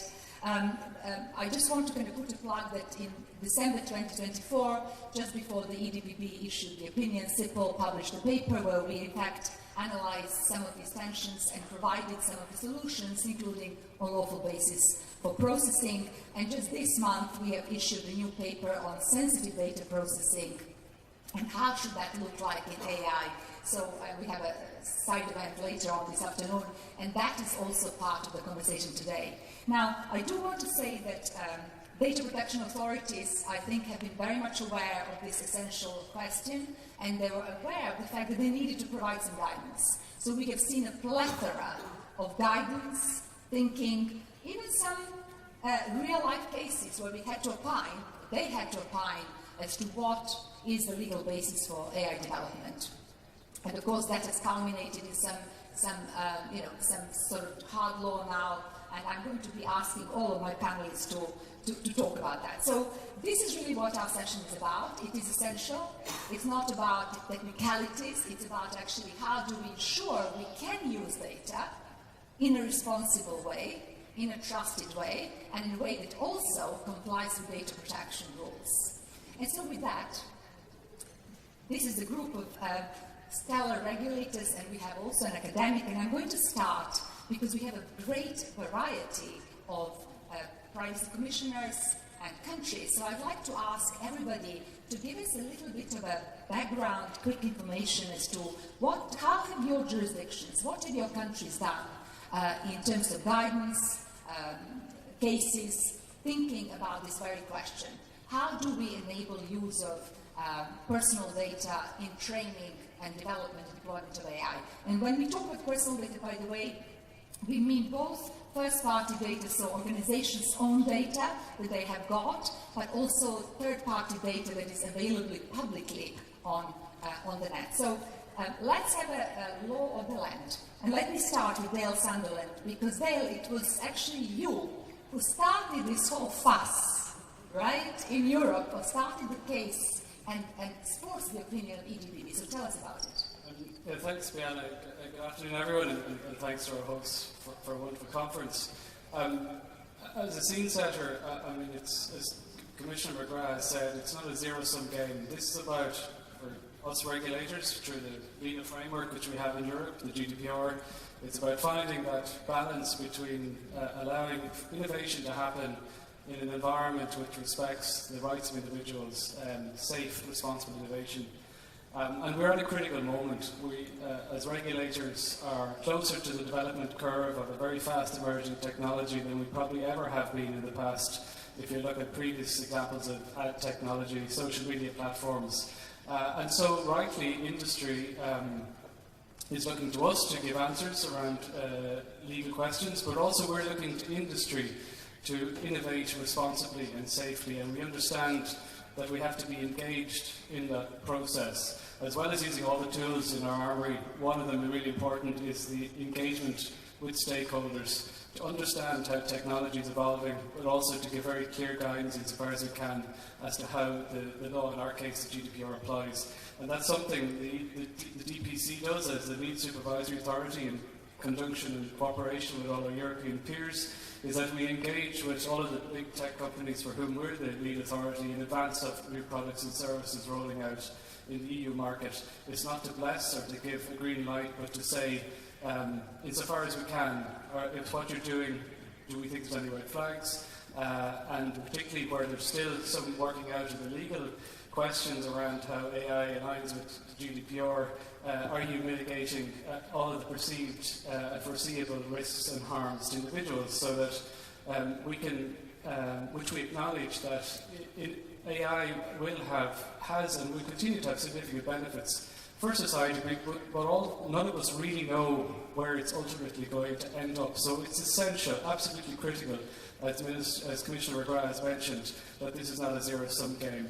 So to cut to the nub of why we're here, having engaged with all of the tech companies such as Google, Meta, Apple, LinkedIn, OpenAI, Airbnb on various iterations of their use of AI and various algorithms. Last year, the question of training of LLMs exploded on the scene for us as DPAs. And very quickly, a number of questions were being identified as to how organizations were going to do that in a way that was compliant with the GDPR. Some of the companies we engaged with had identified potential or their implementation plans, with which we saw some deficiencies in terms of how they were being rolled out. In one of those cases, we went to the Irish High Court to seek an order requiring them to cease processing on the basis that what mitigations they had identified they hadn't implemented. My colleague and I, Commissioner Hogan and myself, identified at that stage that there were a number of questions that we were being asked and we were seeing in the proposed implementations by companies around LLM training that really required an EU harmonised position. Because we also acknowledged that it wasn't just the large technology companies for whom we were the lead, but also companies across the European Union were in this space. And there really was something that this is what the EDB was designed to do, to in special cases to provide an opinion on questions asked by a DPA. So having seen what was happening on the ground, we felt that it was urgent that at that time we would ask the EDB to prepare an opinion on questions that we posed to the EDB. We didn't ask every conceivable question that could have been asked, but we focused in on what we felt were the most critical issues around lawful basis, personal data in models, personal data in trained models, what constitutes potentially an anonymous model, and a suite of other questions which everyone will be familiar with. But really that was a critical moment that we felt that we needed as a regulatory community, needed to move to provide not answers to everything, but a framework within which regulators could act, companies could know what the expectation was, because, as I say, go back to my first point, it's critical that we get this right, because we're entering into a future of many unknowns, so it's important that we do our best now to try and get on that right pathway. I think this is a really important point, and I would like to emphasize it, the importance of engagement early on that regulators expect to do, and I think it gives benefits to companies because it provides that legal certainty. Sometimes you have to do the hard thing in order to get that ultimate answer. So, we heard the Irish beginning of the case, Anna Towers, that of course ended up with EDPB being frenetically busy to have to do opinions. So what was the outcome? Well, before going to the outcome, perhaps a couple of words. I think that the scene has been set really well this morning. The AI has not appeared in a vacuum. we have data protection legislation, and in Europe the AI Act, for example, is building on the current legislation, the GDPR. So also, like Dale here said, this is a very critical moment, because when you implement the new legislation, it's really critical to think thoroughly how to ensure that it is consistent with the existing legislation. So this is indeed really, we are living now very critical moments. And for us, it's really something what we really emphasize is that this is done in an ethical manner to ensure that the AI benefits everyone and that it is done respecting the EU values. So while the AI brings many benefits, and I think that we also need to ensure that we will get these benefits, it's critical that some basic values are respected. So when we were working on our opinion on AI, we did indeed focus on the topics, on the elements which our Irish colleagues had brought up, and we analyzed basically three main questions here. First, when the AI models can be considered anonymous. Then, secondly, whether and how legitimate interest can be used as legal basis. And then, thirdly, what happens if AI models are developed indeed using personal data, which was processed unlawfully. So when it comes to the anonymity of the models, what we underlined in our opinion is that when the model is anonymous, it is very unlikely to directly or indirectly to be able to identify individuals whose data has been used when building the model. Also, we underlined that to extract such personal data from the model through queries should not be possible either. So these are the main elements when it comes to the question of anonymous models in our opinion, and we did also provide a list of methods how to demonstrate the anonymity. And then secondly, we did address the question of legitimate interest, how legitimate interest can be used as legal basis. And then also over the past years, we have shown in numerous ways our commitment to supporting innovation while at the same time ensuring that we minimize the risk to individuals as much as possible. So, for example, we are drafting also guidelines on the interplay between the AI Act and EU data protection legislation. This is to complement our AI opinion, which we gave out December last year. So, besides that, we are also developing or working on guidelines on web scraping. So there are actually also many other projects we are working on to address these very topical issues we have at the table for the time being. Thank you, Anatalos, and I think you have said something really which I liked, which is as we think about how we are innovating, we have to think about the benefits of technology, the risks, but also about the values, to what kind of world and technology we want to deploy. And certainly the EDPB opinion was very welcome. by many practitioners because it is provided that legal certainty that we all needed very much. We will talk about what else needs to be done, but let me turn to Beatrice and hear how you are thinking about this, Beatrice, in Argentina. I know that in February this year you have actually issued also a guide to the responsible use of AI. I know you're also involved in the Council of Europe 108 work, so tell us about the discussions on this very topic of lawful basis outside Europe. Okay. Good afternoon, everyone.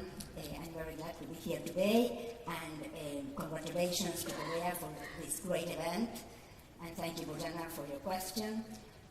First, I would like to put some context or starting points. We are aware that we are living a paradigm shift because AI is transversal across sectors and is reshaping our lives and our social and economic structures.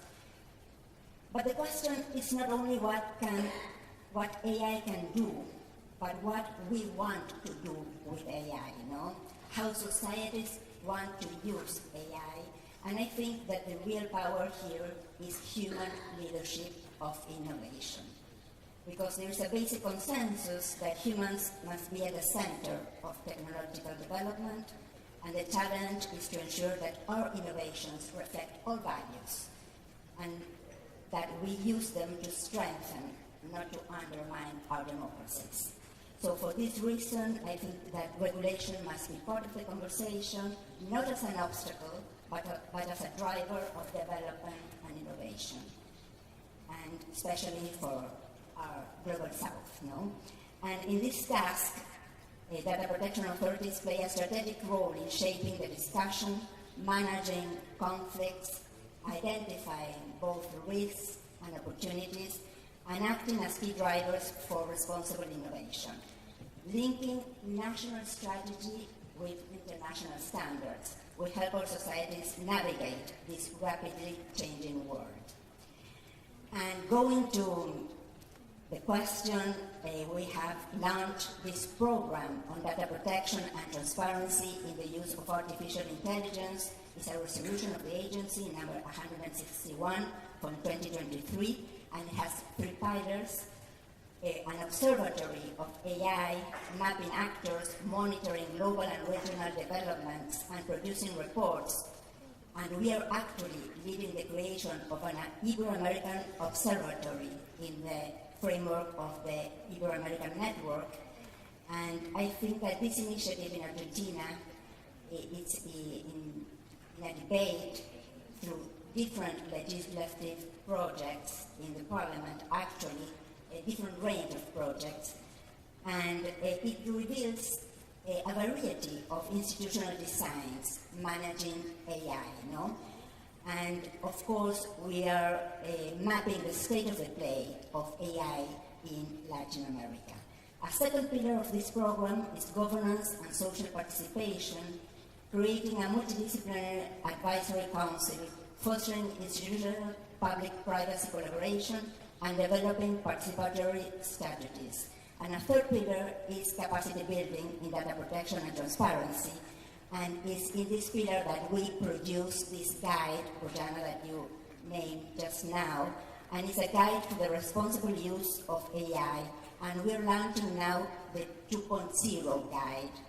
And this guide provides concrete recommendations for public and private entities covering the entire life cycle of AI systems. It highlights the role of data protection in the AI value chain. I think this is very important because sometimes I think that data protection doesn't have the place it should have in the AI value chain. It emphasizes risk assessment, the importance of data quality, the need for multidisciplinary teams, and the safeguarding of fundamental rights. It highlights core principles such as lawfulness, transparency, accountability, proportionality, and fairness. And this guide brings together the legal basis from our current law, and it also incorporates other instruments. For example, our draft bill on data protection, Convention 108+, the Ibero-American standards of the network, and it serves as a roadmap for data controllers and processors across different phases of AI life cycle.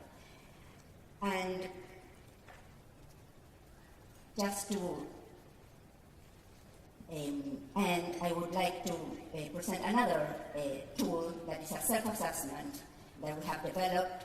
It's a free self-assessment for all types of companies, small, medium, for public entities and civil society organizations. And this tool helps entities understand their current data protection status and identify compliance gaps with both current and upcoming legislation. And it is particularly valuable for evaluating the legal basis of data protection practices in general, as well for initiatives involving AI development. Thank you, Beatrice. And again, I like what you have said, which is we have to talk more about the value of data protection in the AI value chain, because it is all about data. So ultimately, many of the data protection principles require us to have accurate data, to keep data secure, to actually ensure we can use the data in the first place. So data protection can be an enabler if it's done properly.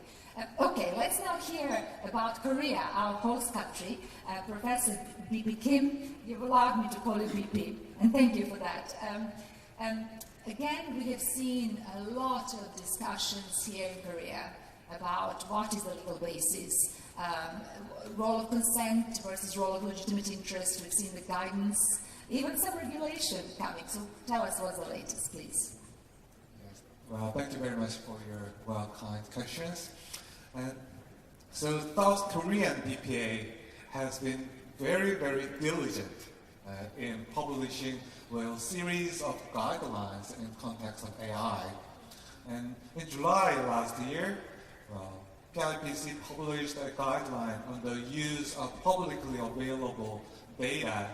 And the guideline explained how legitimate interest can be demonstrated under Korean law when web data is collected and used by AI companies.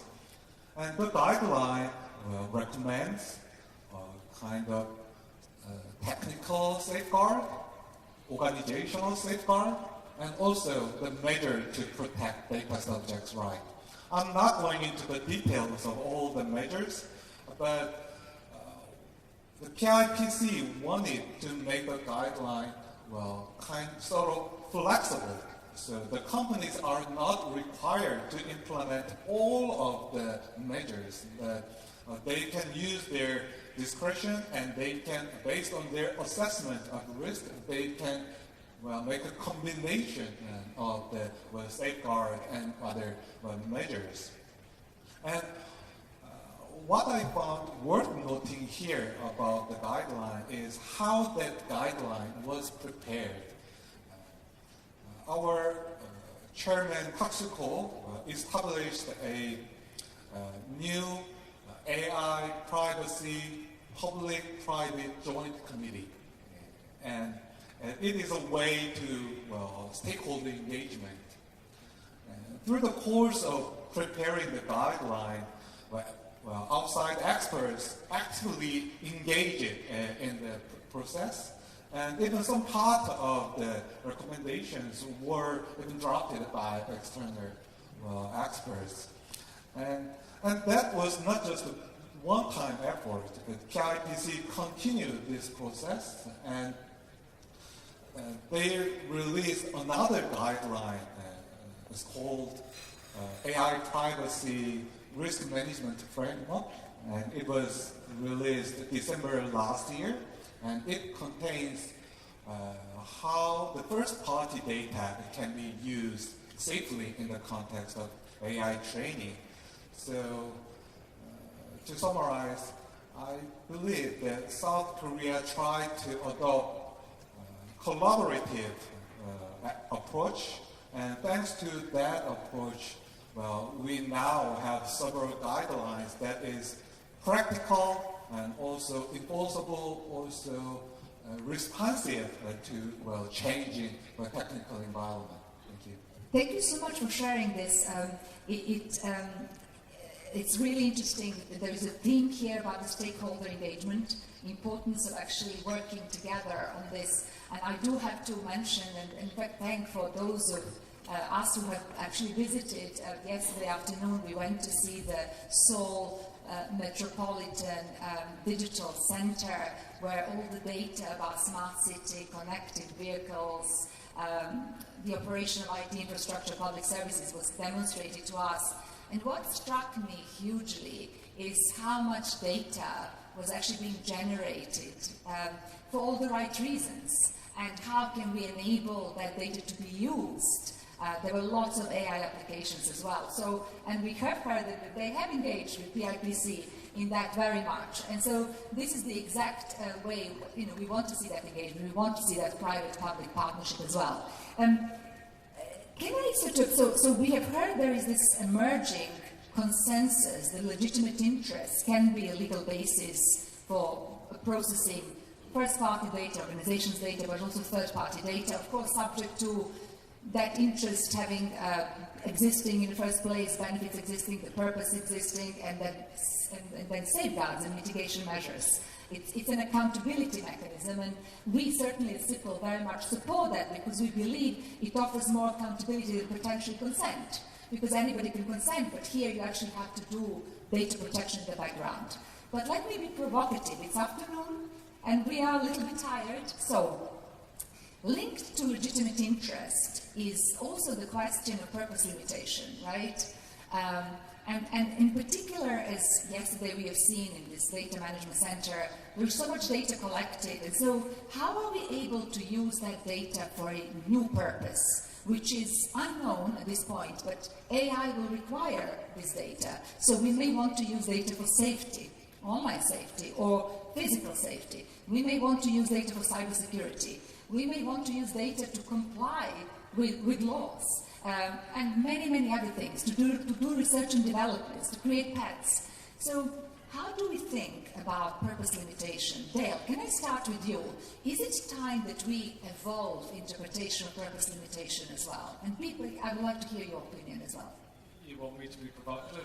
I want you to be provocative, please. People need. Well, I'm suffering from jet lag, so I couldn't possibly say anything at this stage. Anything you say, you can attribute to jet lag. It's not there. But I think it's important to and I refer to the context in which myself and Anu exist and live in. I mean, there's very core principles in the GDPR, and it's also then given further expression through guidance.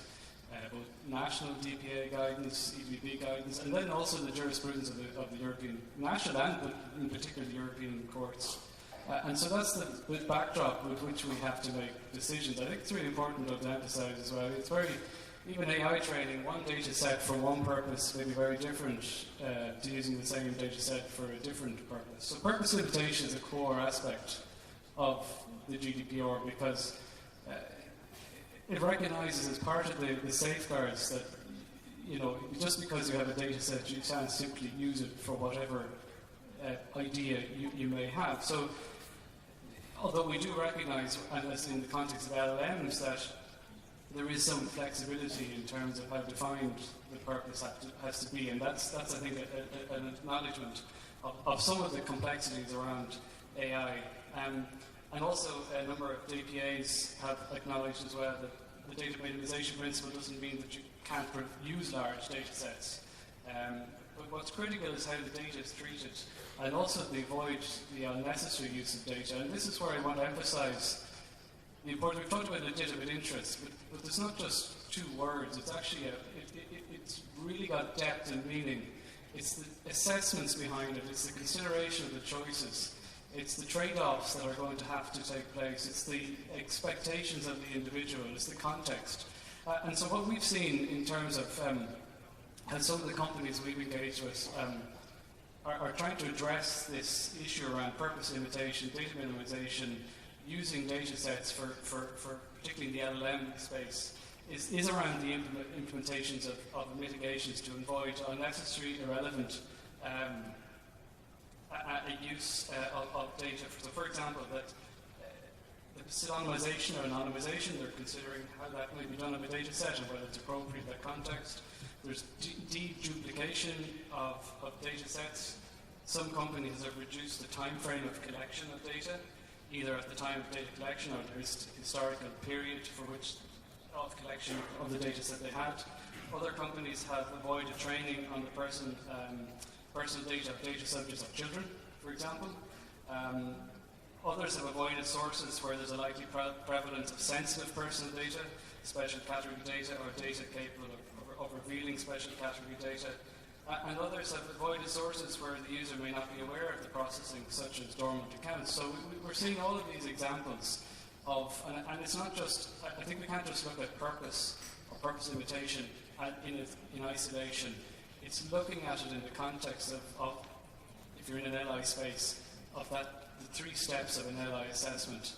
And I see those purpose limitation as one of the building blocks of what you use when you're doing that assessment for the organization to say, well, we actually can proceed here because we've taken account of all of the various aspects of in our world, GDPR, and we're satisfied that we've made the right decisions. So again, I think that's the importance of the complexity of the assessments. It's not just a compliance exercise, it's actually the practical manifestation of the choices and decisions we made that say, at the end of the day, we think we could proceed and we've mitigated against the harms and risks. Yes, we don't have the answers fully to all of the complex legal assessments here, but what we are seeing, and after the opinion, and when we engage with the companies again, for whom with the LSA, as I say, in conjunction with our peers in DTB, that many of them were coming with much more thoughtful solutions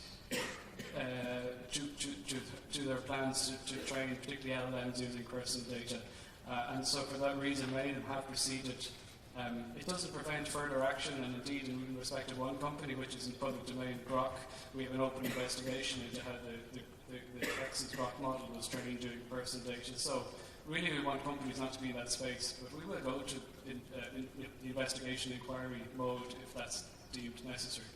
Dale, you've sort of mentioned the purpose and the context. I mean, am I right to push a little bit more and to say that really does depend? If there is, would you be also looking at the benefit of deploying the AI system, benefits of processing? Because that's also part of legitimate interest.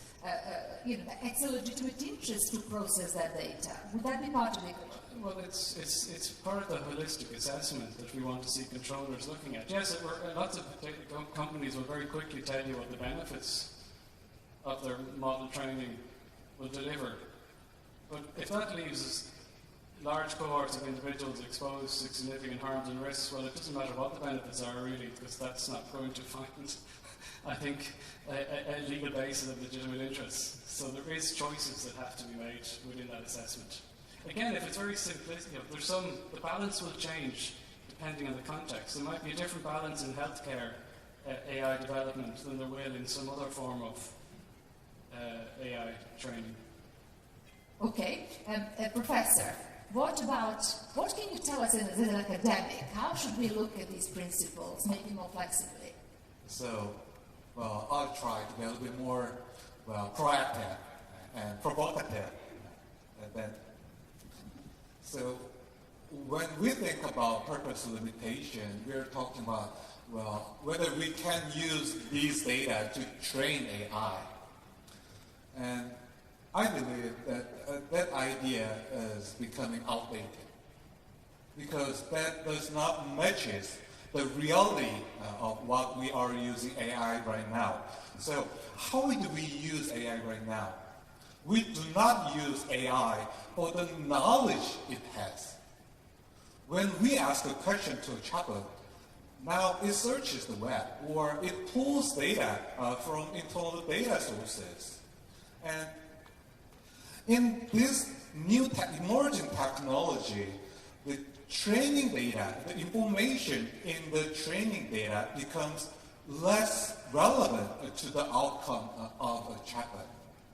What becomes more relevant is the information provided to the AI while the AI system is running. I'll call it runtime data.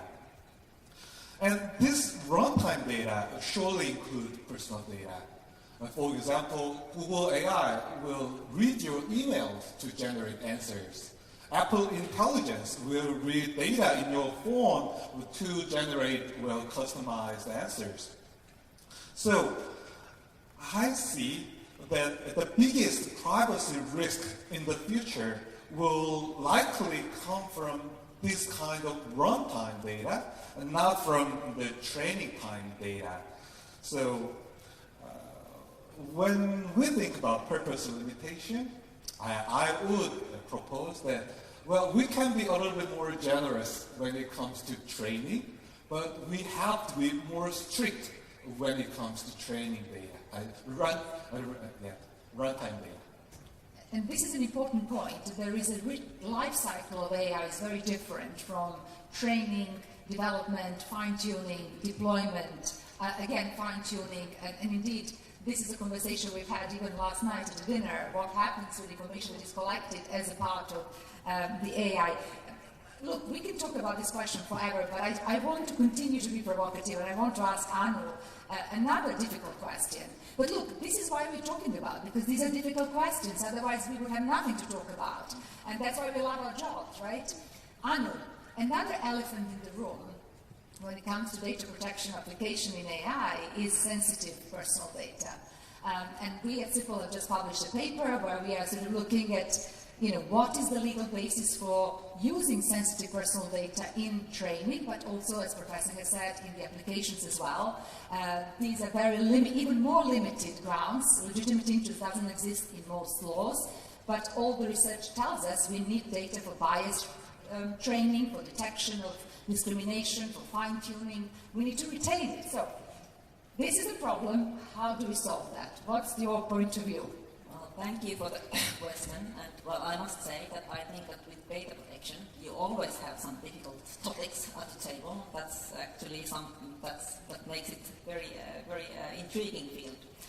So indeed, we did not address this topic in our AI opinion, which we gave on December, but this is something we are working on currently.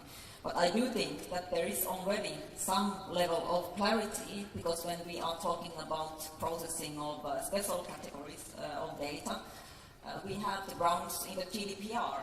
It doesn't change when we process the data in the context of AI. So when we process the special categories of data, very often stronger technical and organizational guarantees, safeguards should be in place. Also, for example, data protection impact assessment is very often needed, required. And we should also look this into, take the whole context into account again. So while there needs to be specific grounds which are found in Article 9 in the GDPR, there are also other legislation which are relevant here. So, for example, the AI Act sets grounds to process special categories of data for bias detection. So there are already possibilities within the existing legislation to process personal data in the context of AI models, for example, for the bias detection, which I think it's one of the topics which we very often address when we talk about AI. Professor Bipi, what about Korea? Has there been discussion about use of sensitive data in AI? I'll be very quick. So in Korea, the rules are clear and strict. So you need consent, or another law requires or permits the use of sensitive data. And we already have an enforcement case dealing with the use of sensitive data in AI training. So in 2021, an AI company was imposed an administrative fine for using sensitive data to train a chatbot. And that case involved a mobile application called the Science of Love. So it's a kind of dating device app. And teenagers use the application. They uploaded their conversation and they get dating advice. And the messages, some of them included about information about their sexuality, so it was considered sensitive data. But the company used that data without consent. And then well, Korean authority intervened and imposed sanctions. So we have very clear rule that when you process sensitive data, you need consent or legal mandate. Dale, this makes me think consent, is the consent really the best way forward for managing our data society? But it's a massive question. But let me go back to legitimate interest and right to object. Is the right to object something that companies should be actually proactively giving to individuals so they can object to their data being used in AI training or AI development or AI applications? Or is it something post-facto? How do you see the right to object? I see it as a context-based. To be honest, it's right to object will often apply because you're maybe dealing with data sets where the user didn't have necessarily an expectation that it would be used. So the right to object can be a very effective way to address that perhaps deficiency. And there's one point we haven't really touched on, which is essential in all this context, is transparency. And no after the fact efforts at transparency will ever remedy a deficiency in the information an individual has. So it has to really happen before, at the collection, preferably, or at least in advance of the processing. And so that's why we've seen the right to object in a proactive sense, I think, emerging, as well as it being referenced in the EDB opinion. It is also a means by which, if the user, if an organisation believes, or certainly the DPA, and a lot of our recommendations, over 50% of our recommendations to companies are around transparency measures. So there's significant failings in this regard. And this is what will limit the use of data, one of the elements which will limit the use of data for AI training if there hasn't been sufficient transparency. So it goes, again, back to the fundamentals of data protection law about do individuals know and in an effective way how their data will be used. So to come to your point, that's where we've seen, in an effort to try and address the transparency deficit as well as all of the information around it, organisations, companies are offering that in advance right to object. So it's not necessarily that it's always a prescriptive requirement, but it's often in practice necessary given the holistic assessment that's done and in an attempt to tip the balance in the favour of the processing. Right, and that really shows you how, in fact, you can't look in isolation each of these legal requirements, because together they create a proper balance. If you just think about lawful basis for processing, well, transparency is not, it's a separate requirement. Purpose limitation is a separate requirement, so you have to look at them together. Which kind of brings me to my last question. We've got about 10 minutes, but I'd love to discuss the other requirements. Dale, you have sort of said transparency is going to be essential. We have other principles of fairness. Beatrice, you mentioned data security as part of AI, critical, complying with individuals' rights, deletion, access, difficult, need for data flows to enable proper functioning of algorithms and models. And so maybe, Beatrice, I'll start with you. How do you think about these other data protection principles?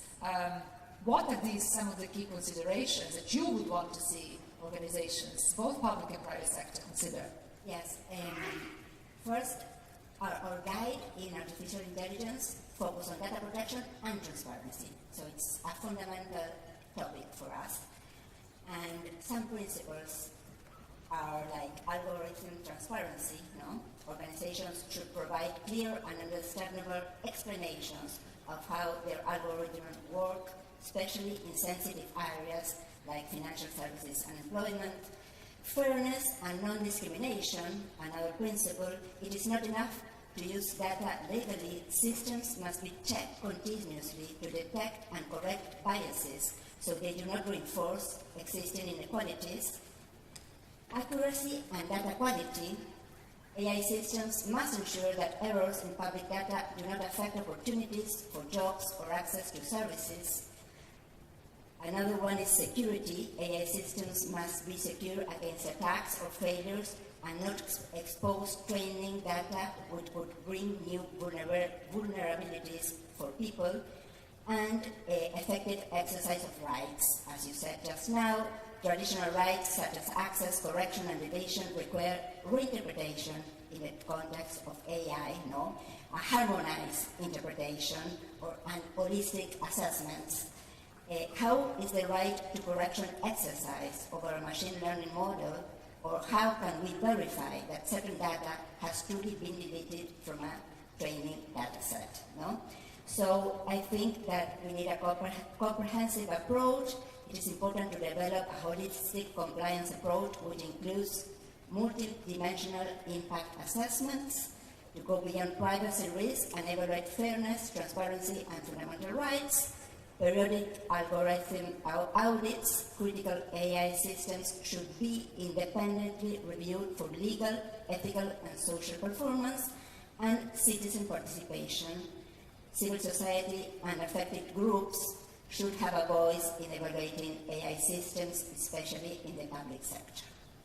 By the way, thank you for that. Really comprehensive, really helpful, I thought. But also, I liked your point about fairness. Fairness is a continuous requirement. You always have to continue ensuring that the algorithm behaves in a non-biased, non-discriminatory way, which may mean you need to collect data. So sometimes you have to be fair to individuals as well to collect and use that data to ensure a non-bias. I'm just being provocative here. Dale, I want to ask Anna, but do you have something? Just very briefly on that ongoing monitoring, it's really essential, and we've required a number of the organisations who we've engaged with that, because there's a little bit of the unknown at this point. There's mitigations, safeguards being built in, but we want to ensure that they're actually working correctly. So we've required them to submit reports to us on a periodic basis. But not just the DPA, we really want to see our companies, organisations developing AI models, AI systems to actually continue to monitor their implementation. And it's something which we haven't really been today, that further deployment of actually open source models, and what wasn't intended with the original model could be used for purposes unintended originally. So there's a whole area, I think, of work and focus needed in that particular issue. Thank you for that. Anna, I want to ask the same question about the other principles, and where do you think, what is the most important? Which of these are? Well, I don't know what is the, whether you can really set them, in line like that. But it is very good to start with the legal basis, because this sets the frames for the processing. And many other important principles have been mentioned here already. I think that the privacy by design is one of the really important principles. I would also underline the importance of fairness. And here, in particular, the need to avoid deception, discrimination, and biases. So it's also very important. And as a third important principle, I would mention the same as Dale already brought up. So transparency. When we are talking about the complexity of the technologies involved, it is really important that the data subjects are informed in a timely manner, and that it's easily accessible information which is provided to the data subjects. And it's probably a very dynamic concept of transparency, because what people understand today is much less than what they will understand tomorrow. Probably tomorrow they'll know more, but then there's always going to be something else. Do you think that in the EU, certainly we've got some of these principles, fairness, transparency, also in the EU AI Act. I mean, what can we learn? You said you're going to work on this relationship between EU regulation on AI and data protection. Can data protection inform how we also think about AI fairness, AI transparency under the AI Act? Well, this is a very interesting question. We are indeed working on the guidance of the interaction of the GDPR and AI Act, and I think that the existing legislation always has an impact on what it is about to come. And I mean, we at CIPL have been thinking about this a lot, and one thing that we've been working a lot with organizations is to how do you create a holistic way of thinking about these different disciplines, but in an integrated way. I think there is more and more it's becoming more difficult to ask businesses to do AI impact assessment, data protection impact assessment, security impact assessment, children assessment, safety assessment. We need to integrate and start thinking about how they all work together. So it's something I feel very passionate about. I think industry needs to rise and start to do that, and they're starting, but I think we need some regulatory help as well. Sorry, it's a bit off the script, this, but I felt I needed to say this as well. Professor, what about, how do you see these principles in your closing remarks? So, I think about fairness and transparency, and I believe that regulators must pay attention to a new technological shift that we are entering now. Is multi-agent AI system. So let me give you an example. Microsoft announced a new medical AI diagnostic system, and that is not a single model. It consists of 5 different agents. So one agent will make a hypothesis, another one criticize it, and third one propose a new test, and fourth one will look for the data, and the last one deals with ethical issues. What is interesting about this whole system is that those 5 agents are designed to debate with each other. And what is crucial here is that the records of these debates are, well, later verified and can be used to check the trustworthiness of the outcome. So doctors can check the records to see, well, if the result can be trusted or not. And also, the patient can exercise their rights, whether as a right to be informed, that they can get the records of the agent debate. And I believe that this opens a new possibility for transparency and fairness. So, and this is not a science fiction, and I expect in the next few years, this kind of multi-agent system will become a very common framework in AI deployments. So, and I hope that this technological development can help and inform the legal scholars and regulators. I love this very optimistic but also realistic comment. Indeed, today already we are seeing organizations investing in developing privacy-preserving technologies. There's a lot of investment going into that, together with the mitigations you all talked about that we are seeing companies do. So we have to encourage and do that. We at CIPL have started a new project on agentic AI, and just like you have said, we are seeing now agentic AI being used to actually deliver transparency, to deliver access limitations, to ensure even better security, maybe even manage consent. So there is managed data subject rights as well. So I think there's a huge potential that we could do there as well, but it's going to open new avenues of conversation. I have heard about a term, I've written it down because I have to, it's called metacognition. So we talk about agentic AI, multimodal, but metacognition is the next generation of AI, where AI will be able to reason and explain how they have made the decision. So wouldn't that be amazing in terms of transparency, where actually AI can explain to you why this decision was made, how did they reach that, etc. So with that, I want to leave a dose of optimism to say that technology is giving us challenges, it's making our jobs absolutely interesting, exciting. We really all work at the forefront. We can tell our children, as I've said the other day, I was there when we were creating these tools. We were helping make this better and more responsible and more trusted. And we really need collective thinking, collective best practices. I'm glad we are in Korea. Just one thing. Yes, please. But right now, that system does not work. So if you ask ChatGPT, why did you answer like that? And ChatGPT will give you answers why it answered that way. You should not rely on that. I know that. Okay, fair. But I think the point being is that we are together working on something that is really very important. Please, it is important to keep engaging and being very, very constructive and very, very open. You all expect regulators and a lot of organizations. And I know you work with very big ones, but I don't know what do we do about the frozen middle. Lots of applications out there that are being built, lots of companies who are not in this room, and how do we reach them? We need to try and avoid what's happened with the app ecosystem, because we have the similar example with that, where huge swathes of app developers, which is very hard to regulate. But I'm going to finish this point as well, and I've always said this, we as the regulators don't have all the answers yet either. We're working through this, but what we all want to do, and I think we can all agree on, is that we want safe, responsible, ethical AI, and that should be our common goal. Any last words from the two women here as well? Well, I would basically finish with the same words they'll just use.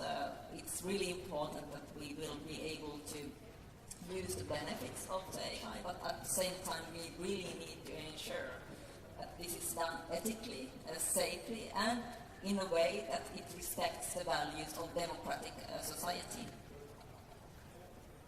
I was thinking that, well, of course, responsible innovation, but when we are like guaranteeing rights, democratic rights, I think that the state has a role there to enforce, no? A role of enforcement. And I think that in these technologies we need a political leadership, no? Not a political parties, no, a political, strategic vision and leadership concerning these new technologies that will change their lives. Exactly. So it is everybody's job. Governments, politicians, regulators, professors and academia to keep us honest, and industry as well needs to step up and be accountable in this new world. So with that, thank you everybody very much for staying with us. Please join Simple for our side event to continue the provocations of sensitive data and have a very good conference. Thank you again. Thank you to our very passionate moderator and our panelists. I think that it's great that we close the official session on a rosy note with a little bit of optimism.